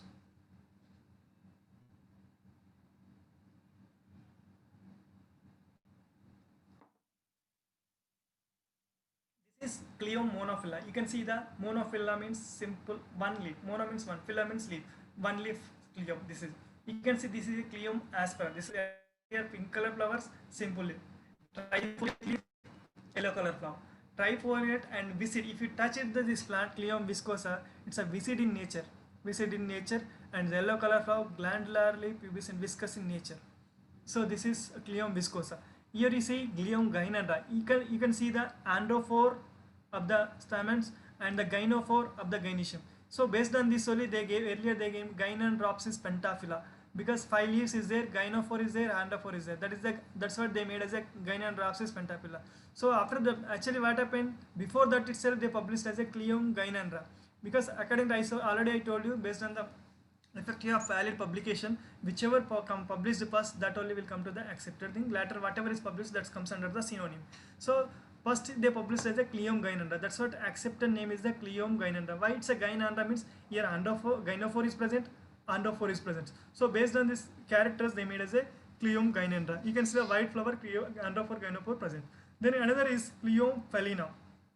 Okay, you can see the here flat capsule, and then pink color flowers. So for these 5 species we will prepare key. How we will differentiate these 5 species, so we will see now. So you can see leaf simple, flowers pink, stamen 6. I told you already this is a simple leaf. This is Cleome monophylla. Based on this simple leaf we can differentiate the Cleome monophylla. Just we will see the pictorial form, then it's very easy. So if it's not simple, leaves digitated 3 to 7 foliate means you have to go the second leaf. If it is leaf simple, flowers pink means stamen 6 or less means you have to go to the Cleome monophylla. If its leaf is not a simple, if it is compound leaf, then you have to go to the second leaf. Whatever species, Cleome gynandra, viscosa, aspera, felina, all are having digitated leaves. Not a simple leaf. But only Cleome monophylla is having a simple leaf. So then you have to go, if it's 3 leaves, this when you came to second lead, then you have to identify remaining, segregate these 4 species. Flowers white, stamens bone and elongated androphore. You can see in the Cleome gynandra, already I told you, androphore and gynophore is present. So based on that character, we can segregate these species, separate we can species from these 3 species. So androphore and gynophore clearly present in the Cleome gynandra. Androphore and gynophore is absent. Then flowers are yellow or pink. Here flower is white, flowers are yellow or pink. So based on that character we can segregate this plant. So then you have to go for another lead. If it's case of flowers yellow and pink, stamens more than 10, then you have to go for third lead. If you come to the third lead, here you see again 3 species is there in the third lead, viscosa, aspera and felina.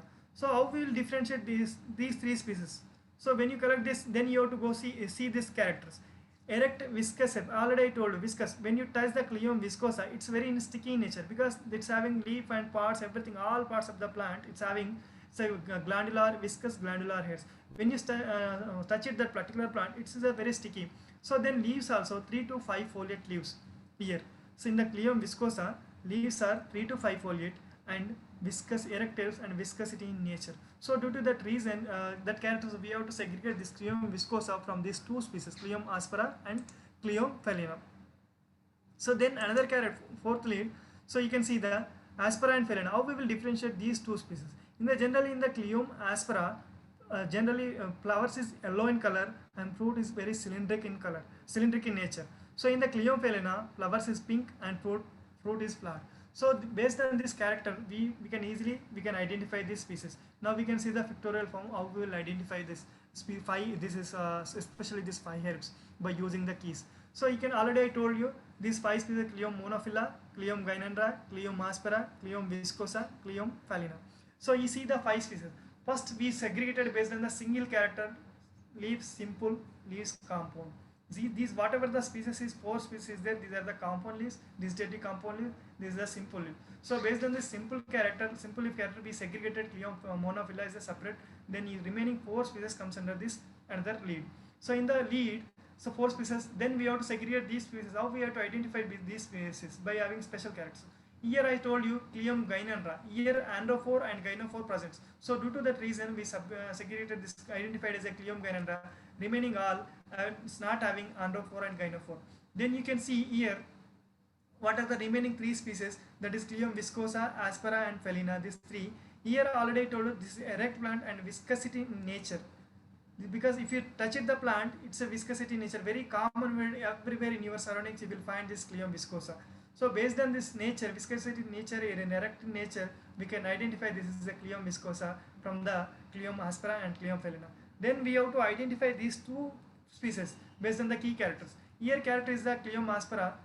Flower is yellow color in flower, and the pod is that capsule is cylindric in nature. Here Cleome felina, it's a flower since pink in color, the capsule is in flat. So based on this character, we can identify this plant. Simply, it's a floras having like this keys, not in a pictorial form, but like this you may get in the floras. So based on this, if you know all these characters, what is the desitate, you have to know. Otherwise, you cannot. Otherwise, here I mentioned all the characters. What is the cylindric? If you know the character only, you will, cylindric means if you know the meaning only, you will identify. Otherwise, without knowing morphology, it's a very difficult to identify the plant specimen. So this is the keys generally used to be in the floras. So now we will go for the exploration. What is the today's topic? Say exploration. Now we will go to the exploration.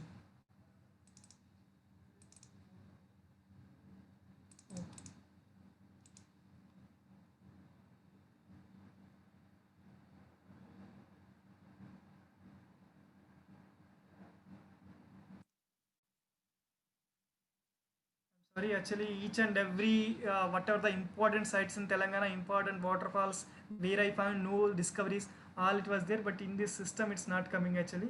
So this video actually come part of the Amrabat Tiger Reserve, but it's not playing due to, I think,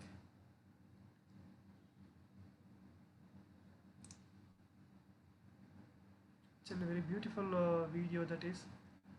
It's okay, leave it. So actually this is the new discoveries whatever I find from the Telangana region. Few of I presenting here. You can see this, actually this entire video is containing the Amrabat Tiger Reserve, how I have taken videos that I posted there, but it's due to this technical reason it's not presenting there. So this you can see that this Amrabat, this is Uma Maheshwar. We can climb from here. You can come to the top of this. This is the temple of the Uma Maheshwar. You can climb to the here. Here I find the new species of the grasses. You can see this, I named, this is collected from the Nallamala forest. That's what I named as a Nallamalayam. So this is the tripogon species collected from the Amrabat Tiger Reserve of Telangana forest. So this is the grass. Then how we will identify the grass actually? So what are the main characters of the grass? So generally this grass flowers may not like a common species of like a Malvaceae or whatever the other dicot families. It may not be that floral parts. It may not be like that. So for this reason we have to special structures in it's present in the grasses. Yes, special structure is the, so simply you can see the habit of the grass. It will be ubiquitous wherever you go. You will find these grasses. So excuse me, Satnarayana. Video present hello. Share stop video కొట్టారా ఇవి ఇప్పుడు ఎందుకు కదా ఈ videos అని పెట్టాను video రావట్లేదు videos play అవ్వట్లేదు ఆట నా సిస్టమ్లో వచ్చాయి ప్లే అవ్వాలి పాస్పోర్ట్ చేశాను యాక్చువల్లీ అన్నీ ప్రతి సైట్ యొక్క ఇంపార్టెంట్ వీడియోస్ ఉన్నాయి అట్లా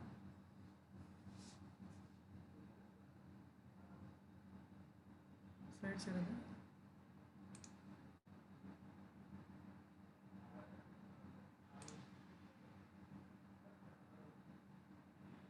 okay, leave it otherwise. ఇక్కడ ఎలా వేరే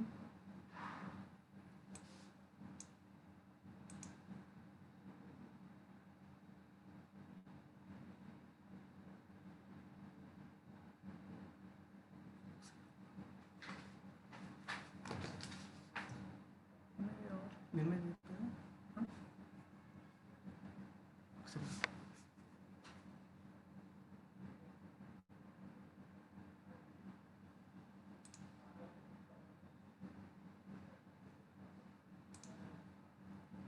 okay, okay, right.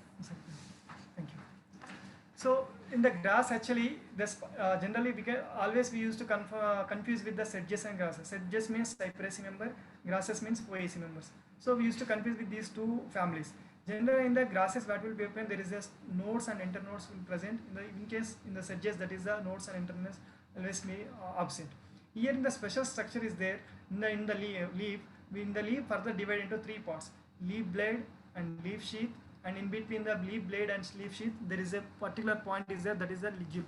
That is a very important character in the identification of the grasses. That is a very important grasses in the grasses. Then after that is ligule is present in the grasses, absent in the cyperaceae members. Then one more important character is the caryopsis is present in the grasses. It's a nuts present in the cyperaceae members. So based on this particular character, we can easily differentiate with the grasses and sedges. You can see that here particular structure is there. We can call as the spikelet. This we can call as the spikelet.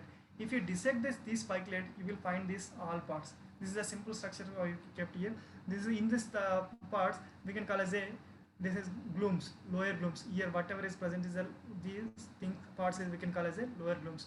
When you open these glooms, in these glooms you may find this lower gloom, upper gloom, lower lemma you will get. So once you will get the lower lemma, then you can see the lemma character. You can see the lemma. So lemma and palea. Here you will get the flower. In between this lemma and palea, you will get the flower. This is the gynoecium. This is the handrecium. So all these characters you will get in the. This is single floret. This is single minute part. You will get all this detail. This part, this single part, you will get all these details.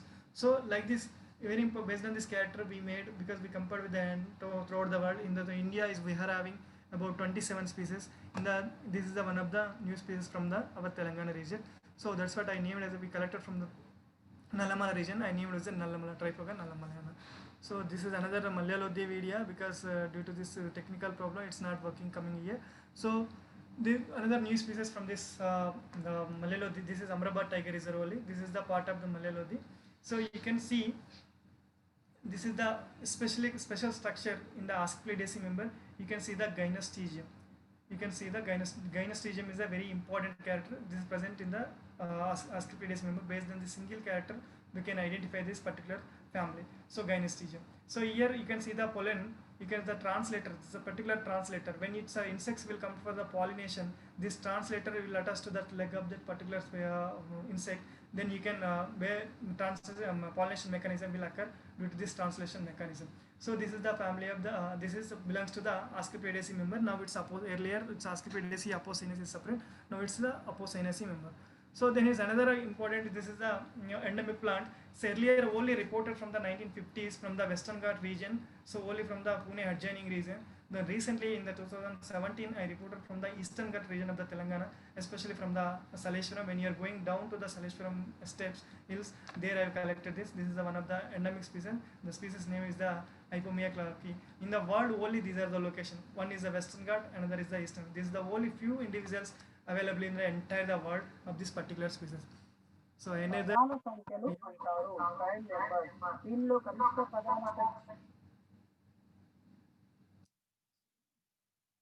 so this is from the another is the Malayala Tirtham. Why we call as a Malayala Tirtham? When you actually the video is a very beautiful. When the waterfall like it's locally they call as a Malay pool laga water పడుతున్నాయి కాబట్టి అందుకే దానికి Malayala Tirtham అని పేరు ఇవ్వడం అనేది జరిగింది. So because here also we described 2-3 new species. So some of the endemic species also we have collected. This is a Drimia nagarjune collected from this Malayala Tirtham area. So another thing is this is also very important plant. This is the Asteraceae member. Throughout the world, only two localities is available. One is the in 1952 Dr. Santapu collected from this Western Ghat region. So after that in 2017 again I collected from the eastern especially in Telangana part. This is everybody knows about this locality. This is it's a Kavva from the Kavval tiger reserve, Kuntala waterfall. So you can see this area I collected. This is the population of the particular species. You see this is the population of this particular species. Except this locality nowhere this found. Only in the entire world only these two localities the species is available in the world in our India. So especially from the Western Ghat region, this part it's collected earlier in 1952. Later in the 2017 I reported from the Eastern Ghats our area from the Kavval tiger reserve, especially from the Kuntara waterfall.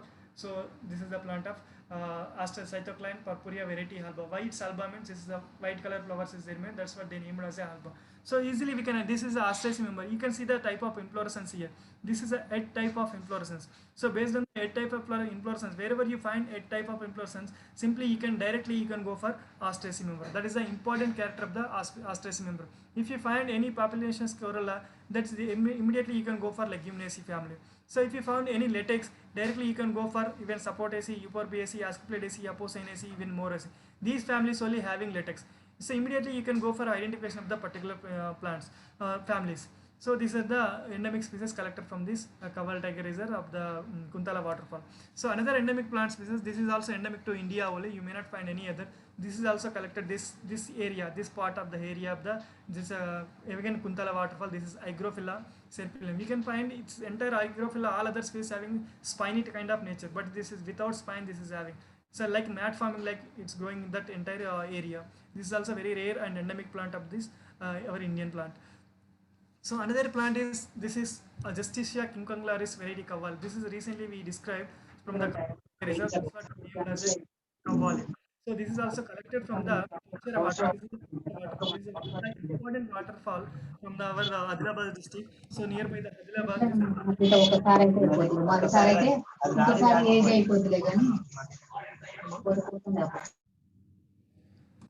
so this is collected from the Kaval tiger, Pochera waterfall near in Kaval tiger reserve.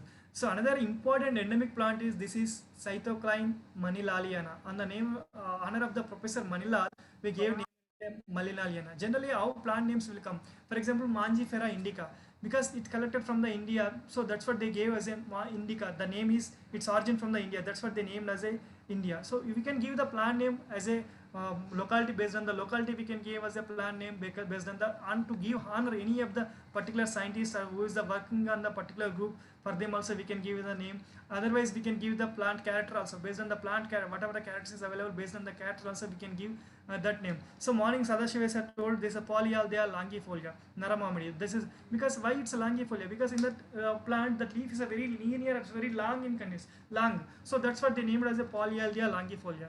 So here I said Justicia quincungularis variety Kavali. Why it's Kavali? Because it's collected from Kaval tiger reserve. That's what we made as a Kavali. I told that's a Blackistelma Telanganans because I collect from Telangana. So that's what we named as a Telanganans. So this is Cytocline manilanian. This is the critically endangered plants. We throughout the world only one locality, that is Pochera waterfall. So that is also day by day it's sinking due to the this is because habitat distributions, because the adjoining farmer over there that's encroaching that particular land, because the tourist pressure also, this is day by day it's growing. Earlier when I saw in the 2009, I found more than full of area it's spreaded, but when I recently visited, that entire area it's occupied by the cultivation but local farmers. So day by day the habitat also shrinking and the disturbing. So due to that reason, hardly we found 60 individuals. You think about the 60 individuals of this particular head, only 60 individuals. If we lost these 60 individuals, this species will lost from the nature. So you think about the one human being lost from the nature, what will be happen? So see here, this only very few individuals only it's available. If it's gone, means then nowhere in the world this species. Only particular this locality we have this particular plants. This is Cytocline manilania. This is a reporter described by Professor R.S. Raju from SK University, and the name of honor of this Professor Manilal. So another endemic plant, this is Cleum chelidoni variety Fali, very beautiful flower. So our coming speaker Sudhakar Reddy sir only described from the this area from Warangal region, Lucknowaram area. So backwater of the Lucknowaram area. This is very common nowadays. In each and every district spreading the distribution of this plant. I collected from Pocharam Wildlife Sanctuary, even Nizamabad I collected, Medak I collected, Adilabad, Mahabubnagar, even Karnataka. All the areas I collected later this plant species. Very beautiful flower this is. If you see the backwater, the entire area is full of beautiful flowers. Because I have videos, but it's not flower, it's not coming due to technical problem. So these are the one of the endemic plant to our India, our especially in Telangana. This is Cleum chelidoni variety Pale. So another important plant, this is described from the Hyderabad. So this is Ledoboria hyderabadiensis. And the name of the Hyderabad locality, our BSI people, one of my teacher described this plant as a this plant from Hyderabad. So the type locality, whatever is the exactly type locality in Hyderabad, now it's completely urbanized. There is no more the species in that particular site. But later what I find is so many other localities also I reported. Recently it reported from Tamil Nadu also. This is the Ledoboria hyderabadiensis. This is also endemic to in our Telangana region. So another here actually unpublished species I have many, but I communicated to the journal, but I didn't post it here, very few only. Presently I am working in the Kinnarvasani Wildlife Sanctuary. From that I have collected, this is Amarpa pola species. I showed this is a flower. If you are not properly maintaining the herbarium, it will be all fungus will attack. This is very fleshy in condition. When you come immediately, you have to make it herbarium very proper way. Here you can see the number of this is flowers. This is belongs to the Haraceae family. This is in vegetative condition. This is in flowering condition. So here you can see this is the spadix. This is entire this is spadix. This is the very important character for identification of the Amorphophallus species. Then after that you have to go for this is stipe between this spadix and that's a peduncle. This is entire this is a peduncle. This is the stipe between the inflorescence and this peduncle area. This whatever is this portion is this is the female flower. See, you can see that this female flower. So this is the neutral flower. You see this portion is the neutral flower. This is also very important key characters for identification of the Amorphophallus species. This portion is this is a male flower. Then this is the appendices. These are empty area. This is appendices. So based on this character, you can see whatever this stamens is there. This is very minute. You can find here. This from portion 1 or 2 I have taken, I kept here. This is a anther, very less. This is almost absent filament only. So this is the anthers. So Bythecus anther, this is the character. This is the stigma of this particular this flower, this female flower. So here male and female zone is different. In between the male and female zone, this is a female and male zone. In between the neutral zone, the apex is the appendix. So based on this simple character, you can immediately go for identification. This belongs to the Araceae family. This is I collected from the Kinnersani. That's what I named as a Amorphophallus kinnersaniensis. So because the locality, based on the locality, I gave that name. So like this, so many is there, but I didn't give all. The another is this is I collected from the Caesarchaelan biosphere reserve. This is Acracne bori. This is collected from the Caesarchaelan biosphere, especially in the Kadapa region. So is a boar. Who is the boar? He is the published this entire India and Ceylon and even Burma, Pakistan, India, Ceylon. All the grasses is compiled and made into one book. That is the flora of this boar book. This is grasses of Burma, India, Ceylon and Pakistan. So in that, on his giving honor of him, I made is the bori. This is the Acracne bori. Recently I published in 2019 only. This is the biosphere reserve. So another species, this is very beautiful, this primitive family. This is recently this year, last month only I published from this, again from Tirupati. I named as this is Tirupatiensis from the, because based on the locality I named, because this is Delinia Tirupatiensis collected from the Tirupati region. So another important character, this is from the Talakona. It's a very beautiful waterfall from the Talakona. This is collected from this belongs to the earlier is a Euphorbiaceae family. Later Euphorbiaceae family shifted into the 4 families. So Euphorbiaceae and Phyllantheraceae. This so now some comes under this genus Glochidian and Talaconids because I collected from the Talakona. So our team, our professor, scientist, and all we are collected from that area. We named as the Talaconids. So like this. These are some of the endemic species we have collected. We may not, this only endemic to our southern region. You may not get entire the world. This is also endemic to India. Here, this is Dipkadi montane variety Madrasicum. This is the type locality from Madras city. That means Chennai city. So, but now no more the type locality. So now type locality entire is urbanized. The plant is no more from that type locality. So that entire Chennai area. But recently, after long gaps, so many years, again I collected from the Nellore area. I collected and rediscovered this plant from the Nellore area. This is Dipkadi montana variety Madrasicum. It's a later, after 1 year, I collected this endemic species from the Kadapa region. So this is the Dipkadi montana. These are the endemic to in our India region. So another, this artobot, my teacher and me, we discovered from the Andaman and Nicobar Island. This is we named as one of the forester is there in Telangana. So on his honor, we named as a Artobotus Manaranjani. This is one more. It's a very important and unique plant species. This is Senna andrica. This is 2020 itself, 19 ending. I published this is international journal. This species. This is I named as a Senna andrica. So entire the new world, it's world war all over throughout the world. All the species of Senna, it's having compound leaves. Throughout the world, whatever species is available in the up to now in the world, all are compound leaves. This is the only simple leaf Senna collected from the coastal region of the Andhra Pradesh. So this is we collected from the coastal region of Andhra Pradesh. You can see the sapling and the ceiling of this particular, so you can see the simple leaf. So entire all this whatever you find in the genus, so all are compound leaves except these plants. So based on this unique character, I made as a new species and I collected from this coastal region of Andhra Pradesh. This is made as a on the name of from collected from Andhra. That's what I named as a Senna andrica. So this is one of the important species. This is a evolutionary, is a very important species. So this is from Andhra. So nowadays illustration is very important. This also new reports from the state we collected. So if your BSc students, if you are having any you have skills in the illustration, there is a jobs opportunities in our BSI also. There is, you may get more than scientist salary. You may get in our regional center at BSI. So this is very good opportunity to learn BSI students. You can learn it, you can draw it this like illustration illustration like this is cypress member. I told you, you can see that there is no nodes and internodes. Simply you can very few minor structure here, this glooms, and within the glooms you can find the flowers. This is a nut. This is the common character. This is, you can see the nut. This is also cypress Sinoplectus. This is Corymbosus. I reported from Hyderabad only. This is from Amarabot Tiger Reserve. So you can see the trigonous nut. So simple characters is there in the cypress member. If you have develop any skills like this, you may get full of opportunity in our BSA to draw the illustrations. So this is the some of them. So if you have patience, I will go to the this herbarium methodology. Otherwise, I will stop. So what you will say, madam? Madam, please respond. Hello, sir. Madam, shall I continue or shall I stop? Or herbarium, shall I continue or shall I stop? You can continue, sir. You can continue. Oh, okay. Then I will start herbarium actually. Okay, sir.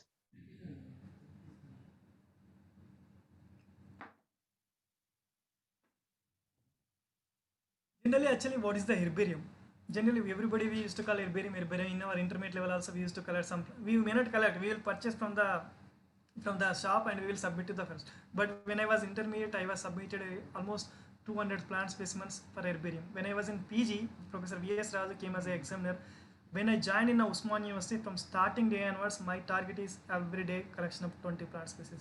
That is my target. Every day I used to collect 20 plant species. At the end of my course, I collected total of the Telangana, wherever I went, from there I have collected around 1700 species I have collected.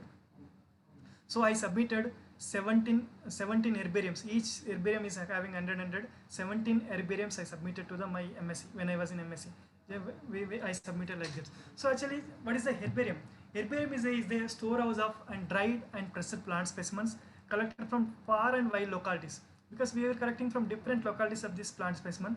So when we are collecting, we are bringing to the lab, we are making to the process in the herbarium, poisoning processing we are doing. After processing, we have to mount in the appropriate sheets. Here why I mentioned is appropriate sheet means there is a standard size in the herbarium sheet. That is, the length is 42 centimeter, the width is 28 centimeter. This is the standard size in our India. In some other countries, 28 to 43 or 42 to 29. These are the almost one is the standard size of the herbarium sheet. This is the herbarium sheet. This particular herbarium sheet only we will mount on the herbarium specimen. So after mounting this herbarium, we have to arrange in according to the approved system of classification. What is the meaning of approved system of classification here? So approved system, it should be approved by some of the members. So that is, we have different type of approved system of classification. There are three types of approved system of classification. One is artificial system of classification, and there is natural system of classification, and there is phylogenetic system of classification. What is actually is an artificial system of classification means here just based on the 1 and 2 characters. If you classify the classification system, then we can call as a artificial classification system. This is best example for artificial classification system is a Linnaeus sexual classification system. Because why it's a sexual classification system means Linnaeus has taken only based on the stamen and gynoecium and their position. Based on that, he made into 22 order classes. So if it is having one stamen, he made as a mon andre. Androecium means stamen. Mono means one. If it's having one stamen, monoandre. Two means diandre, triandre, tetraandre, pentandre, hexandre, octandre, decandre, isodecandre. Like that. Then arrangement of its the level of the arrangement of the stamens. Like that, he made into the 22 classes. So 22 orders he made. So that is the based on the 1 or 2 character he has taken. Based on that character, he proposed a system classification system, that is sexual classification system. That is only based on the artificial characters. That is the artificial system of classification. Another classification system is a natural system of classification. That is the best example classification system is Bentham and Hooker classification system. So why it's a classification, whatever is there is in, so what he thought actually Bentham and Hooker first initially before the Darwin system. So whatever the plants, whatever in the nature plants or animals is there, that is created by the God only. So whatever is there, we are collecting, we are classifying them like that. They thought there is no phylogeny, they didn't thought like that. So based on that only, it's a natural way. But even though it's natural classification system, but many of the plants they arrange nicely in the phylogenic manner. So that is the best example for Bentham and Hooker classification system. We have, according to Bentham and Hooker classification system, we have 202 families. So apart from the 202 families, 3 are gymnosperms, remaining 199 as angiosperms. So these are the 202 families only they made. So as per now, APG4 system of classification. So as per, we have three phylogeny system. As per now, there are 416 families we have at present. So earlier, but Bentham and Hooker made 202 families. So under 202, 199 is the angiosperms. So this is the natural, one of the best example for natural system of classification, Bentham and Hooker system of classification.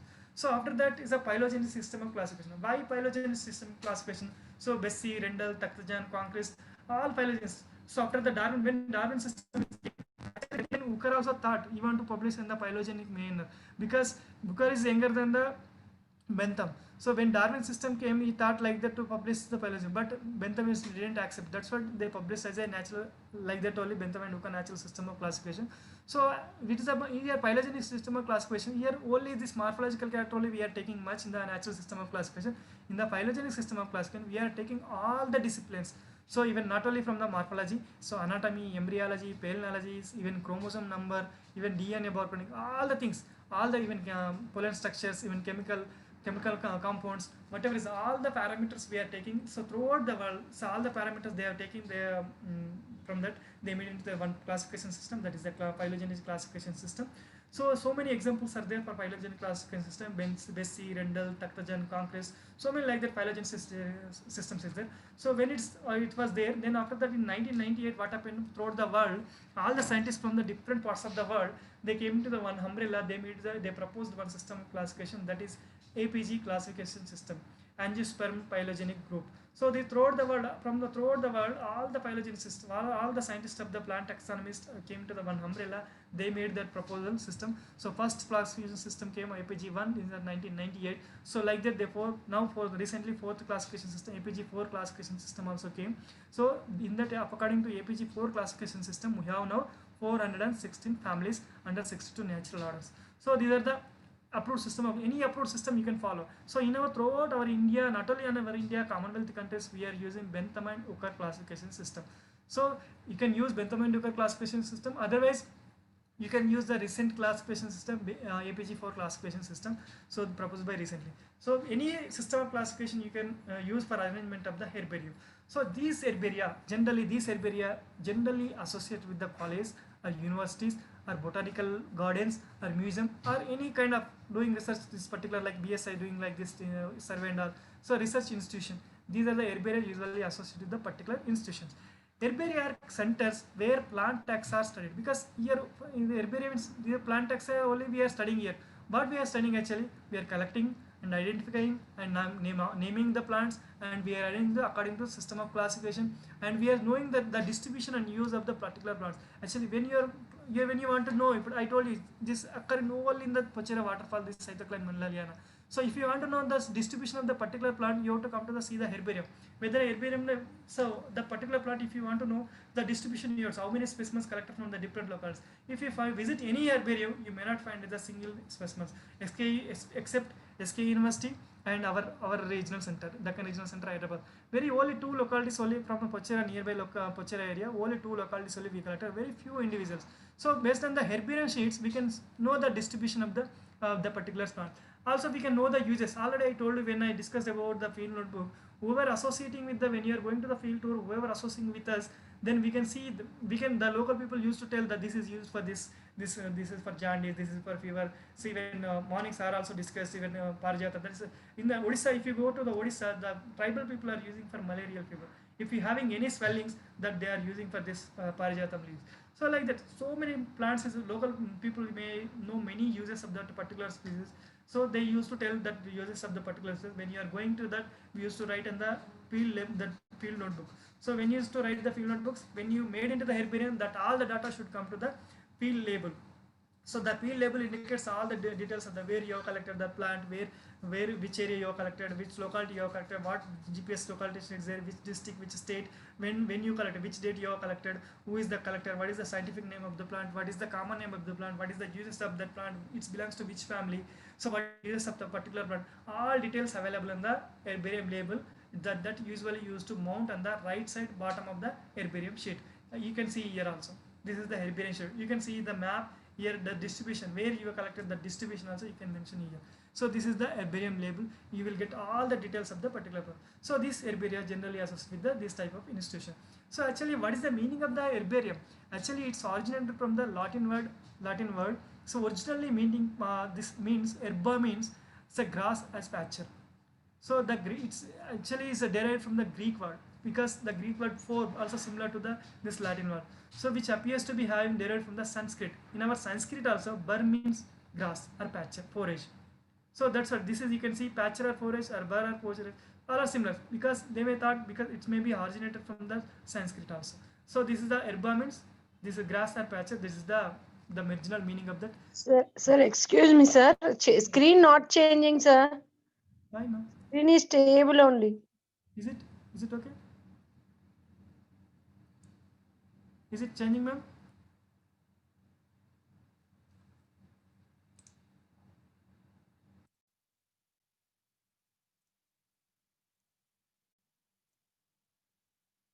Ma'am, is it visible now?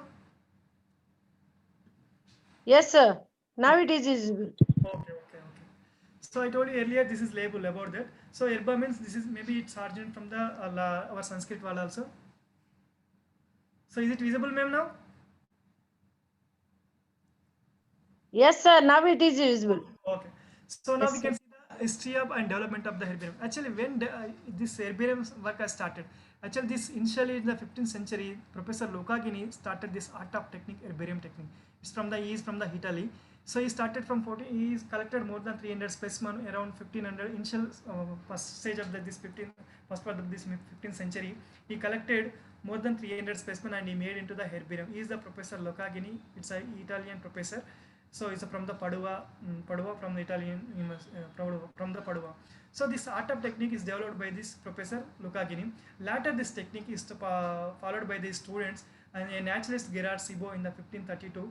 His collection is the oldest herbarium is preserved in the Florence, Italy. This is the oldest herbarium preserved in the Italy. It's a collection by the Gerard Cibo, is the student of Professor Lucagini. Then this art of techniques later continued in the mid part of this 15th century. So Alrovanda Cisalpino from Italy and Turner from England in the mid 16th century, the art of technique they continued. The word herbarium initially referred to as a book on the medicinal plants. They used to refer to herbarium means essentially they used to refer as the medicinal plants. So herbarium is the singular noun, herbaria is the plural noun. The Pitton D. Towny he mentioned the first applied this term is herbarium in his book Elements in 1700. So earlier the herbarium name is the Attacicus. So initially what they did, whatever they collected the plant specimens, they put 3 to 4 specimens, they mounted into the one sheet. Finally they made into the volumes. So they made into the volume, they used to make it the volume 1, volume 2 like this. So if anybody want to know particular, see here also you can see the different plant species is there. So if anybody want to trace out the particular plant, I told you for example Parthenium mistrophorus belongs to the Asteraceae family. If you want to collect that if you want to see the distribution of that invasive species very distributed, if you want to know that particular plant, it's a very difficult to trace out if it is like this, like a value 4 to 5 plants means very difficult. So it's a very difficult to trace out. For that reason, what happened later, Linnaeus came. What is very major contribution to this plant taxonomy? What he did actually, he 3 to 4 specimen in the one sheet, but what he said, one specimen should be in the one sheet. It should not bind as a books and arrange as per the approved system of classification. Because if you arrange any approved system of classification, easily you can retrieve the plant specimen. If you bound as a volumes, volume 1, volume 2, volume 3 like that, it's a very difficult to trace out the particular plant specimen. If you really arrange according to any approved system, either Bentham and Hooker system or an artificial classification system or natural classification system or phylogenetic classification system, based on that simply you can find where it's this according to this belongs to dicotyledon. In the dicotyledon what's the polypetal? In the polypetal what happened? This is belongs to the polypetal is a Malvaceae family. In the Malvaceae family, what genus it is? Generally, in the herbarium we used to arrange under the family each genus is alphabetic order. In the each alpha in the family we used genus we used to arrange all the species in alphabetical. In the each species also we used to arrange state wise.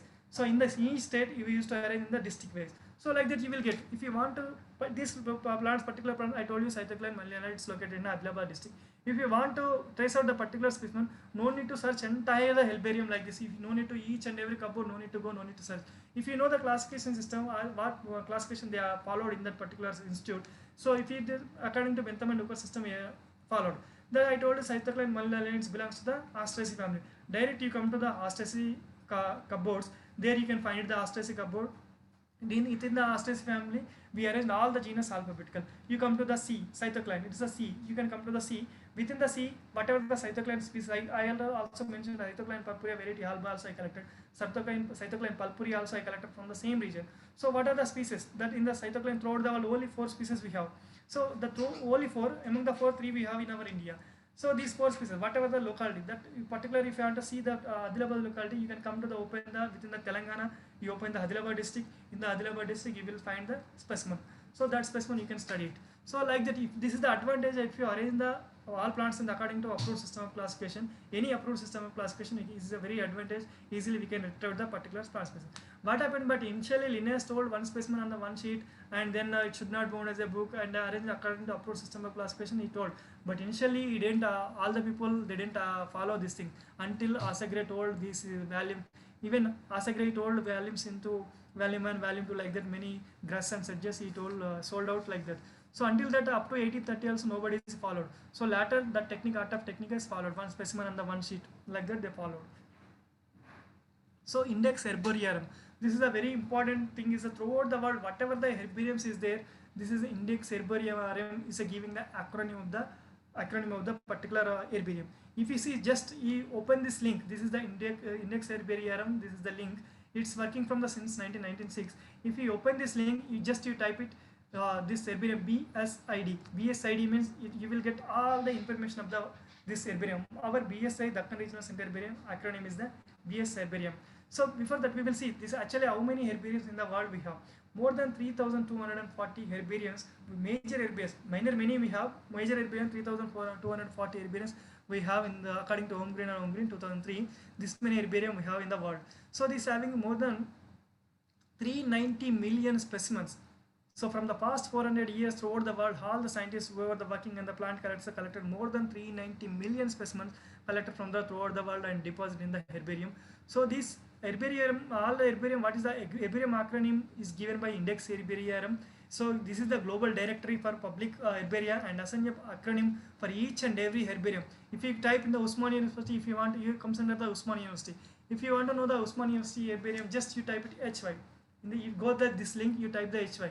If you type the HY, you will get the when it's established the herbarium. It's who is the head of that herbarium, how you that locality of the herbarium, whom you can contact that particular person. All the details you will get in this index herbarium. This is working from the 1996 onwards. This provides actually that physical location of the herbarium and the web address. So contents, what are the specimen, how many type specimens is the type specimen already told, because there are different. When you describe the species based on the, you must describe based on the one specimen that we can call as a type. That is a holotype. So whatever other collection from that is there, that is we can call as a isotype. So that is typification. It will take some time, I told you. So this is we should know about the type. So all the types, whatever the types is available, that history of the herbarium. So names, whom we can contact, how we can approach that herbarium. So also how many staffs associated with that herbarium. All details of the world, whatever herbarium you want to visit, you will get by the single click of this link. So this is the index herbarium. So you can see that this is a New York Botanical Garden. I show you this. You can see here. This is the index. Here you can type herbarium code. Just you type it HY. All details of Usmania herbarium. How many specimens is there? All details you will get from here. So location you will get, person. Based on the, if you know the code, you can type it the code. If you don't know the code, you can type the name of that location. Usmania University herbarium. You type it. You will get.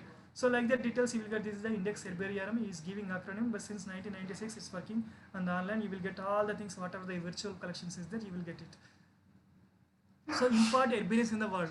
So this is throughout the herbarium. So many, I told you 3,240 herbariums is there. Some of the main herbariums in the world. This is the Paris herbarium. More than 10 million specimens is there. So this is the Paris herbarium. This is the largest herbarium in the world. This is followed by the Kew herbarium. So according to this herbarium, our India, our position is coming to the 18th position. Recently it came according to 2020, so 27th position. This is the Indian largest herbarium, is a Botanical Survey of India herbarium. This is located in the central, this named as the Central National Herbarium, located in Howrah on the bank of Hooghly and Kolkata. So we have more than 2 million specimens. This is in our Botanical Survey of India, Central National Herbarium scale. So we have like that so many. This is India's largest herbarium. It's the biggest herbarium, Central National Herbarium. So I know not to discuss about the whole herbarium. Just what are the largest herbarium only I am telling to you. So then after that, coming to our state. So now I am coming to the United our state. Actually earlier, so in our United State, important herbarium is the Sri Krishna Deva University. This is having highest number of collection. So 25,000 specimen, followed by our Deccan Regional Center Botanical Survey of India. It's established in 2005. The acronym of the Botanical Survey of India Deccan Regional Center Herbarium is a BSID. We have 20,000 specimen, having almost 20 type specimens also here. So this is a Sri Krishna Deva Venkateshwara University Herbarium. Is the acronym is the SVUTY. This is the acronym of that herbarium. It's established in 1965. So this is the collection is 8,500 specimens. So later this you can see the our Usmania University herbarium. This is established in 1933. See, among the all, this is the oldest herbarium, but unfortunately there is no much taxonomist earlier. That's why there is no much. This stopped by 1970 when Professor Rajagopal sir and Satyanarayan sir it's ended. Then after that Ramana sir they worked on this day. So after that only I did from the taxonomy part from the Usmania University from PhD. After that two our scholars did. So very less work only done, very less few collections only we have in our Usmania University. So only 7,000 herbarium. These 7,000 specimens also from the different parts of the world, especially from the Europe we have specimen. Still is very recently I visited. Still in a very good condition those specimens. So these are the 7,000 specimens available in the Usmania University. So these are some of the important herbariums in our United Andhra Pradesh. You can see the number of herbarium in the world. So more the herbarium in the world. This is in the Europe country. So followed by it's American. So very least in the African area only very least. So these are the number of herbarium. So what is the role actually? What is the role and significance of the herbarium? So there are, according to Wikifang, more than 72 uses its herbarium is having.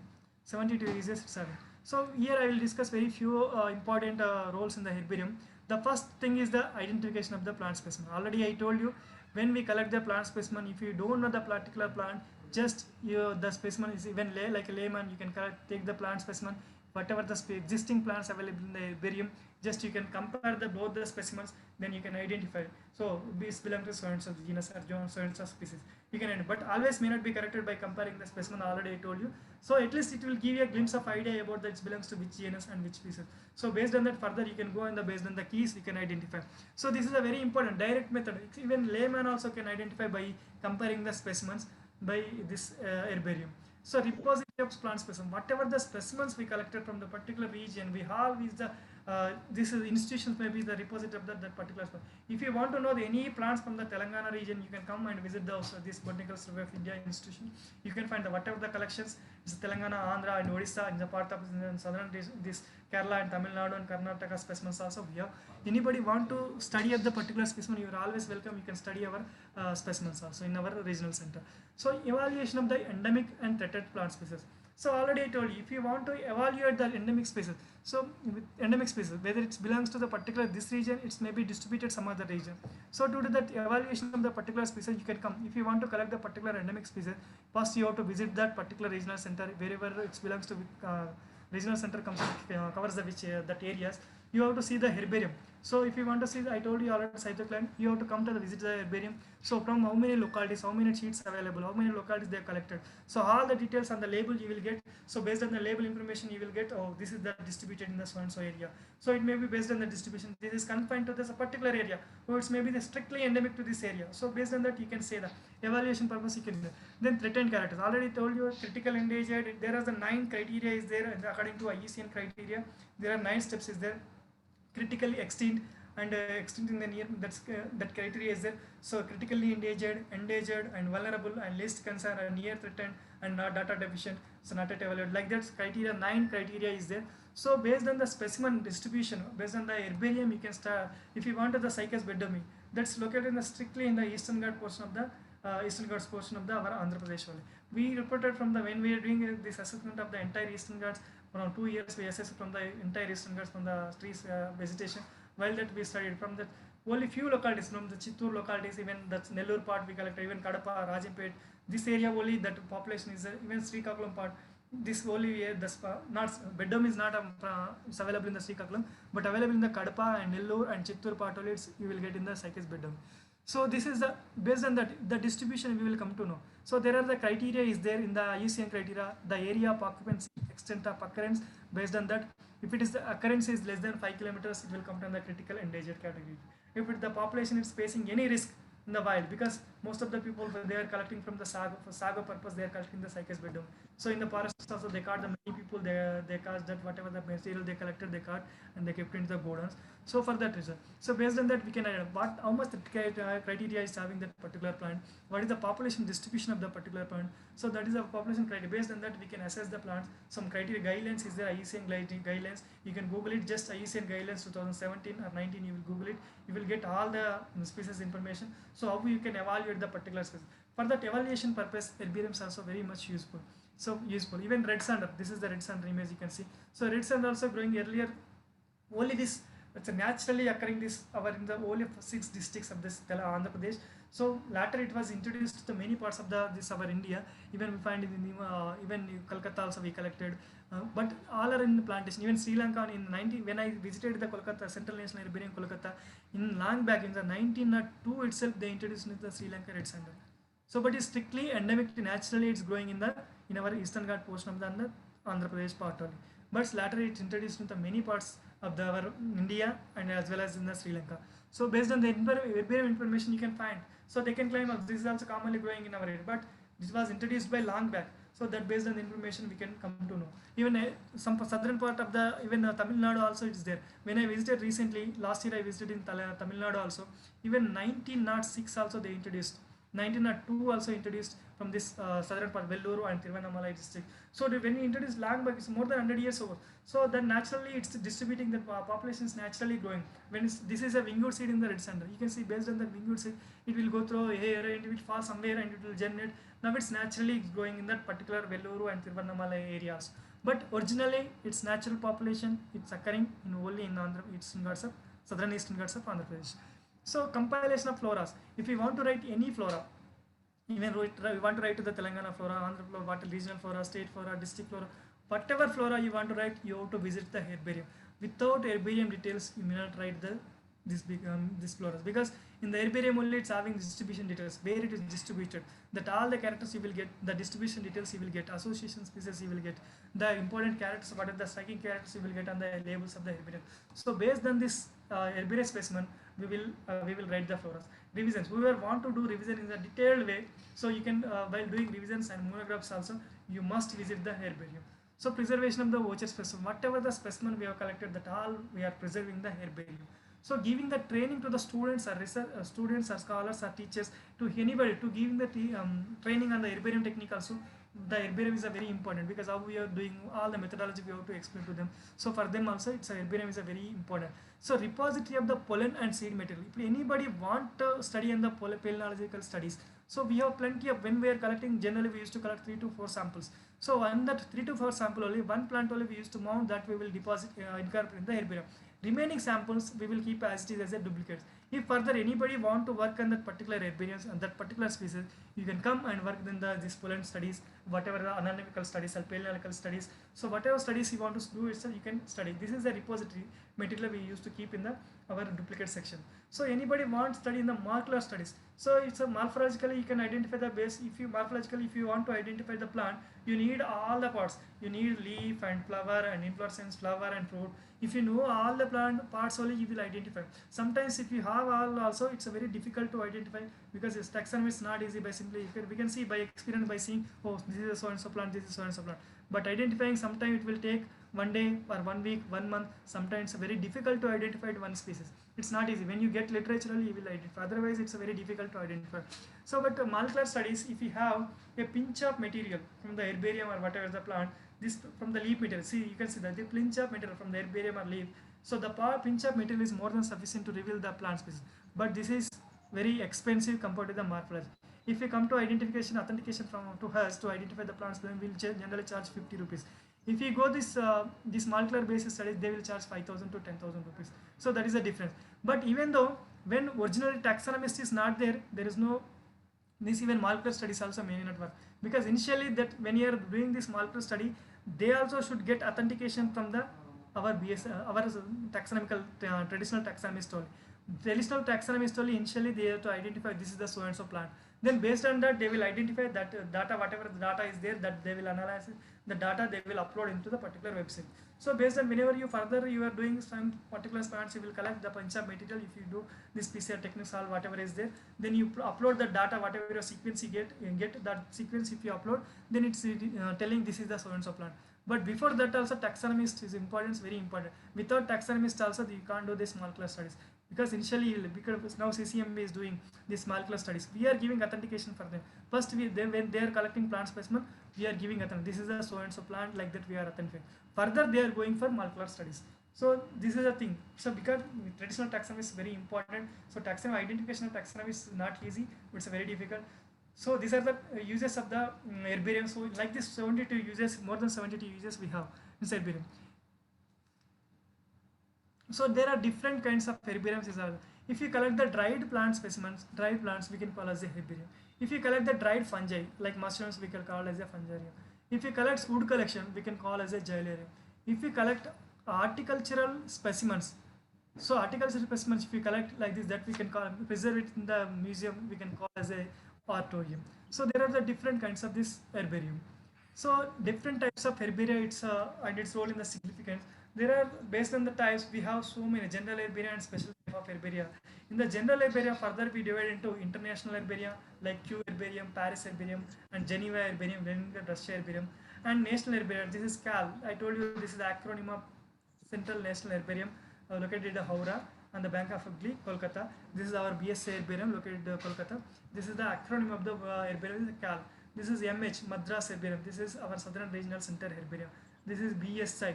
This is Botanical Survey of India, the Western Regional Center herbarium. This is BSI. This is DD, Deccan. This is Dehradun herbarium, Forest Survey of India, Dehradun herbarium, the acronym of the herbarium. So like this, the international herbarium, national herbarium, local herbarium. Already I told you, Hyderabad Usmania University herbarium, his acronym is HY. This is SK University, SKU. If this is Andhra University herbarium, AUH. Like this is a general type herbarium. If you go special type of herbaria also, it's available. So historical herbaria, here very old collection like Wallich collection, Decandle collection, Linnaeus collection, they preserved here. So historical collection you will get here. Herbaria for special research programs. I told you already, environment impact assessment we did. I showed you photographs also. Any environmental impact assessment studies, if you want to, for that you have to collect the specimens. So for that, this is a special research program. If anybody want to on mycology, so what pathogen is growing on the particular leaf or particular wood or particular bark, so for that also you have to collect the herbarium. If you want to study any lichen specimen and which bark it is growing, that further details also you have to collect. That is a special research programs also you have to collect the herbarium. If you want to do any palynological studies also, so which plant you have taken that pollen grain material, so for that reason also they used to collect herbarium. So teaching herbarium, generally teaching herbarium usually associated with the universities and institutions. So because whenever going to teach a particular family, so if you do whatever the family, for example malvaceae, whatever the species of the particular region, so all available in that, if you bring to the classroom, because always that live condition we may not available all the species in the always time. So throughout a year, for that reason, if you bring the herbarium material, if you show the specimen, so this is the plant, this belongs to this particular family in the particular genus. For showing, for teaching herbarium, this is also very important. For in every research institute or every college, if you have, it's a good for the file teaching the particular family. So virtual herbarium in the digitized form, we can call as a virtual herbarium. So another is the job related herbarium, like for example, weed control, some weed control, we are doing the weed control studies. So that for that particular region, they used to collect the weeds from the particular fields. So for that also they used to maintain the herbarium. This is the host plant herbarium, honey collected from which host plant. For that also they used to collect the specimen. This is a job related herbarium. So there are the different kinds of the herbarium in the earth. In the further in the general herbaria, we have already told you international herbaria, national herbaria, and local herbaria. So international herbaria, this is the very large herbaria, often with the more than 4 million specimens and a global representation of the herbaria. It's having the very rich in type specimen. Already I told you type specimen means when you are describing a new species, it must be based on the one specimen, that is called as a holotype. So based on the type, that is the type. So these are the institution, international herbarians having a very rich in type specimen. So here, that's a major function of the international herbaria is a broad scale studies of the families and the hybo level of the family, because it's having more than global representation of the specimen, it's having this particular herbarium. So production of the generic monographs and major floras and divisions. So for the several countries. This service also they used to give loans for the specimens, including loans providing facility visiting botanists, identifying a specimen. These all the details also available with the this service they used to do with the International Herbarium. So I told you International Herbarium, this you can have a glance. This is the Paris Herbarium located in France. The acronym of the Paris Herbarium is the P. So another is the Q Herbarium, Royal Botanical Garden Q Herbarium. You can see that this is inside the Q Herbarium. This is the specimen. This is the outside that's building of this herbarium. The acronym of the Q Herbarium is the K. This is New York Botanical Garden Herbarium. This is their herbarium. This is Lenin. This is Komarov Botanical Garden Institute Herbarium, Leningrad, Russia. See, this is Almara. In this, they arrange it like this specimens. So coming to the National Herbarium, these herbaria also geographically cover the country concerned and neighboring countries phytogeographically similar areas. If you visit our Central National Herbarium, you will get the specimen from the Ceylon, you will get the specimen from the Pakistan, you will get the specimen from the Burma, you will get from the Southeast Asian, nearby adjoining Southeast Asian countries. So all the adjoining countries only you will get the specimen for this national herbarium it's having. So this, what is the function of the national herbaria is the contribution of the major floras, so covering to the several countries, production of the national and local floras and checklist. So here for assessment of the threatened plants, if you want to assess any plants for whether it's threatened or low, critical endangered or endangered, for that reason and for that we have to consult this particular national herbarium. This is also like service like the international herbarium only same. Coming to the, these are the our Central National Herbarium. This is located in the Hooghly River of the Kolkata. So this is our arrangement of this is located in the 3 floors. This is ground floor herbarium. You can see the almaras. In each this wall we can call as a pigeonhole. In each pigeonhole we used to arrange the specimen is like that. Each family wise we arrange in the family within the family genus wise, within the family genus we used to arrange specimens in the alphabetic order. If you find any particular species, if you want to search it, you can go and visit and search it. Always welcome to anybody. You can work on any type of research on herbarium. So then, this is Kolkata. This is a type. I told you this is the type herbarium. So what are the dicot types or monocot types we used to deposit here? These are the type herbarium in our Central National Herbarium. This is our Madras herbarium. It's located in Coimbatore. Botanical Survey, Southern Regional Center Herbarium. So this we can study. This is the herbarium. This is Dehradun herbarium. This is the second largest herbarium in the India. So this is the herbarium. Coming to the local herbaria, these are actually deal with the region within the country, such as a state or district, even much smaller areas such as a park or nature. Park or area protected area like that from area only we used to collect. This usually this local herbaria used to contribute to the national floras and production of the local checklist, production of the local floras. So same like a international national herbarium, this is also same service we used to give. Anybody we can come and work. We will give on the loan base also we will give specimen. You can work and come and work.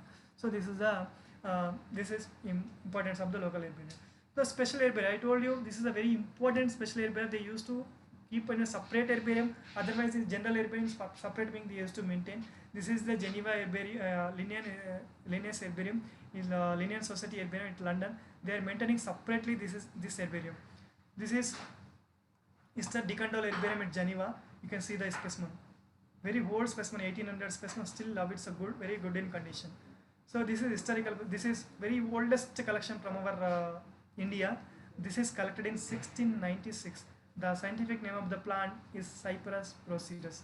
This is collected from our southern region only, nearby this Tirupati and Chennai area. Our Madras Presidency region only they have collected. So old, collected by this Samuel Brown. This is early. This is 1696 they collected. This is the oldest specimen in our India. This is historical collection. This is this is deposited in our Central National Herbarium. You can see this oldest collection. You can see the beautiful handwriting that time itself. This is a historical. This is our southern region. This is also oldest collection from our Andhra Pradesh. This collected. This is scientific name of this plant, Cucumis madras patensis. This is collected by a Rotler in 1776. These are some of the historical collection. You can see the some historical. You can see Carl Linnaeus handwriting. This is Carl Linnaeus. It's collected 1722. 1722 you collected. This is a Magnolia grandiflora. You can see the beautiful. Still, it's how it's in good condition. The field number you can see 1116. Collection of his own writing, Linnaeus own writing. This as you can see. These are some of the historical herbarium. Already I told you teaching herbarium, it's usually associated with the universities or colleges. This is the some for teaching purpose they used to do. The special research programs, like if anybody want to do in anatomy or cytology, chemical studies, ecological surveys, environment impact assessments, host plants of insect or fungal pest, and any kind of these studies, they used to maintain this special herbarium for research programs. Virtual herbarium. Virtual herbarium means this in the digital form we can call as a virtual herbarium. We are entire botanical survey of India. We are digitizing the whole specimen. Here even our Dakkan region, this is the person, he is Satyanarayana, he is doing the digitizing all our herbarium specimen. Once digitization is over, we will upload our server. Anybody can approach by clicking single click by index herbarium. I told you, just you can type it the particular herbarium acronym. You will get the specimen whatever is available. The specimen you will get. And this is the virtual herbarium. Thank you. Thank you so much for listening. If you have any doubts, you can ask me. I'll clarify. Open for the questionnaire session. Dear students and participants, please be ready for the questionnaire. If you have any questions, please do let us know. Sir is ready to answer.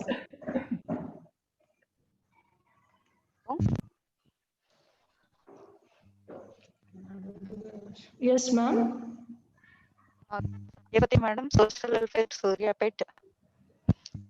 I want this PPT madam. It's your voice is it's not audible. We want this PPT, sir. It's very nice and also very nice. We want this, sir. Okay, ma'am. Actually, what system I incorporated some of the new species still not yet published that one. So if you want regarding particular herbarium technique, I will give you. But because new species I added some of the photographs, still not yet published. If it's published means I can give you. Otherwise, those parts I will delete. I'll share with you. Then you can write my mail ID. Okay, sir. My mail ID is swami.2706@gmail.com. We will share the source details and email IDs in the chat box and YouTube channel. Okay, ma'am. Thank you. Thank you. Thank you. Hello, sir. Hello. Ma'am. Sir, can our students can visit your BSI herbarium, sir? Welcome, ma'am. You can come anytime, ma'am. At any time you can come. We can come, Saturday, sir. Sunday is all day, ma'am. So Monday to Friday, 10 to 5, you can come anytime, ma'am. Okay, thank you, sir. Authentication of One more doubt, sir. How can we find out which is explored area and which is not non-explored area? Literature only you will find, ma'am. If you come, that I will guide you, because since 11 years I have been working in this Andhra and Telangana, Odisha part, even some part also for India. So we publish many books. So we can, whatever you want, you can take my mail, you give, share with others. If you want to particular this Telangana or Andhra or Odisha, I will suggest you. Okay, thank you. Wherever the explored area, unexplored area, that I will tell you, ma'am. Okay. Highly informative, sir. Very how much energy you have, continues 2 hours you are giving a lecture with very informative biodiversity, flora. Very interesting and informative, sir. Very thank you. Hello. Over to Rajita. Shivkumari madam, ma'am, do you have any questions? Shiva ma'am?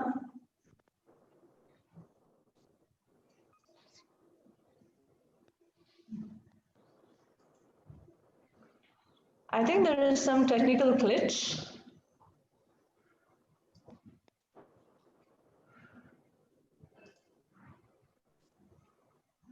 So my question to you, sir, is can we regenerate extinct species using herbarium? Suppose 100 years back a plant is dead and it is in herbarium. Can we revive that species? No, ma'am. It's based on, because herbarium is dried and pressed plant specimen. Already I told that is definition of the dried and pressed specimen. It's not possible to from the herbarium. If it's a data, we can. No, ma'am. As of now, I don't have knowledge, ma'am, because it's not at all possible, ma'am, actually. Okay. And my next question to you is, sir, like you have been doing a great job in our Telangana area and in and around South Indian states, and it's really applaudable that you have found 14 species so far. Now, can you also connect like these new species discovery is economically helpful for the people or farmers in that region? Do you had it been there any connection between your discovery of the plant and medicinal values or crop value in the farmer community? Actually, these all mostly are described from last 4 to 5 years only, ma'am. Because still I collect and communicated more than 5 new species also, because not yet published from this region only. So these are all I explored from recent. Nobody has worked. If anybody want to, because I told you Senna Andhra, this world a very unique species, because mono simple unifoliate leaf. Throughout the world of the Senna, only this single species having many from the foreigners, especially from the QERB, they are writing so many mails to collaborate to work on this particular species. This is because Senna, all Senna species having Sennosides. This especially we used to this laxative purpose, we used that Senna material. If anybody want to work on that particular species, you can work on that, man. Because still nobody has started work on that particular species. Okay. Hopefully your research will be really useful for our student and teaching community, sir. I was so amazed at the age that you are in and the research that you have done and the papers that you have published. Right away from the very beginning of your presentation of what herbarium is and what kind of work that you have been doing from your organization as well as in Telangana state, more connected to the biodiversity that India has got. And the way I expect you that scientists like you should be there more in number, and hopefully you are the right inspiration for our students today. And even as teachers, we are more inspired because every point and every slide that you made us to dive into virtual herbarium. I was so into nostalgic memory of what we made and how we made our herbarium. I thought I would have got this lecture at my sciences, okay? So I would have done a better herbarium model. Thank you. Thank you for, really guiding us into Uh, how a herbarium should. Thank you, ma'am. Thank you so much. I'm very thankful to you, ma'am, by giving this opportunity to share. Rajita ma'am, Swami sir, Ma'am. this is Shivakumari Oh, from thank you. Mahendra Hills. I have just joined before, Thank you so much. I would personally thank you for coming and guiding our students, sir. I am just grabbing the opportunity to thank you. In spite of some problems that we faced to interact with you yesterday, you've been so humble to come down and give us this lecture, sir. Thank you so much for accepting my request and then helping our students, sir. Thank you so much from the core of my heart. And I have, I always admire you because I know since my college days. So I've been listening about you from my seniors that how do you work, how dedicatedly you work. So hope that inspiration is carry. You have given to our students also. Thank you so much, sir. Thank you so Thank much. you, ma'am. Thank you so much. Special thanks to you, ma'am. Without you, otherwise I cannot join to in this part of webinar, ma'am. No, Now, sir. No, sir. The knowledge, sir, you're a package of knowledge. I understand. I have so much. I know so much about you. Thank you so much. especially my thanks to all our organizers and convener, even Chief Over to Rajita, ma'am. Thank you, Rajita. Principal ma'am, HOD madam, and one and all. I very thanks to me all ma'am, all madams to giving this opportunity to ma'am. I take. Okay, sir. Thank you. Thank you. Uh, It is my privilege to present vote of thanks to Mr. Dr. J. Swami sir. Being a young scientist at this platform, he had really reverberated what science and herbarium mean to all of our young students.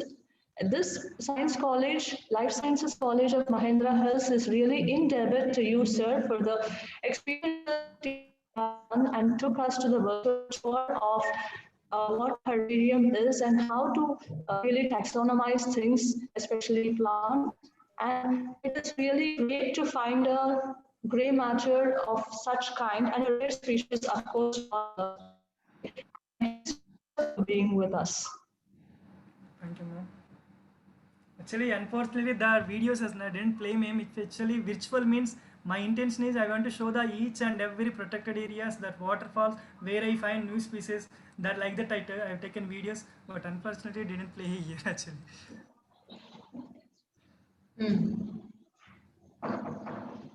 Okay, sir, thank you so much. Now the session is almost to the point of conclusion. On day one, the national webinar on frontiers and biological sciences, organized by Department of Botany, TSWRDCW Mahendra Hills, Hyderabad. It is an honor to find an inaugural session with such a balanced introduction, followed by welcoming note by Mrs. Vijayalakshmi Ma'am, HOD, Department of Botany, where we have been graced with the eminent personalities, and I'm so happy that our JS sir has given his intro talk to all of us and made us happy, also guided us about the future projects.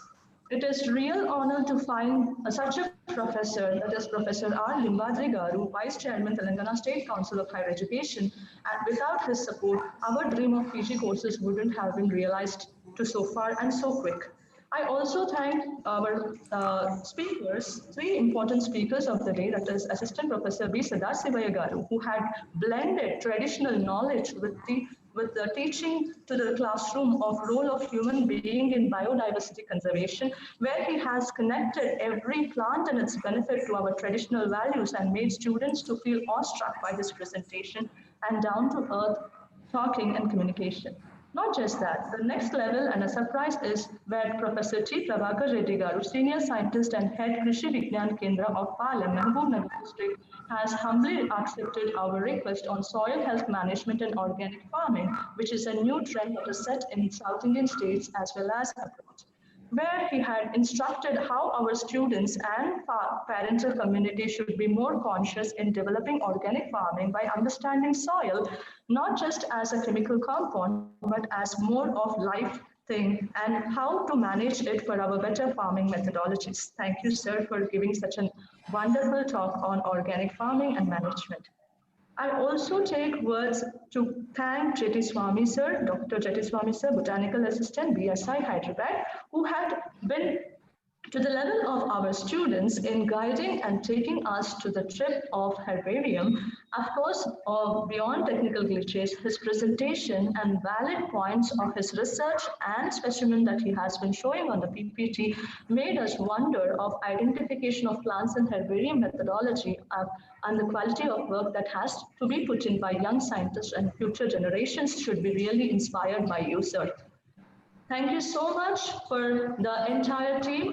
My special thanks to our principal, Dr. G. Nirupa ma'am, Mahendra Hills, who had been a constant support and guiding us in this regard. I need to thank our administrative personalities, that is that our right from secretary sir to our OSD sir, who had been behind our back to motivate us, encourage us, and to carry on such endeavors in future also. I take words to thank our HOD of Botany Department, Vice Principal Lakshmi Ma'am, who made this dream realized. I need to thank special persons who have been behind this departmental project, that is S. Prashanti Madam, Dr. S. Prashanti Ma'am, who made the title work of gathering people, eminent speakers, as well as Shivakumari Ma'am, who had been putting equal efforts. I need to thank Botany Department, including all the faculty who had been giving their constant support in making this dream success.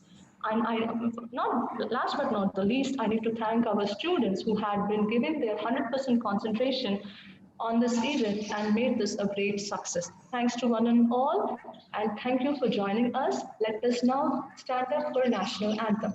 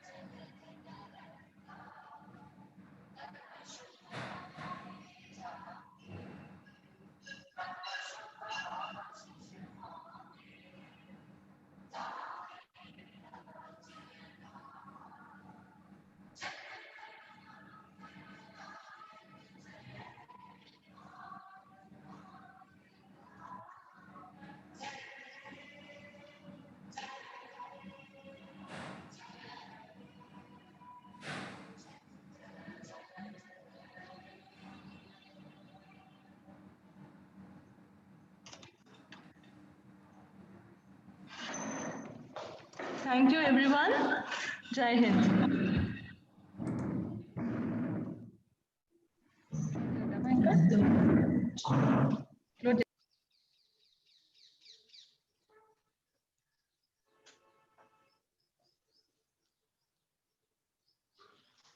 ఎంతసేపు చేసి